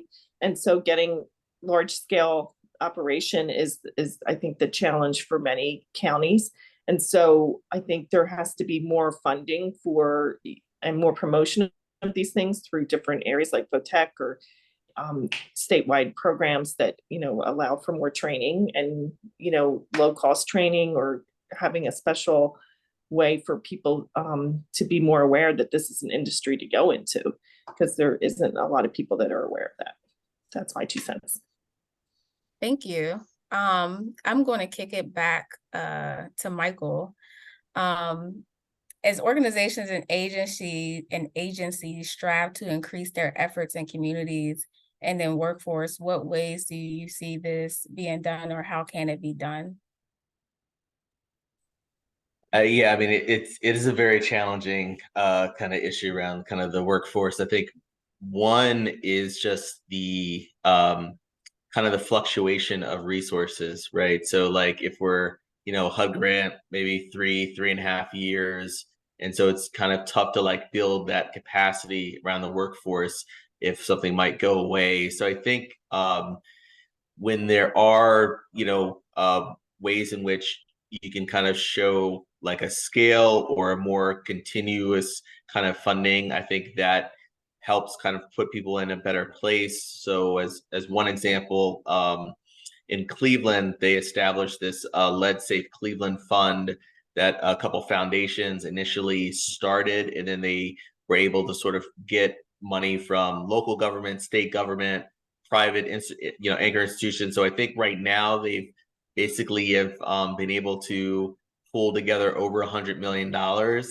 And so I think that's where then you start to kind of say, okay, we can build a workforce knowing that, this pool of funds is there. And like, yes, Cleveland's going to go after HUD grants and other kind of, grants or whatever, but they know. So I think that's something when we think about sort of advocacy and like how it is important to have somebody like Lancaster General Hospital say, hey, we're going to invest in lead for the next 10 years. So when we start to think, that might be attractive to a contractor to say, hey, I'm going to bring, I'm going to have my certifications because I know that I'm going to have steady work there. So I think that's something where it's that can help kind of support that. I do think, in terms of like the potential of the workforce is something where the lead work is, so, powerful, at least from our vantage point. So, we're headquartered in Baltimore,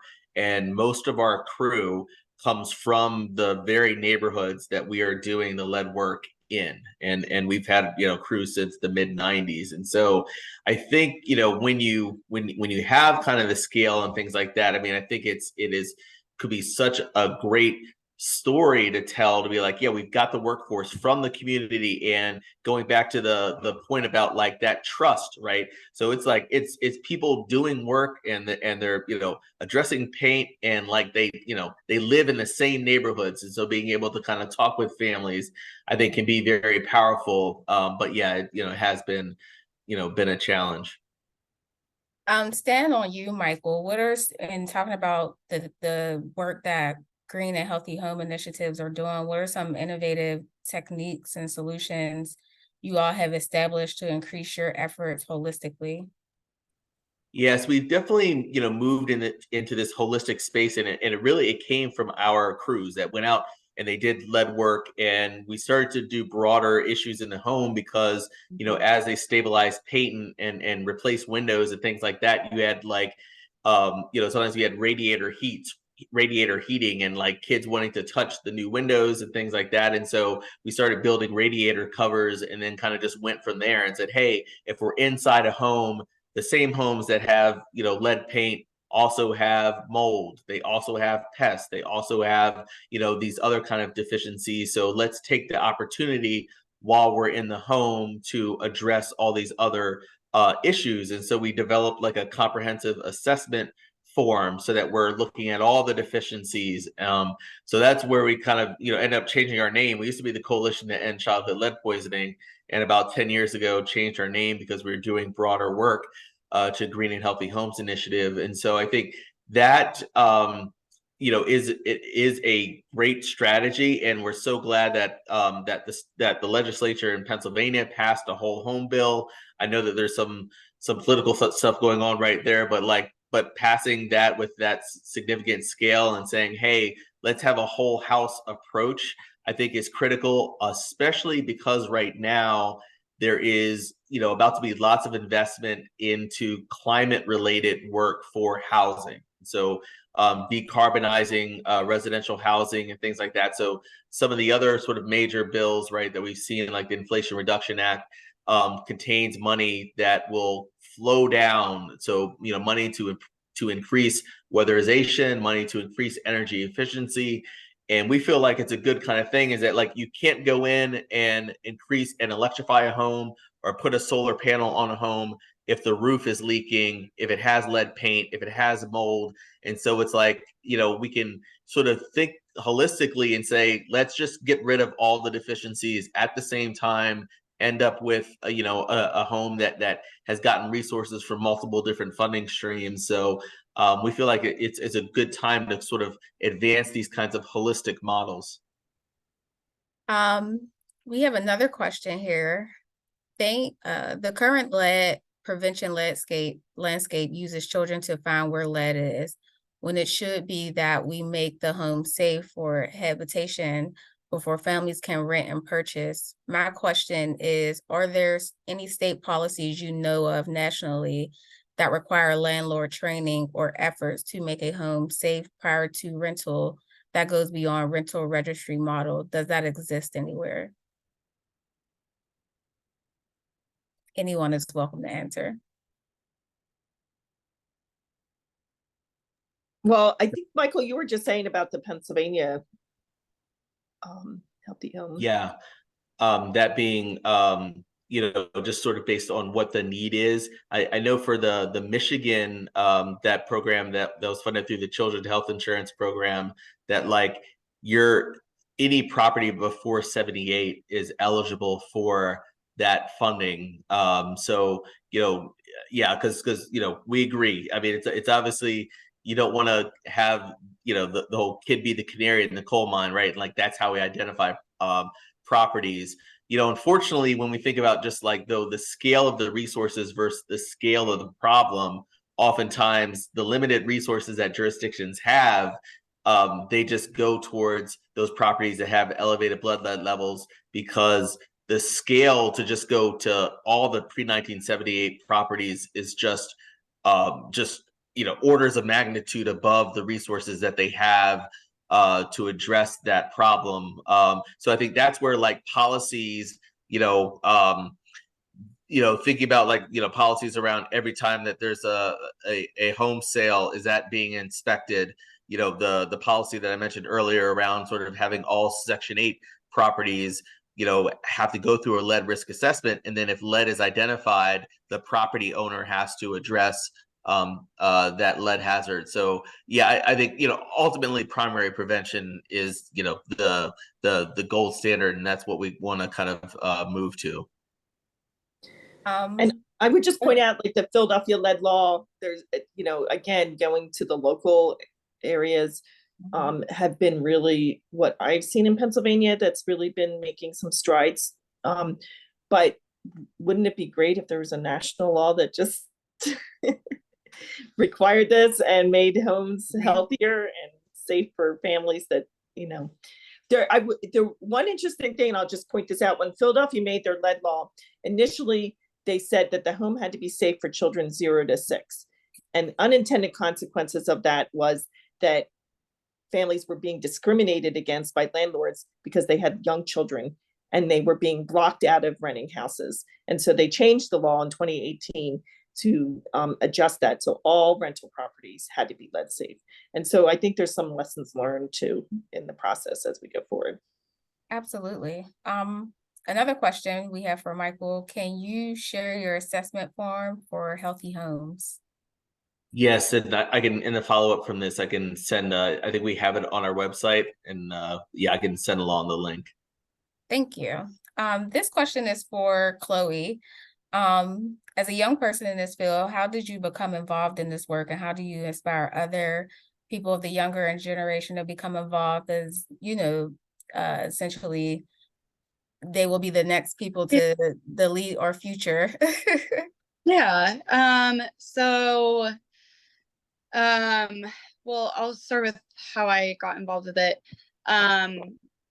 Like I said, I went to Pitt. I graduated in 2021, so this is kind of my first job in the field. But when I went to Pitt, I went in knowing that I wanted to be in the health field. I didn't really know exactly what I wanted to do. And I actually ended up working with a professor from the School of Public Health, and we were doing opioid studies. And that's kind of when I got an interest in population health, and what it means to educate a community and not just educate an individual. And then COVID hit. And like I said, that kind of became my entire crash course into public health. But you know, I ended up getting through COVID. I finished everything, and then I made my way to the Delaware County Health Department, and that's kind of just where I got introduced to lead poisoning. Again, like I said, my education didn't really cover it at all. I don't think it was mentioned once to me. I just kind of had the background that it existed. So a lot of my interest was kind of just from getting thrown into it. And I'm glad it worked out that way. But that's sort of how I got into it. I always had an interest in helping greater populations of people. I think that's where it's the most effective. You know, I went into school with a lot of people my age who wanted to go to med school, who wanted to go into nursing. And I was like, I like that idea, but I don't, like, for some reason, it's just not totally what I want to do.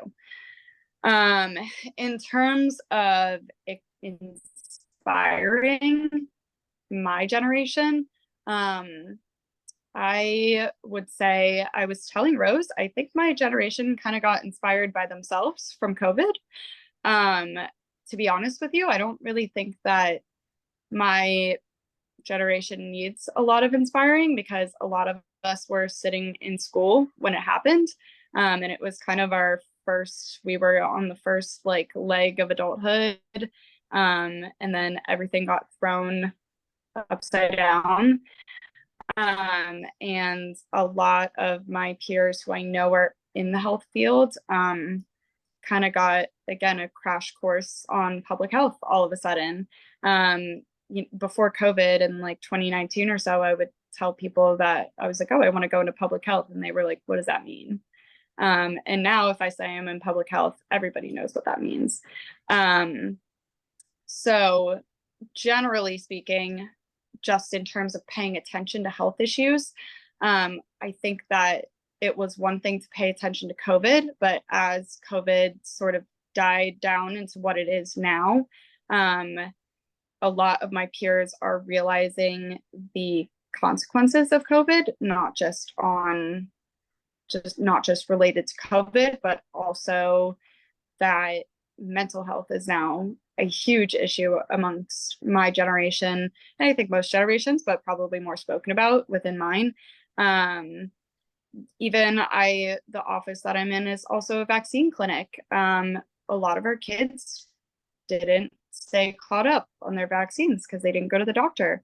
A lot of kids didn't get tested for lead because they didn't go to the doctor.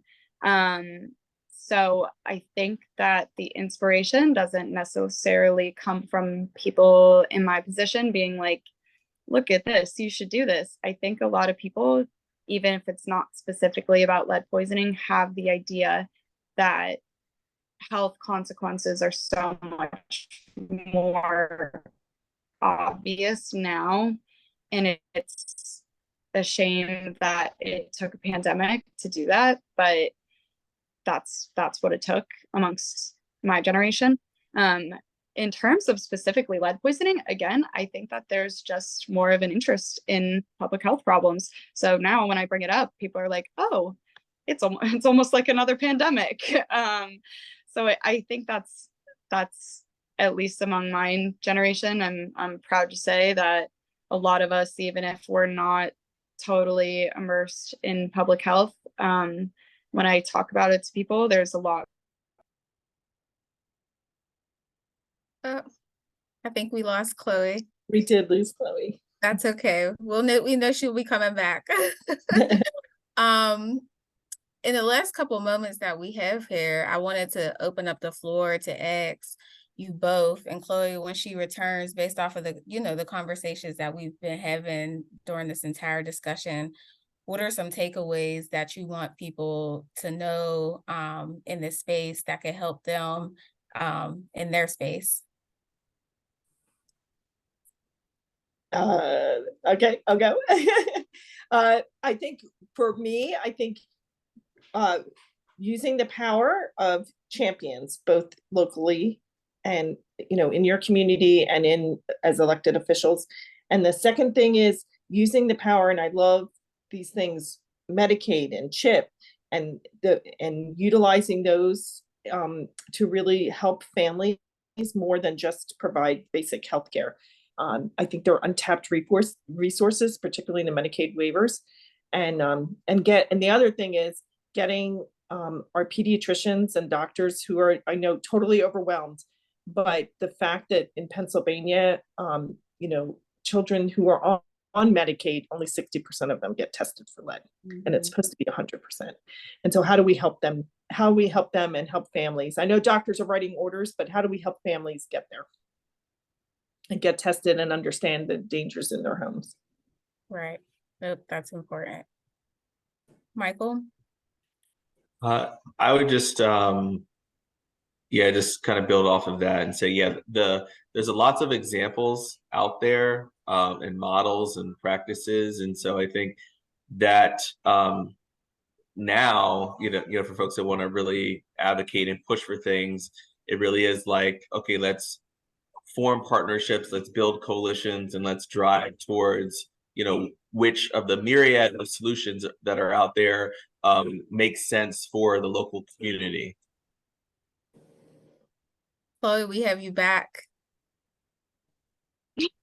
I'm sorry. I'm back. You're totally fine. Did you want to finish what you're saying? Yeah. I mean, that was pretty much the bulk of it. Again, I would say, my inspiration just came from creating action amongst groups of people and not just individual people, and finding ways to make the most impact. And I would say inspiration amongst my generation is happening pretty naturally. And I think the more we just get the word out about lead poisoning, I think the interest is going to come pretty naturally to my generation. I'll ask you this question, even though I feel like you have answered it already. But I've given the opportunity to the other panelists, so it's only fair that I give it to you. What are some takeaways that you would like people to know in this space that will help them in their space as we all try to achieve this problem? I would say be loud about it, because I think people are listening. It's just a matter of really getting that information out there. I think it's a matter of advocating for people to be loud about the education. We have to go and talk to the landlords, and we have to talk to even hardware stores. We have to talk to the community. I think it's just blatantly making people aware, because like I said, the people around my age are listening now, and I think the people around my age are starting to have kids, and most of them already do, and those are the parents who are listening. I would say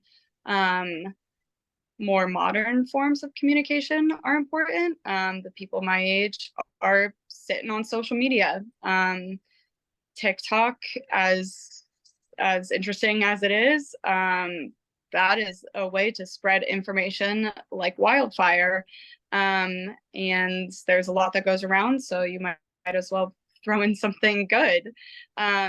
Just hearing about it, through little bits on the internet, I think that's definitely an important thing. That's what I went into the health department saying, because I was like, I'm not calling anyone old here, but I sit on social media all day, and I guarantee you the new parents are sitting on social media all day.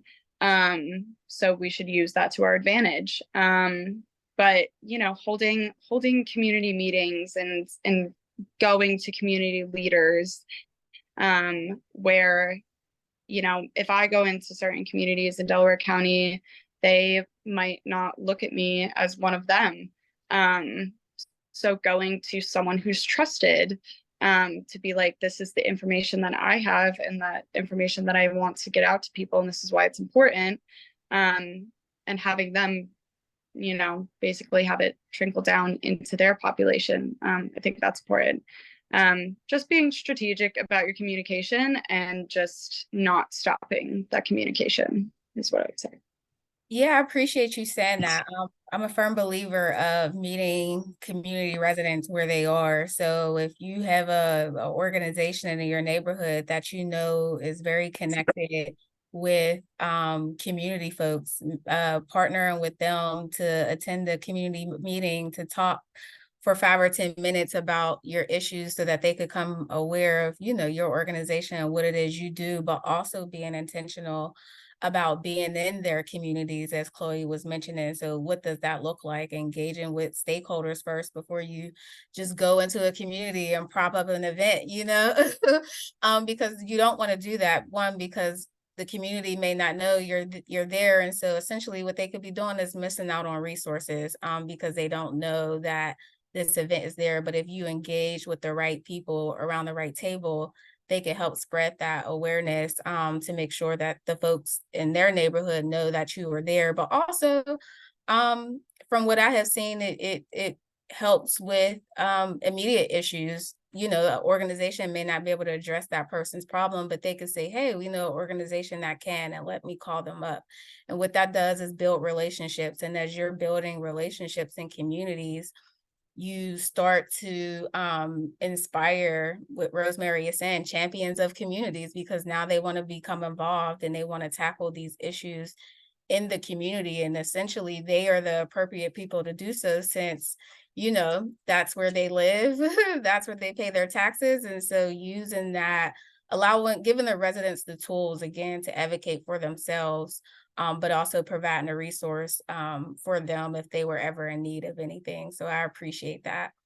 I'm going to leave it open for a couple of minutes to see if there's any other questions that the audience have and would like to ask the panelists. And I just wanted to know, we did post, I don't know if it went through, we had the link to the action plan for Delaware County and Yes. the PA. Okay. Yep, I shared that out. Yeah.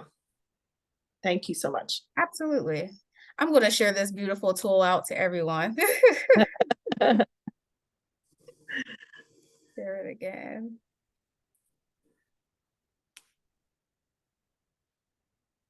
If there are no other questions, then I think we can keep the ball rolling. And I appreciate all the panelists, Rosemary, Michael, Chloe, for taking the opportunity today to talk to us and highlight some of the programs and tools that you are using within your internal purposes, so that we can use it as well. It's been very helpful very informative talking to you both all. And the information you provided was just great. I appreciate you all for taking the time out to speak with us today. And thank you for a great conference. Yes, thank you. Give me 1 second while I make our next speaker a panelist.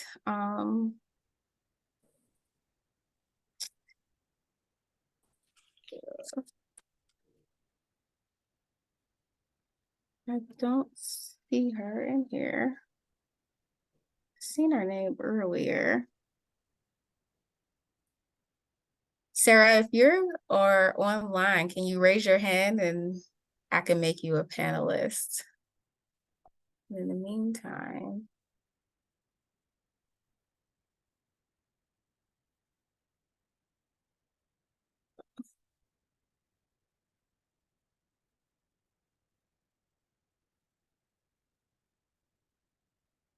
Okay, I don't see Sarah.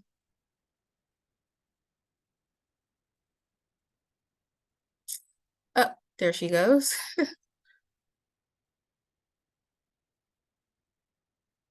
Hi, Sarah, can you hear us? Yes, I can hear you. Okay, sorry, I was having a hard time finding you in the list of attendees. No worries, I just jumped on. Oh, okay.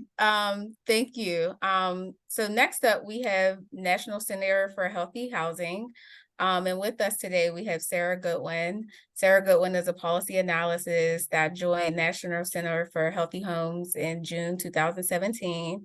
She previously served National Center for Healthy Homes as policy intern for a year, where she helped to establish and run Find It, Fix It, and Fund It, a lead elimination action drive in all of its working groups. She holds a Bachelor's of Arts degree in interdisciplinary studies with communications, legal institutions, economics, and government from American University. Thank you, Sarah, for being with us today, and you can share your screen when you like. Great, thank you so much. Just 1 second while I swap screens in my little setup.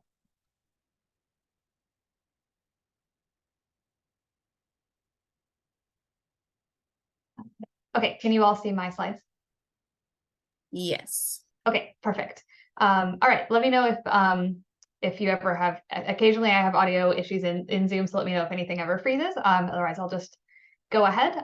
So thank you so much for having me on today. I was going to talk about running through some funding opportunities that we're seeing for lead and healthy homes, mostly from the federal level, but some state and local opportunities too. This will include some stuff that may be familiar to members of the audience and some stuff that may be new. So yeah, I was just going to go ahead and do that. Just briefly before I get started, if you're not familiar with the National Center for Healthy Housing, we've been around for a little over 30 years. We're a national nonprofit based in Columbia, Maryland. I live in Frederick, Maryland, so not that far away from Pittsburgh. Were originally founded to tackle the issue of childhood lead poisoning as the National Center for Lead Safe Housing, and then expanded our mission to focus on a variety of home environmental health hazards. We have programs focusing on practical research, advocacy and awareness, which is where I spend most of my time as a policy analyst, and then on equipping communities on the front lines with the best data, tools, resources, and policies. And so part of that place where I live, kind of in between our capacity building and advocacy work, is in working with communities to identify some of these funding resources and tracking these funding opportunities at the federal level, to identify ways that those can be translated into really actionable interventions and making homes healthier across the country. So the funding streams that I was going to talk about today, I'll start with what I might call the traditional funding streams. So the federal funding streams that we see at HUD, CDC, and EPA that have been around for a while, that if you've been in this space for a bit, you are likely familiar with or may have worked with some of these funding streams before. So I'll kind of talk about what the status of those programs currently is, and kind of where we've seen change and movement across those, from those three main federal agencies over the past few years. And then I was going to highlight some new federal funding opportunities that we've seen come out over the past 2 to 3 years. So that includes the American Rescue Plan Act, infrastructure funding, the Inflation Reduction Act, and earmarks, which is not specific to healthy homes, but I'll kind of talk about how that's relevant too. And then I was going to highlight just a couple of innovative local examples that I always think are worth mentioning kind of towards the end. So to start with the traditional kind of federal funding streams, as I mentioned, these are all programs that have been around for a while that you may already be familiar with. So some of this may be, not new information, some of it may be new to others on the call.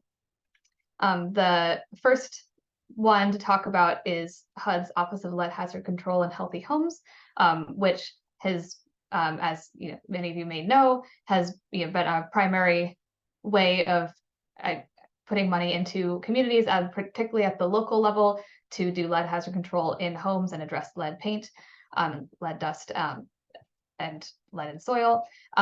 This program is currently funded at $410 million, and that is its highest ever funding level, since in the history of this program, which is a little over 30 years old. That includes 90 million for healthy homes. That's in kind of, it's a sub bucket within that larger appropriations level. So we've seen this program increase pretty dramatically over the past several years. So the kind of key message around this one has been for the past several years that they have a lot of resources available and a lot of new communities have been able to tap into this funding. So we keep telling people that if you have not accessed this funding before or you thought about it and haven't gone after it, that the past several funding rounds have been an ideal time to do that because there is so much funding available that the office is looking to spend. I'll talk in a bit about the different types of grants that are available under this program, but they're typically awarded to mostly groups at the local level, traditionally mostly local governments, sometimes other local groups as well. Occasionally there are some state grantees, but this is primarily local level funding. Some of the those increases that we've seen over the past few years have allowed this office to kind of expand the types of grants that they're offering and offer new additional programs. This has included awarding Healthy Homes Production Grants. There was a series of tribal Healthy Homes Production Grants that first came out a few years ago, and then Healthy Homes Production Grants first round awarded last year, and then I think there was another one this year. Those had previously existed, I think maybe a while ago, a couple decades ago, but then were kind of put back into place with this increase in funding that this office received. There's also been new rounds of funding available specifically targeted at helping older adults age in place. Those are unique for this office a little bit in that they have designated funding specifically for rural areas. The aging in place grants do. They have, when they award those grants, they try and split them between urban and rural areas, or specifically to try and target those different types of communities. There's also new grants that have come out that are focused on coordinating lead hazard control work with weatherization. They've done a few rounds of these, first awarded in 2021. And these are grants focused on places where you have both programs, both an existing lead hazard control program and a weatherization program, doing coordination to kind of align those services together.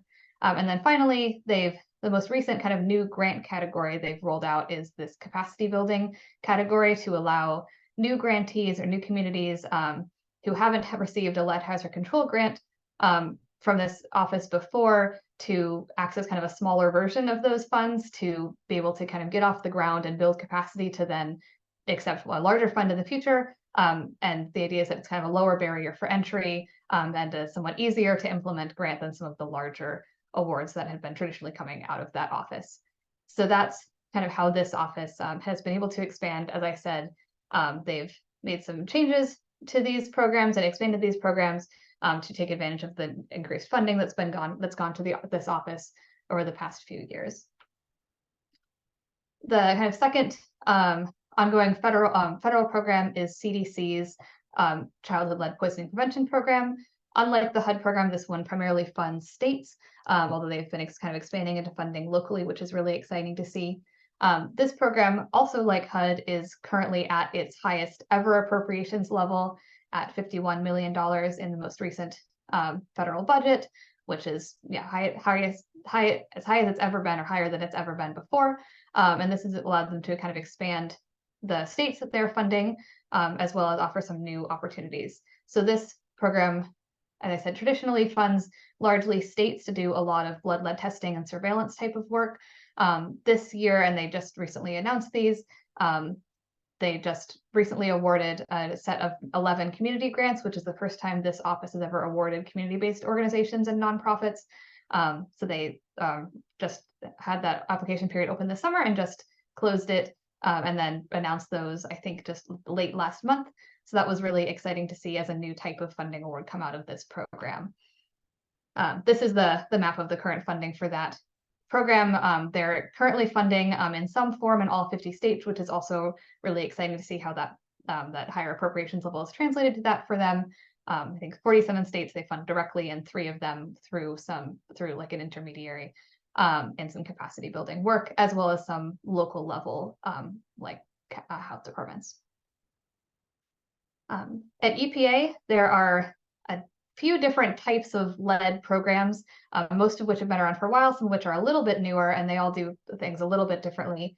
EPA has a set of lead categorical grants that have been around for a while, and those go to states, and those are determined by what type of rules you've adopted. So whether you've adopted things like EPA's RRP rule, like if the state has adopted that to run that, it impacts how the formula works for what kind of funding you're qualified for under the lead categorical grants. The other grant opportunity primarily at EPA that's primarily lead focused, and that's a little more recent, is the Water Infrastructure Improvements for the Nation Act, or WIN grants. The WIN Act was passed in, I think, late 2016 or early 2017. So these grants are a little bit newer compared to some of the other federal programs and the other programs at EPA.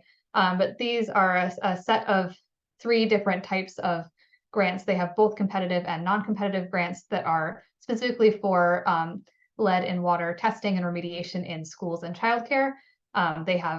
They're set up slightly differently based on who you are. So there are some that are for states, and I think some that communities or nonprofits might be eligible for. They also have one specifically for small and disadvantaged communities that works a little differently too. But yeah, this is a set of grant programs that exist at EPA for specifically that lead and water aspect that focuses on that schools and childcare audience. And the passage of the Infrastructure Act, I think, added some additional funding to this program and also allowed them to be a little more flexible with it. So that like this program, some of these programs are supposed to come with match requirements that I think EPA waived for a couple of years and might still be. I can't remember what their current, what their most recent opportunity says, but that allowed them to add to those programs and change the requirements a little bit to be a little more flexible. EPA, the other kind of main federal funding stream that comes out of EPA that's relevant to lead is the Drinking Water State Revolving Funds, which is a very large program and a long ongoing program that includes a lot of different things, but that's funding that goes directly from EPA to states and then from states to water utilities. And that is one of the kind of sources for and vehicles for lead service line replacement work, which I'll talk about a little bit under the infrastructure work as well. Oh, this is not an additional funding source, but just some resources I wanted to share with relationship to the lead service line replacement work, just because that comes with so many kind of equity and environmental justice considerations. I can share all of these links. There are links throughout this presentation, which I can share in the chat or with the meeting organizers or email afterwards if that's of interest to anybody. Just wanted to share these specific resources since funding those programs can get so complicated. Okay, so those were the kind of traditional federal funding streams that have been around for a while. Then next I wanted to highlight some of the new federal funding streams and sources that we've seen pop up over the past several years. They're all a little different from each other. Some of them motivated by significant new legislative changes, and some of them by just new changes to the legislative process. So I'll talk about each of those. So the first one is the American Rescue Plan Act from 2021. So you may be already familiar with this because we're now basically 2.5 years into kind of this bill having been passed and these programs kind of existing. So the ARPA was signed into law in 2021 in March, and that included this big chunk of flexible funding for states and localities.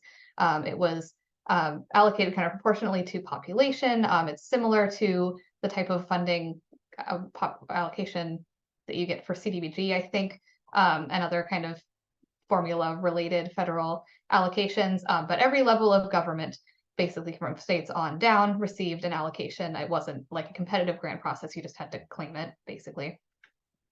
The Department of the Treasury issued a final rule at the end of January of last year, but they had already started distributing the funding. That the first half of it went out pretty quickly after that bill was signed into law, and then there was a 12 month delay on the second half of it.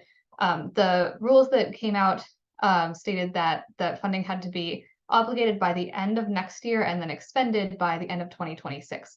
So we're starting to come up on into the kind of this second half of this period where the recipients have to decide how they're going to spend all of that money and actually obligate it to the different portions of their budget.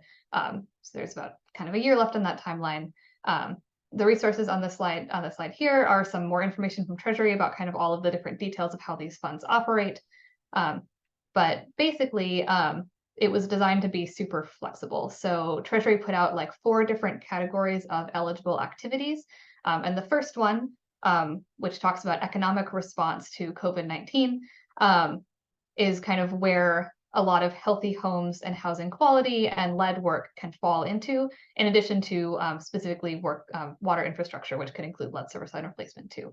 So home repair, weatherization, lead hazard control, anything else, kind of a lot of other activities dealing with housing quality, with public health interventions, environmental health interventions. Most of those things are eligible under this funding. Sometimes, in some cases, like with lead and home repair, Treasury kind of called out specifically when it was eligible. In other cases, it was just that they kind of described the types of activities you might be able to do and who you could be targeting, and then it was easy to see where those activities kind of fell into those categories.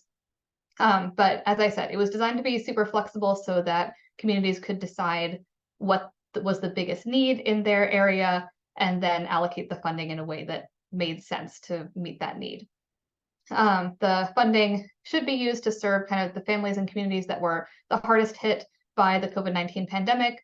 Treasury provided some guidance on kind of how to think about eligibility in terms of qualified census tracts, also other programs, like if people are eligible for other federal programs like Medicaid, for instance, they might be kind of automatically eligible for stuff under this program.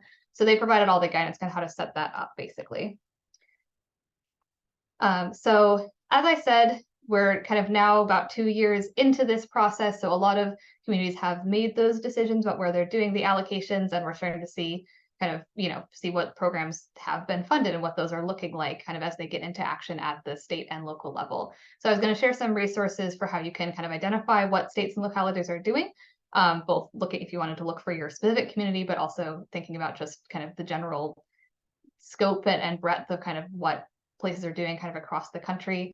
As I said, there's still time, we're still within kind of the window where states have not been required yet to like make their final obligations or lose the funding. But a lot of places have been in that budgeting process for a while now and kind of making those obligations.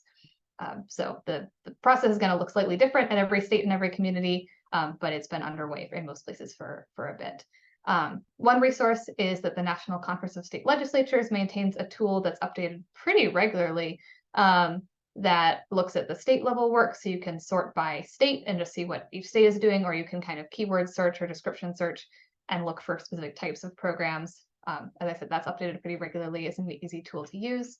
Something that's a little more static but very regular is that the National Association of State Budget Officers maintains a single web page where they're collecting the reports that states and territories have to submit. The reporting is a little different based on how big you are, but states and territories have to do like annual reports, I believe, to Treasury. So this website kind of collects all those together if you wanted to read through what a particular state is doing.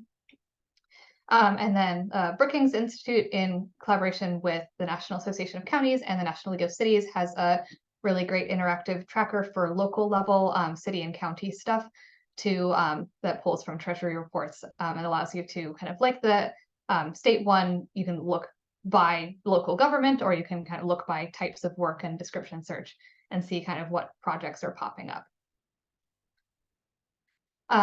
So we also kind of did our own analysis of how this work interacts with healthy homes. So you can also kind of do this yourself if you want to look at the raw data. It's the kind of thing that I think is personally very interesting, but it results in lots of very large spreadsheets. But Treasury posts online and on a biannual-ish basis the reports that they're receiving from the states and some localities, not all of them. But some of those localities are available online, and so you can download and look at kind of all of these different projects and what people are required to report on. They have to report on, they have categories that they kind of describe a project and select what category it kind of falls into of some of those eligible categories Treasury had outlined. And then they provide information about like how much they've budgeted versus actually spent. And so you can kind of see how people are all over the place and kind of how far along in the process they are. But anyway, we went through that data, and as of June 2023, which was using data from, I think, the end of the previous year because it's on a delay in how they updated it. We just went through and looked to see kind of what people were using this funds for that relates to help work with healthy homes and lead poisoning prevention. So we counted 368 projects that have together budgeted over 1.7 billion for healthy homes as of that initial timeframe. I think there's since been another kind of data dump from Treasury that might bump it up over $2 billion. But at that time, some of the most frequent project categories that we saw pop up over and over again from states and localities were work that was doing, projects that were doing home repair work. So sometimes that was a new program, sometimes that was like adding on to an existing home repair program, dealing with all kinds of issues, like lots of different kinds of housing quality issues. Sometimes that was targeted to a specific issue like mold, and sometimes it was just kind of general, like thinking about, structural issues that people need to update in their homes. We saw a lot of projects looking at drinking water quality and drinking water access, sometimes, improving things like drinking water quality. Sometimes it was like extending to more isolated communities or to like mobile home parks, other places that didn't have as good of water quality access. Lots of funding allocated to hazards in schools, especially lots of like lead hazard work in schools. So addressing kind of that particular kind of environmental hazard there. Lots of funding allocated for lead service line replacement. As I said, that is kind of specifically eligible here. So a lot of places that were kind of pairing that funding with other funding to address lead service lines that they'd identified in their communities. Other things, yeah, we saw lots of other work. There's a link to a blog post we wrote here that kind of summarizes all of this and includes a lot more detail about some of the specific projects that we observed. But basically, the takeaway is that this, I think, has been so far a pretty significant source of funding for healthy homes that's, again, not designated specifically for healthy homes. You can imagine that when you're allocating it as a community, there's a lot of different competing priorities, and you're thinking about all the different things a community might need to spend that funding on. But one of them can be healthy homes and lead poisoning prevention and housing quality. We also have a blog series on specifically profiling some of the specific uses of ARPA at the state and local level. This is from about a year ago, so some of the kind of early adopters of this funding for healthy homes. So these are all links. I can provide the links to these too if you want to read more in depth, but some interesting kind of work we saw popping up at the state and local level, where we were then able to kind of hear more from those programs about the work they were doing. There was a program in Vermont that was doing kind of home repairs, specifically targeting like vacant or properties with code violations to kind of get them back up to a better standard. Vermont also had a program on water and wastewater systems and kind of doing repair and improvement to those kind of systems. North Carolina is where I think a lot of the funding for lead in schools specifically was, because they allocated a lot of money toward addressing lead and asbestos at schools and childcare facilities. Pittsburgh, which I'm sure is familiar to many of you, was one of them in terms of what Pittsburgh did to allocate some of that funding for lead service line replacement and supporting the lead safety law. Utica and Lynn County also used some of their funding to kind of do home repair type of work in Utica that was building onto their existing home repair funds and lead hazard control money. And in Lynn County, that was doing some specific response to a natural disaster that they'd had there. Other just kind of lead examples that I just grabbed that we saw, and I just wanted to emphasize really how all over the map these were, in that there wasn't one kind of benefit of this flexible funding is there wasn't one way to use it. Some, we saw everything kind of from these like slightly smaller allocations in Virginia, where they just kind of wanted to allocate a chunk of it for lead and residential properties, to something a little bit larger, like Maine, allocating a little bit more toward their water system, specifically drinking water in schools and daycares. So again, this funding was pretty open-ended and pretty flexible, and communities and states and cities kind of took that in a lot of different directions and thinking about how to address the needs they were seeing and kind of build onto some of their existing programs. The second kind of new big source of federal funding that we've seen pop up in the last couple of years is the Infrastructure Investment and Jobs Act, also known as the Bipartisan Infrastructure Law. This law included $15 billion for removing lead service lines. This goes through the Drinking Water State Revolving Loan Fund. So it's allocated to states. And then from there, a lot of that will get to water utilities to do that work.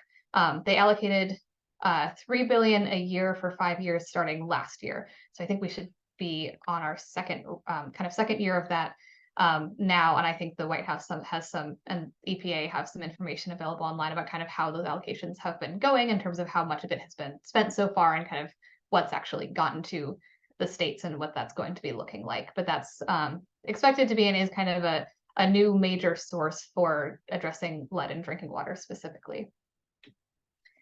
An additional kind of a new congressional federal piece of funding I want to talk about is earmarks.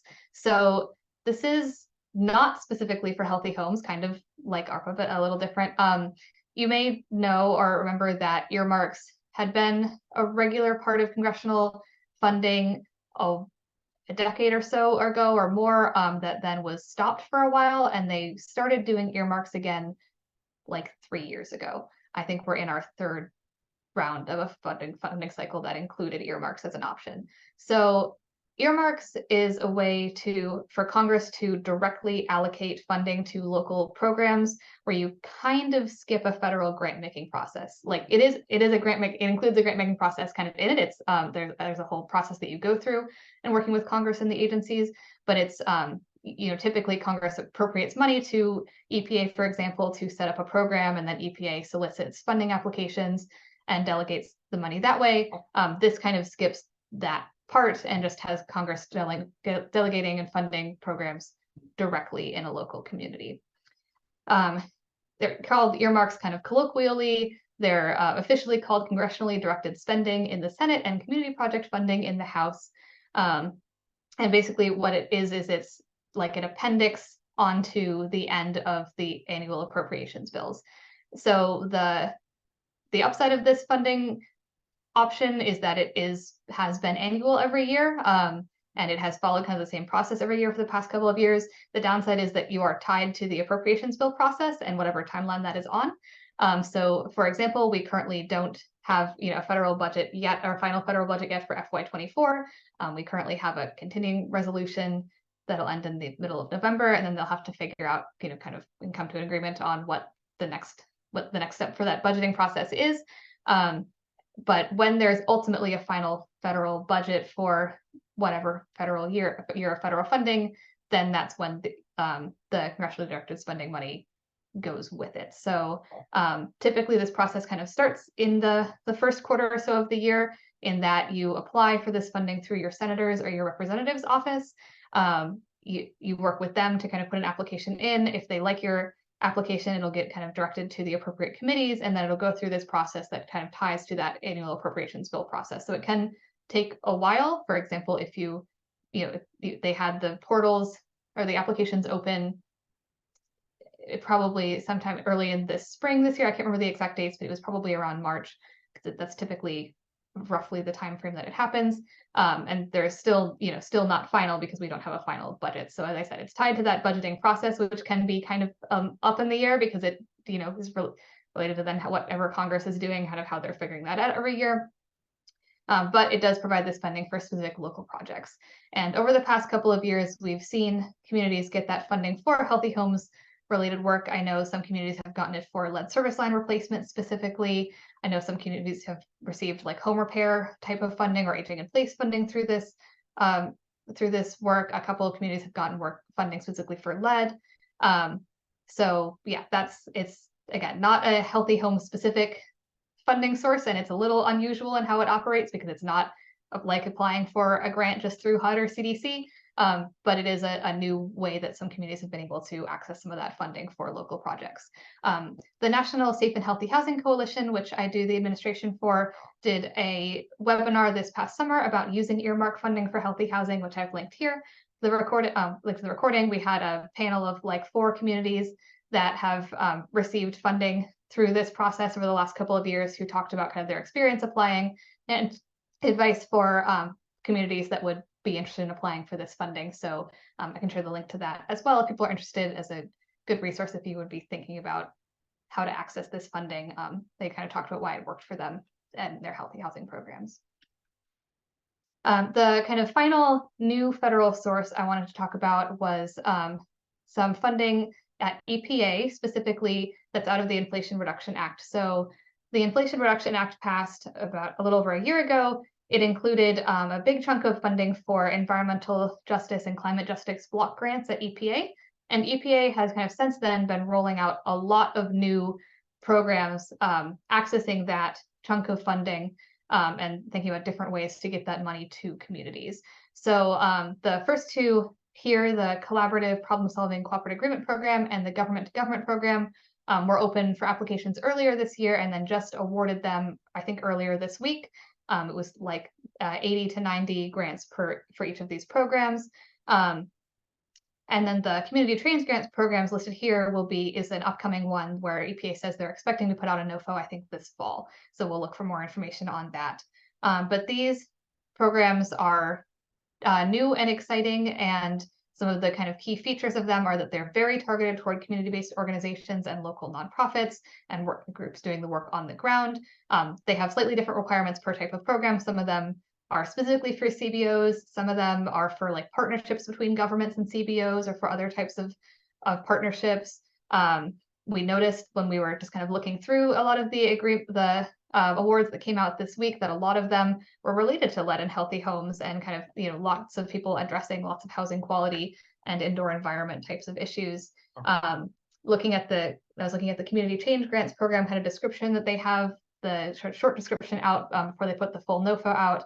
A lot of the eligible activities are things like climate resiliency, responding to extreme heat, to wildfire smoke, to pollution, other kind of toxics exposure, indoor air quality and indoor environments is included in there. So these are new and I think fairly broad, which is in an exciting way to get funding directly to local communities to deal with all kinds of environmental justice and climate change related impacts.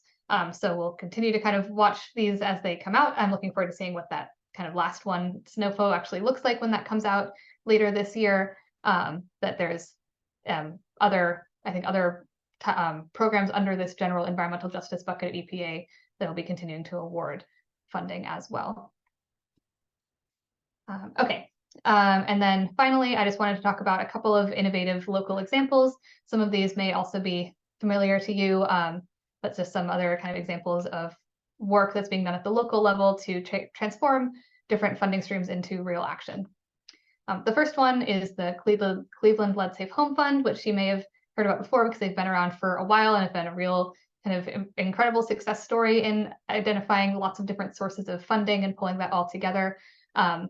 This work grew out of passage of an ordinance that was requiring lead safe certification, I think, in their rental housing in the city, and the coalition around that, thinking about all of the different resources that were going to need to be in place in order to make that implementation kind of effective and meet all of the needs brought on by that new regulation, but also just addressing all of the lead exposure that they had in the city.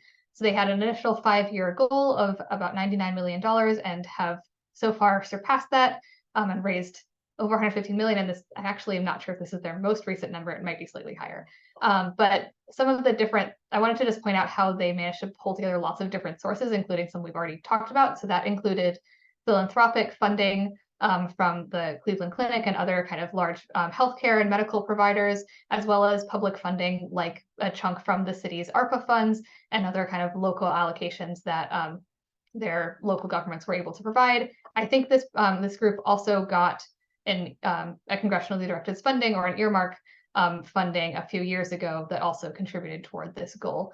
So kind of pulling together lots of different of these kind of federal and other funding sources together to address this issue. I also just wanted to talk briefly about some of the innovations we've seen at home repair programs. So home repair programs, because they can be supported by CDBG or home funds, which come out of HUD, are something that a lot of local communities have. It's a pretty common type of use of especially your CDBG funding as a city or a county, is to have a home repair program and address housing quality issues. Sometimes that looks like addressing like only emergency situations. Sometimes that looks like doing more holistic repairs of a home and addressing lots of like code violations. It can look different in every location, but often these are targeted at homeowners, sometimes renters, usually through either a grants process or sometimes through something like low interest loans. The lead connection here is that programs that have CDBG funds have specific requirements around how you have to deal with lead paint based on what you're expending per unit. So there are kind of rules from HUD about how you handle this. But I wanted to mention this because this is, again, it's a federal source and that it's often CDBG or home, but not always. Sometimes it's braided together with other state or local sources, and that can look very different in different places. A couple of kind of innovative ways that we've heard from communities kind of using that funding and braiding home repair kind of funding together with other needs. One of them was with Milwaukee, Wisconsin, which uses like a combination of local funds to fund a home repair program. So they were able to get really creative with accessing local bank funding, as well as returns on tax increment financing, which is a mechanism the city had in order to provide a slightly more expansive home repair program than what you might otherwise see under federal regulations. And then another couple of examples of communities that were able to kind of use their funding in kind of a creative way to expand the capacity of their programs in their community. One was Charlotte, North Carolina provides assistance to help new contractors kind of get set up into their systems so they can help them like purchase equipment and spend time navigating the registration process and get them basically online in order to then be able to do the work in like a local home repair program that they have there or kind of with other government programs.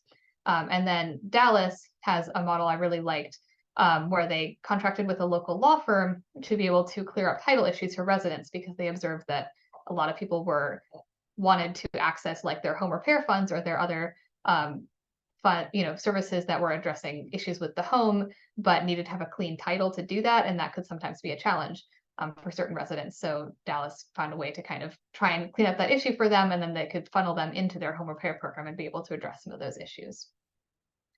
So that was kind of a like super fast overview of various kind of federal funding streams and then some local examples that I think are worth calling out. And just in addition, kind of at the end, wanted to provide some other policy resources that kind of go along with the funding piece, because I think when we talk about funding, funding and policy go kind of hand in hand in terms of thinking of what you want to, you need to have the funding in place often to be able to set up the programs or make the policy change that you're looking for. But you also want to have the most effective policies in place so that funding is going to be implemented and in the most effective way.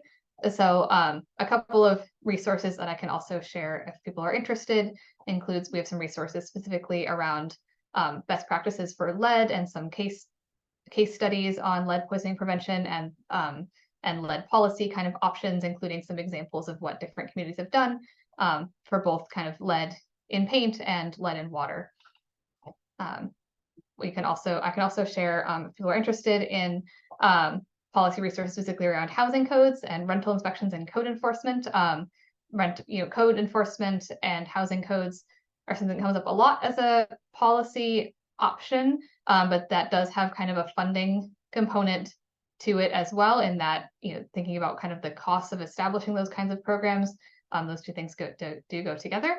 I didn't actually mention this earlier, but one of my favorite kind of examples of what a community has done with their ARPA funding is Alameda County has used some of their ARPA funding to increase the capacity of their codes office and to try and do like proactive rental inspections in parts of their county that weren't currently able to do that.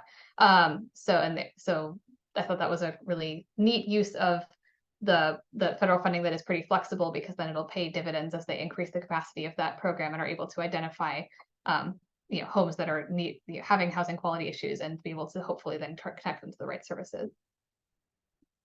And then finally, I can share a couple of other kind of general resources on other types of funding and financing. I only talked about basically federal funding and some state and local examples today, but there are a lot of other resources available from NCHH and others about kind of other types of federal financing and all of that kind of information.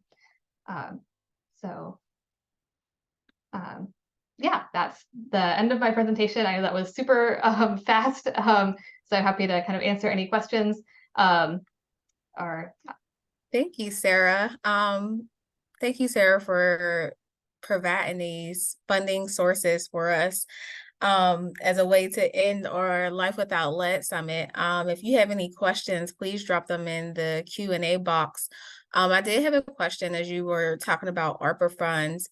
Is there an opportunity to redirect funds if there's still funds available for a specific need? Can a community advocate or communicate to their local government a way to redirect unspent funds? yeah, so really it is going to depend on kind of what your local situation is in terms of how, whether it's your city or your county or kind of other governmental decision makers make their budgeting choices. I think from a global perspective, yes, we are still kind of within the window where the state and local recipients can be kind of determining what they're doing with that funding. So I know there are some places, because I noticed this when I was downloading going through the data, there are some places that have occasionally like canceled projects or changed them if they've, decided that that wasn't what they wanted to do, or coming or looking at feasibility and things like that. So in terms of what's allowed from the federal perspective, yes, we are still in this period where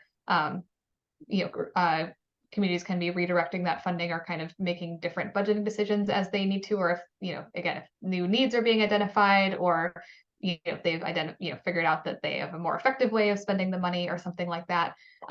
Whether that's an option kind of locally is just gonna, depend on your local dynamics and whatever the local situation is in terms of how far along they are in budgeting and kind of whatever process they have for taking community input and kind of figuring that out.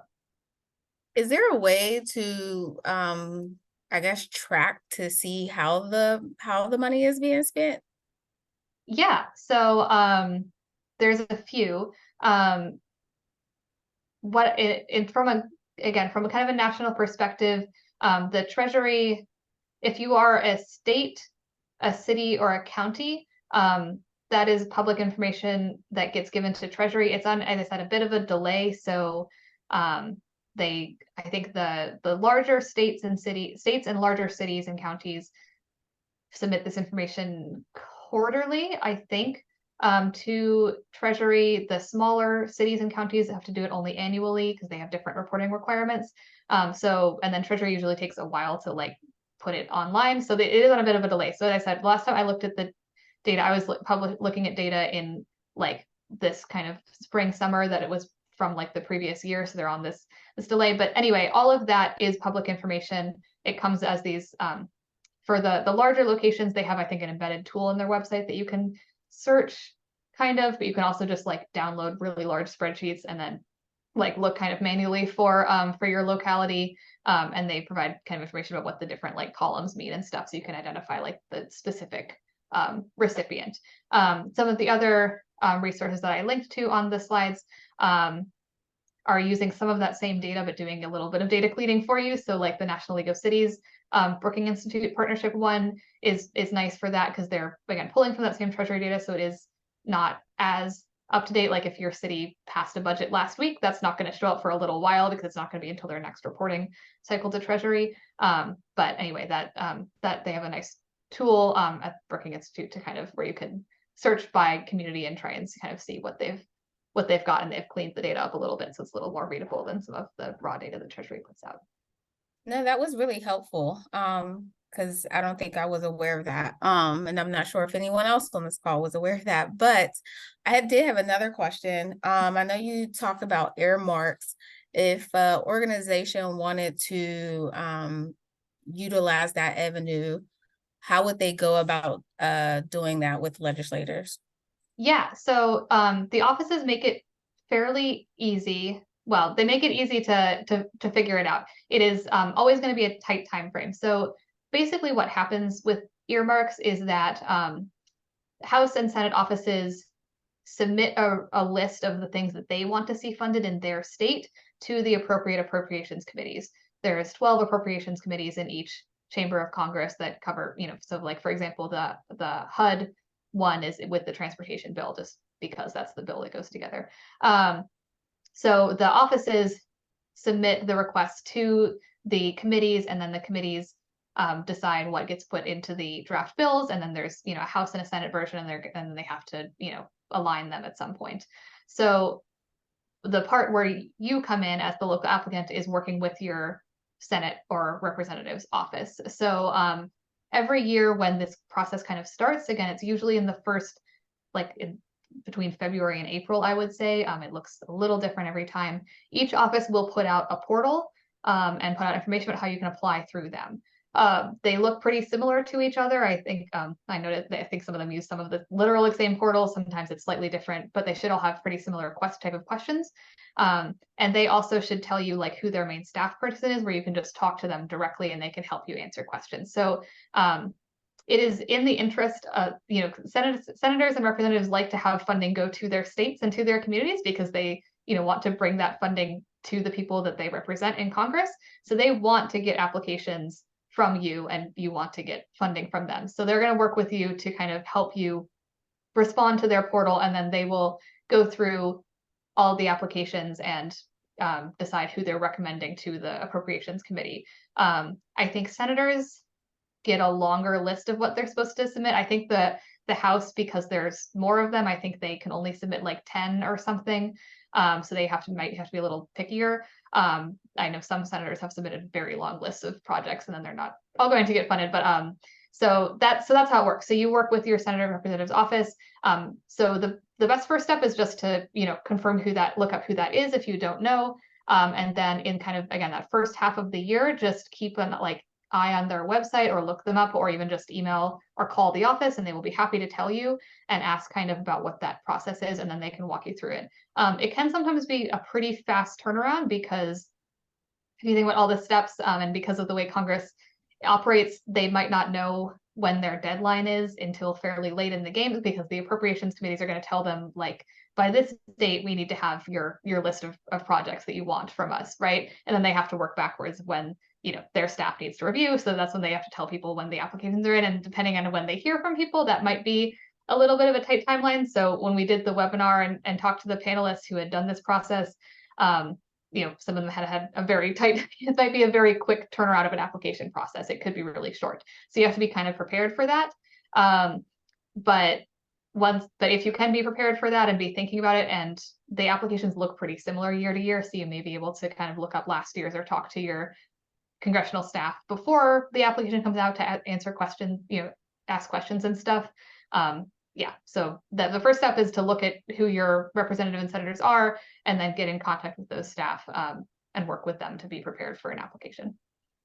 Thank you. That was helpful. And someone, Rosemary, mentioned in the chat, earmarks is something Delaware County used to obtain point of care lead testing and education programs. So great suggestion. Senator Casey's office was a great resource. And I agree. Yeah, your congressional offices should really want to, because they do want to be able to funnel that right. funding to the communities. I'm also happy to provide to help connect you to your right offices if you need that as well.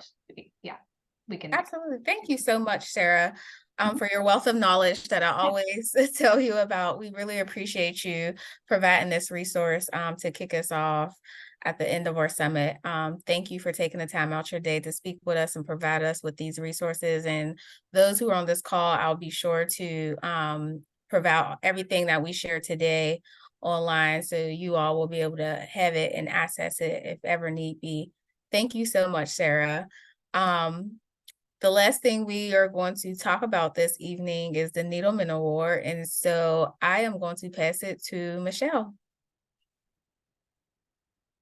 Thank you. Well, it's nice to be back with all of you. What an interesting afternoon that we had.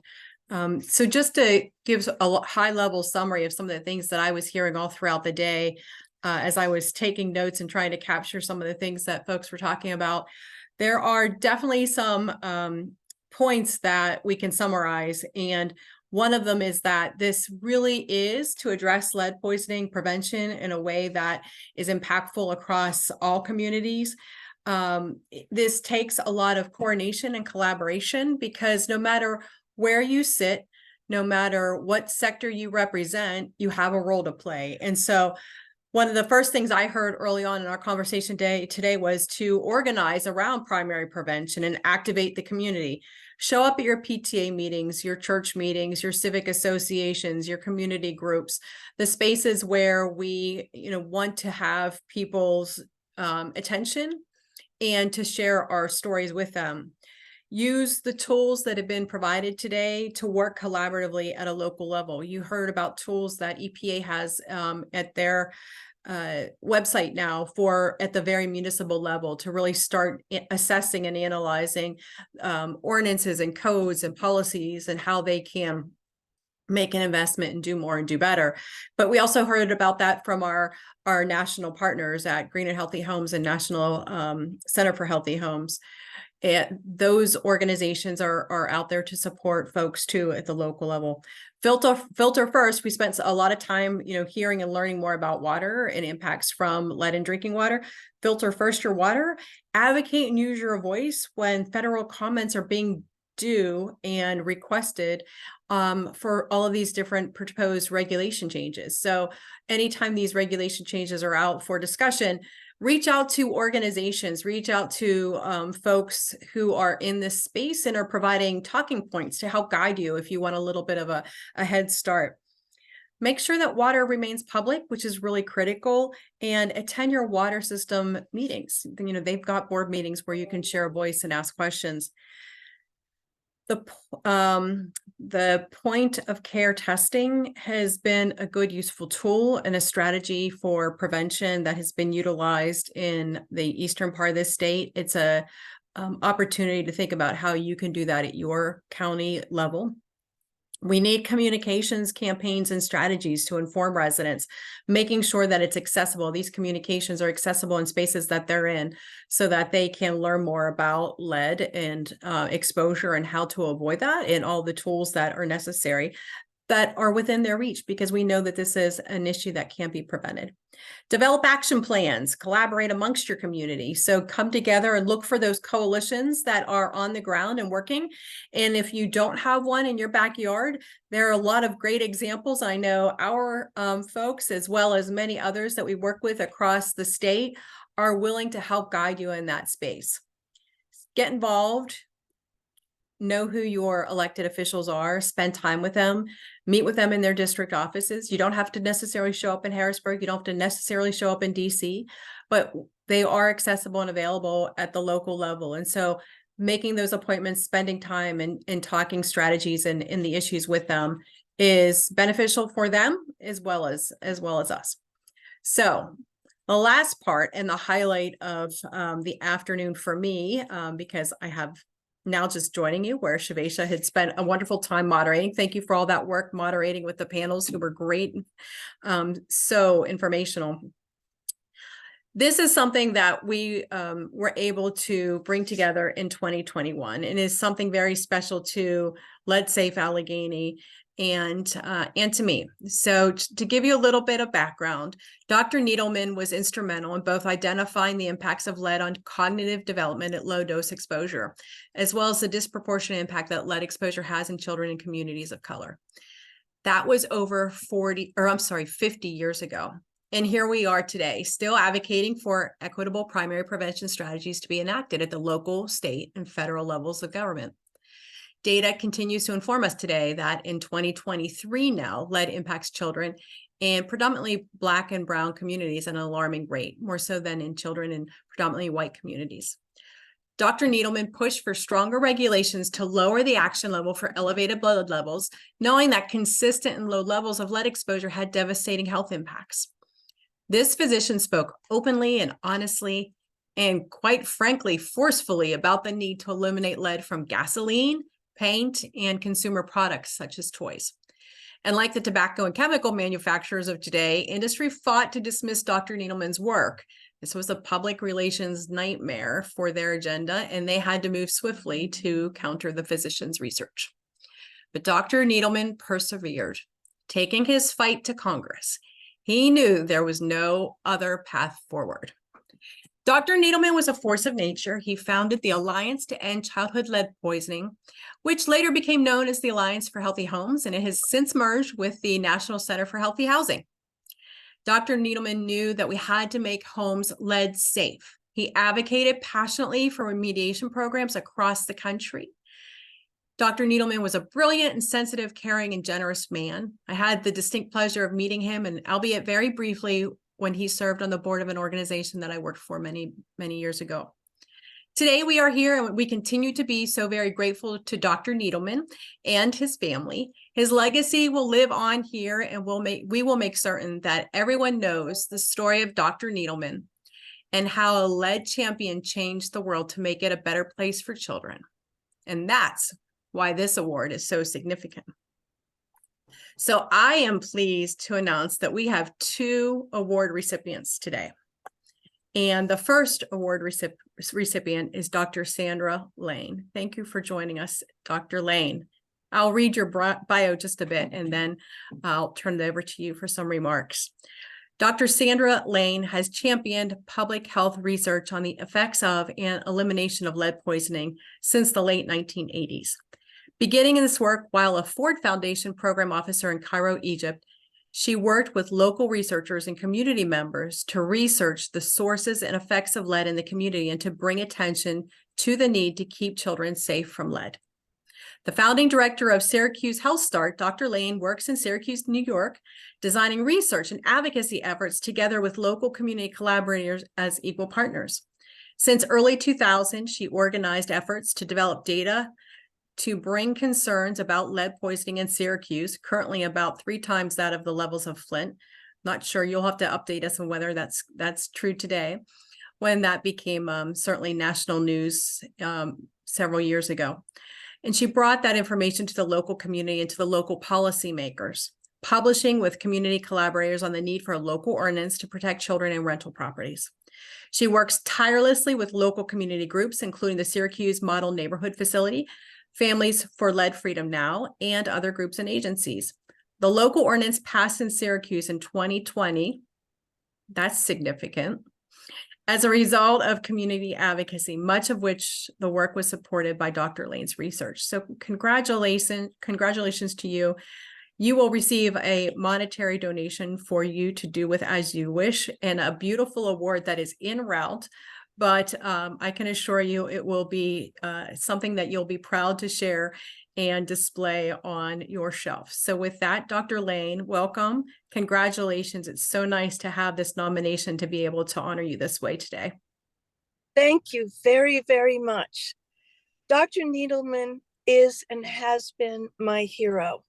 When I first heard about his study asking mothers to give the children's deciduous teeth to him, I thought, what an innovative researcher. And then I realized how he had to fight against the large corporation that was promoting the use of lead, and they questioned his right to say what he was saying. They questioned his research, and nevertheless, he persisted. So I am only, I hope I can be half as effective or a quarter as effective as he was in my local area. And I have to give a shout out to all of my community colleagues. I can't take any more credit than I share with them. Oh, how wonderful. So 2020 is when that passed in Syracuse. So was it somewhere between January and March, or was this something in the height of COVID? August 12th, 2020. And after that, we helped our community partners to get their own 501c3 legally registered. That's Families for Lead Freedom Now. We help them write grants. We've basically, my role as an academic is not to take a front seat most of the time. This is unusual, but to have the community partners have their needs met. Many of the families in Families for Lead Freedom Now have children and grandchildren who have been lead poisoned, and we want no more children to be lead poisoned. We're getting gradual cooperation in our city. It is not as fast as I had hoped, but I don't want to say anything bad about individual city agencies because I'm hoping to work well with them in the future. So we've got the stakeholders all brought together and trained. We've worked with community partners to review the local data and set up our 5 priority demands. We're gradually achieving some of those demands, but not as fast as we wanted. Well, we're all in here for the long haul, right? So we all are committed to this work and ensuring that step by step we will make a difference and make an impact. And you are certainly doing that through your work. So congratulations. We are thrilled to have you here today. And we are certainly excited to be able to honor you with the Dr. Herbert L. Needleman Award. Thank you. Thank you very much. You're welcome. And certainly we are familiar with Syracuse and have been, this is one of the things that I really enjoy about public health and working in the environmental health space is that we love to collaborate with each other in terms of learning from each other, right? So we can pick up the phone and talk to our friends in Syracuse or Cleveland or Baltimore or wherever. And it's an open door, which is really the way it should be. It's a way for us to learn from each other, think about best practices and models and things that we can do to really effectuate change, no matter where we're located and what city or county we're in. Absolutely. Well, thank you. Thank you so much, Dr. Lane. It's a pleasure to have you with us this afternoon. I will be sure to get that fancy award to you as soon as it gets to my desk. And with that, we wish you all the best in your continued work. Thank you. And I must say goodbye to you now because I have to run to my next class. Okay. Well, enjoy. I'm sure that your students will be waiting for you anxiously. Thank you very much. Welcome. Congratulations again. Bye-bye. And then our community award is going to be recognized today and honor Christine Rotella. And so unfortunately, she couldn't be with us this afternoon, but I would like to read just a little bit about her work. Christine Rotella has long been dedicated to the Allentown neighborhood community, that's in the city of Pittsburgh, and has been a leader in safety.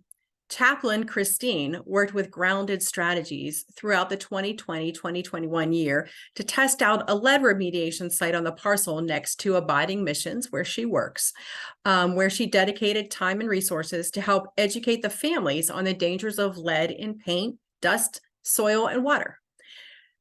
Christine provides a safe space for everyone to come together as a community to learn, to seek healthy and nutritious foods, and community connections to be made. In fact, I recall when Chaplain Christine reached out to us not so long ago, actually, and she's still a fierce advocate today in looking out for the health and wellness of her community, where there were some demolitions occurring in her community, and she was wanting to ensure that they would be done in a lead-safe manner, which means spraying those demolitions before, during, and after they occur in order to suppress the lead dust. And so she is still very much engaged in her community, working hard to making it a healthy, thriving space for all. So congratulations to Chaplain Christine Rotella. We are thrilled to present you with the Dr. Herbert L. Needleman Champion Award for Community. With that, it is 3:16 and we are at our time. I appreciate everyone being with us this afternoon. I'm going to pull up a poll. It would be oh so helpful if you would complete the poll because we want to hear from you. The first poll will just give us a little bit of sense of your experience today and what you found beneficial. So the first one will be a very, very quick evaluation. Just rate it on a scale of 1 to 5.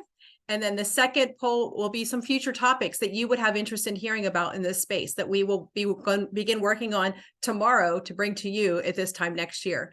With that, I'll launch the poll. It's been so wonderful having all of you with us throughout the entire afternoon throughout the day. Frankly, we started at 8:30 this morning and you hung out there with us, and I hope you learned some lessons. I hope you took away some strategies and resources. We are here as a resource and sounding board for you, as well as all the other organizations that you heard from. Again, it is an open door, and we would love to work with you and collaborate together. So please feel free to complete this evaluation, and then I will quickly move over to the topics so that you can give us just a little bit of sense of what else you're interested in.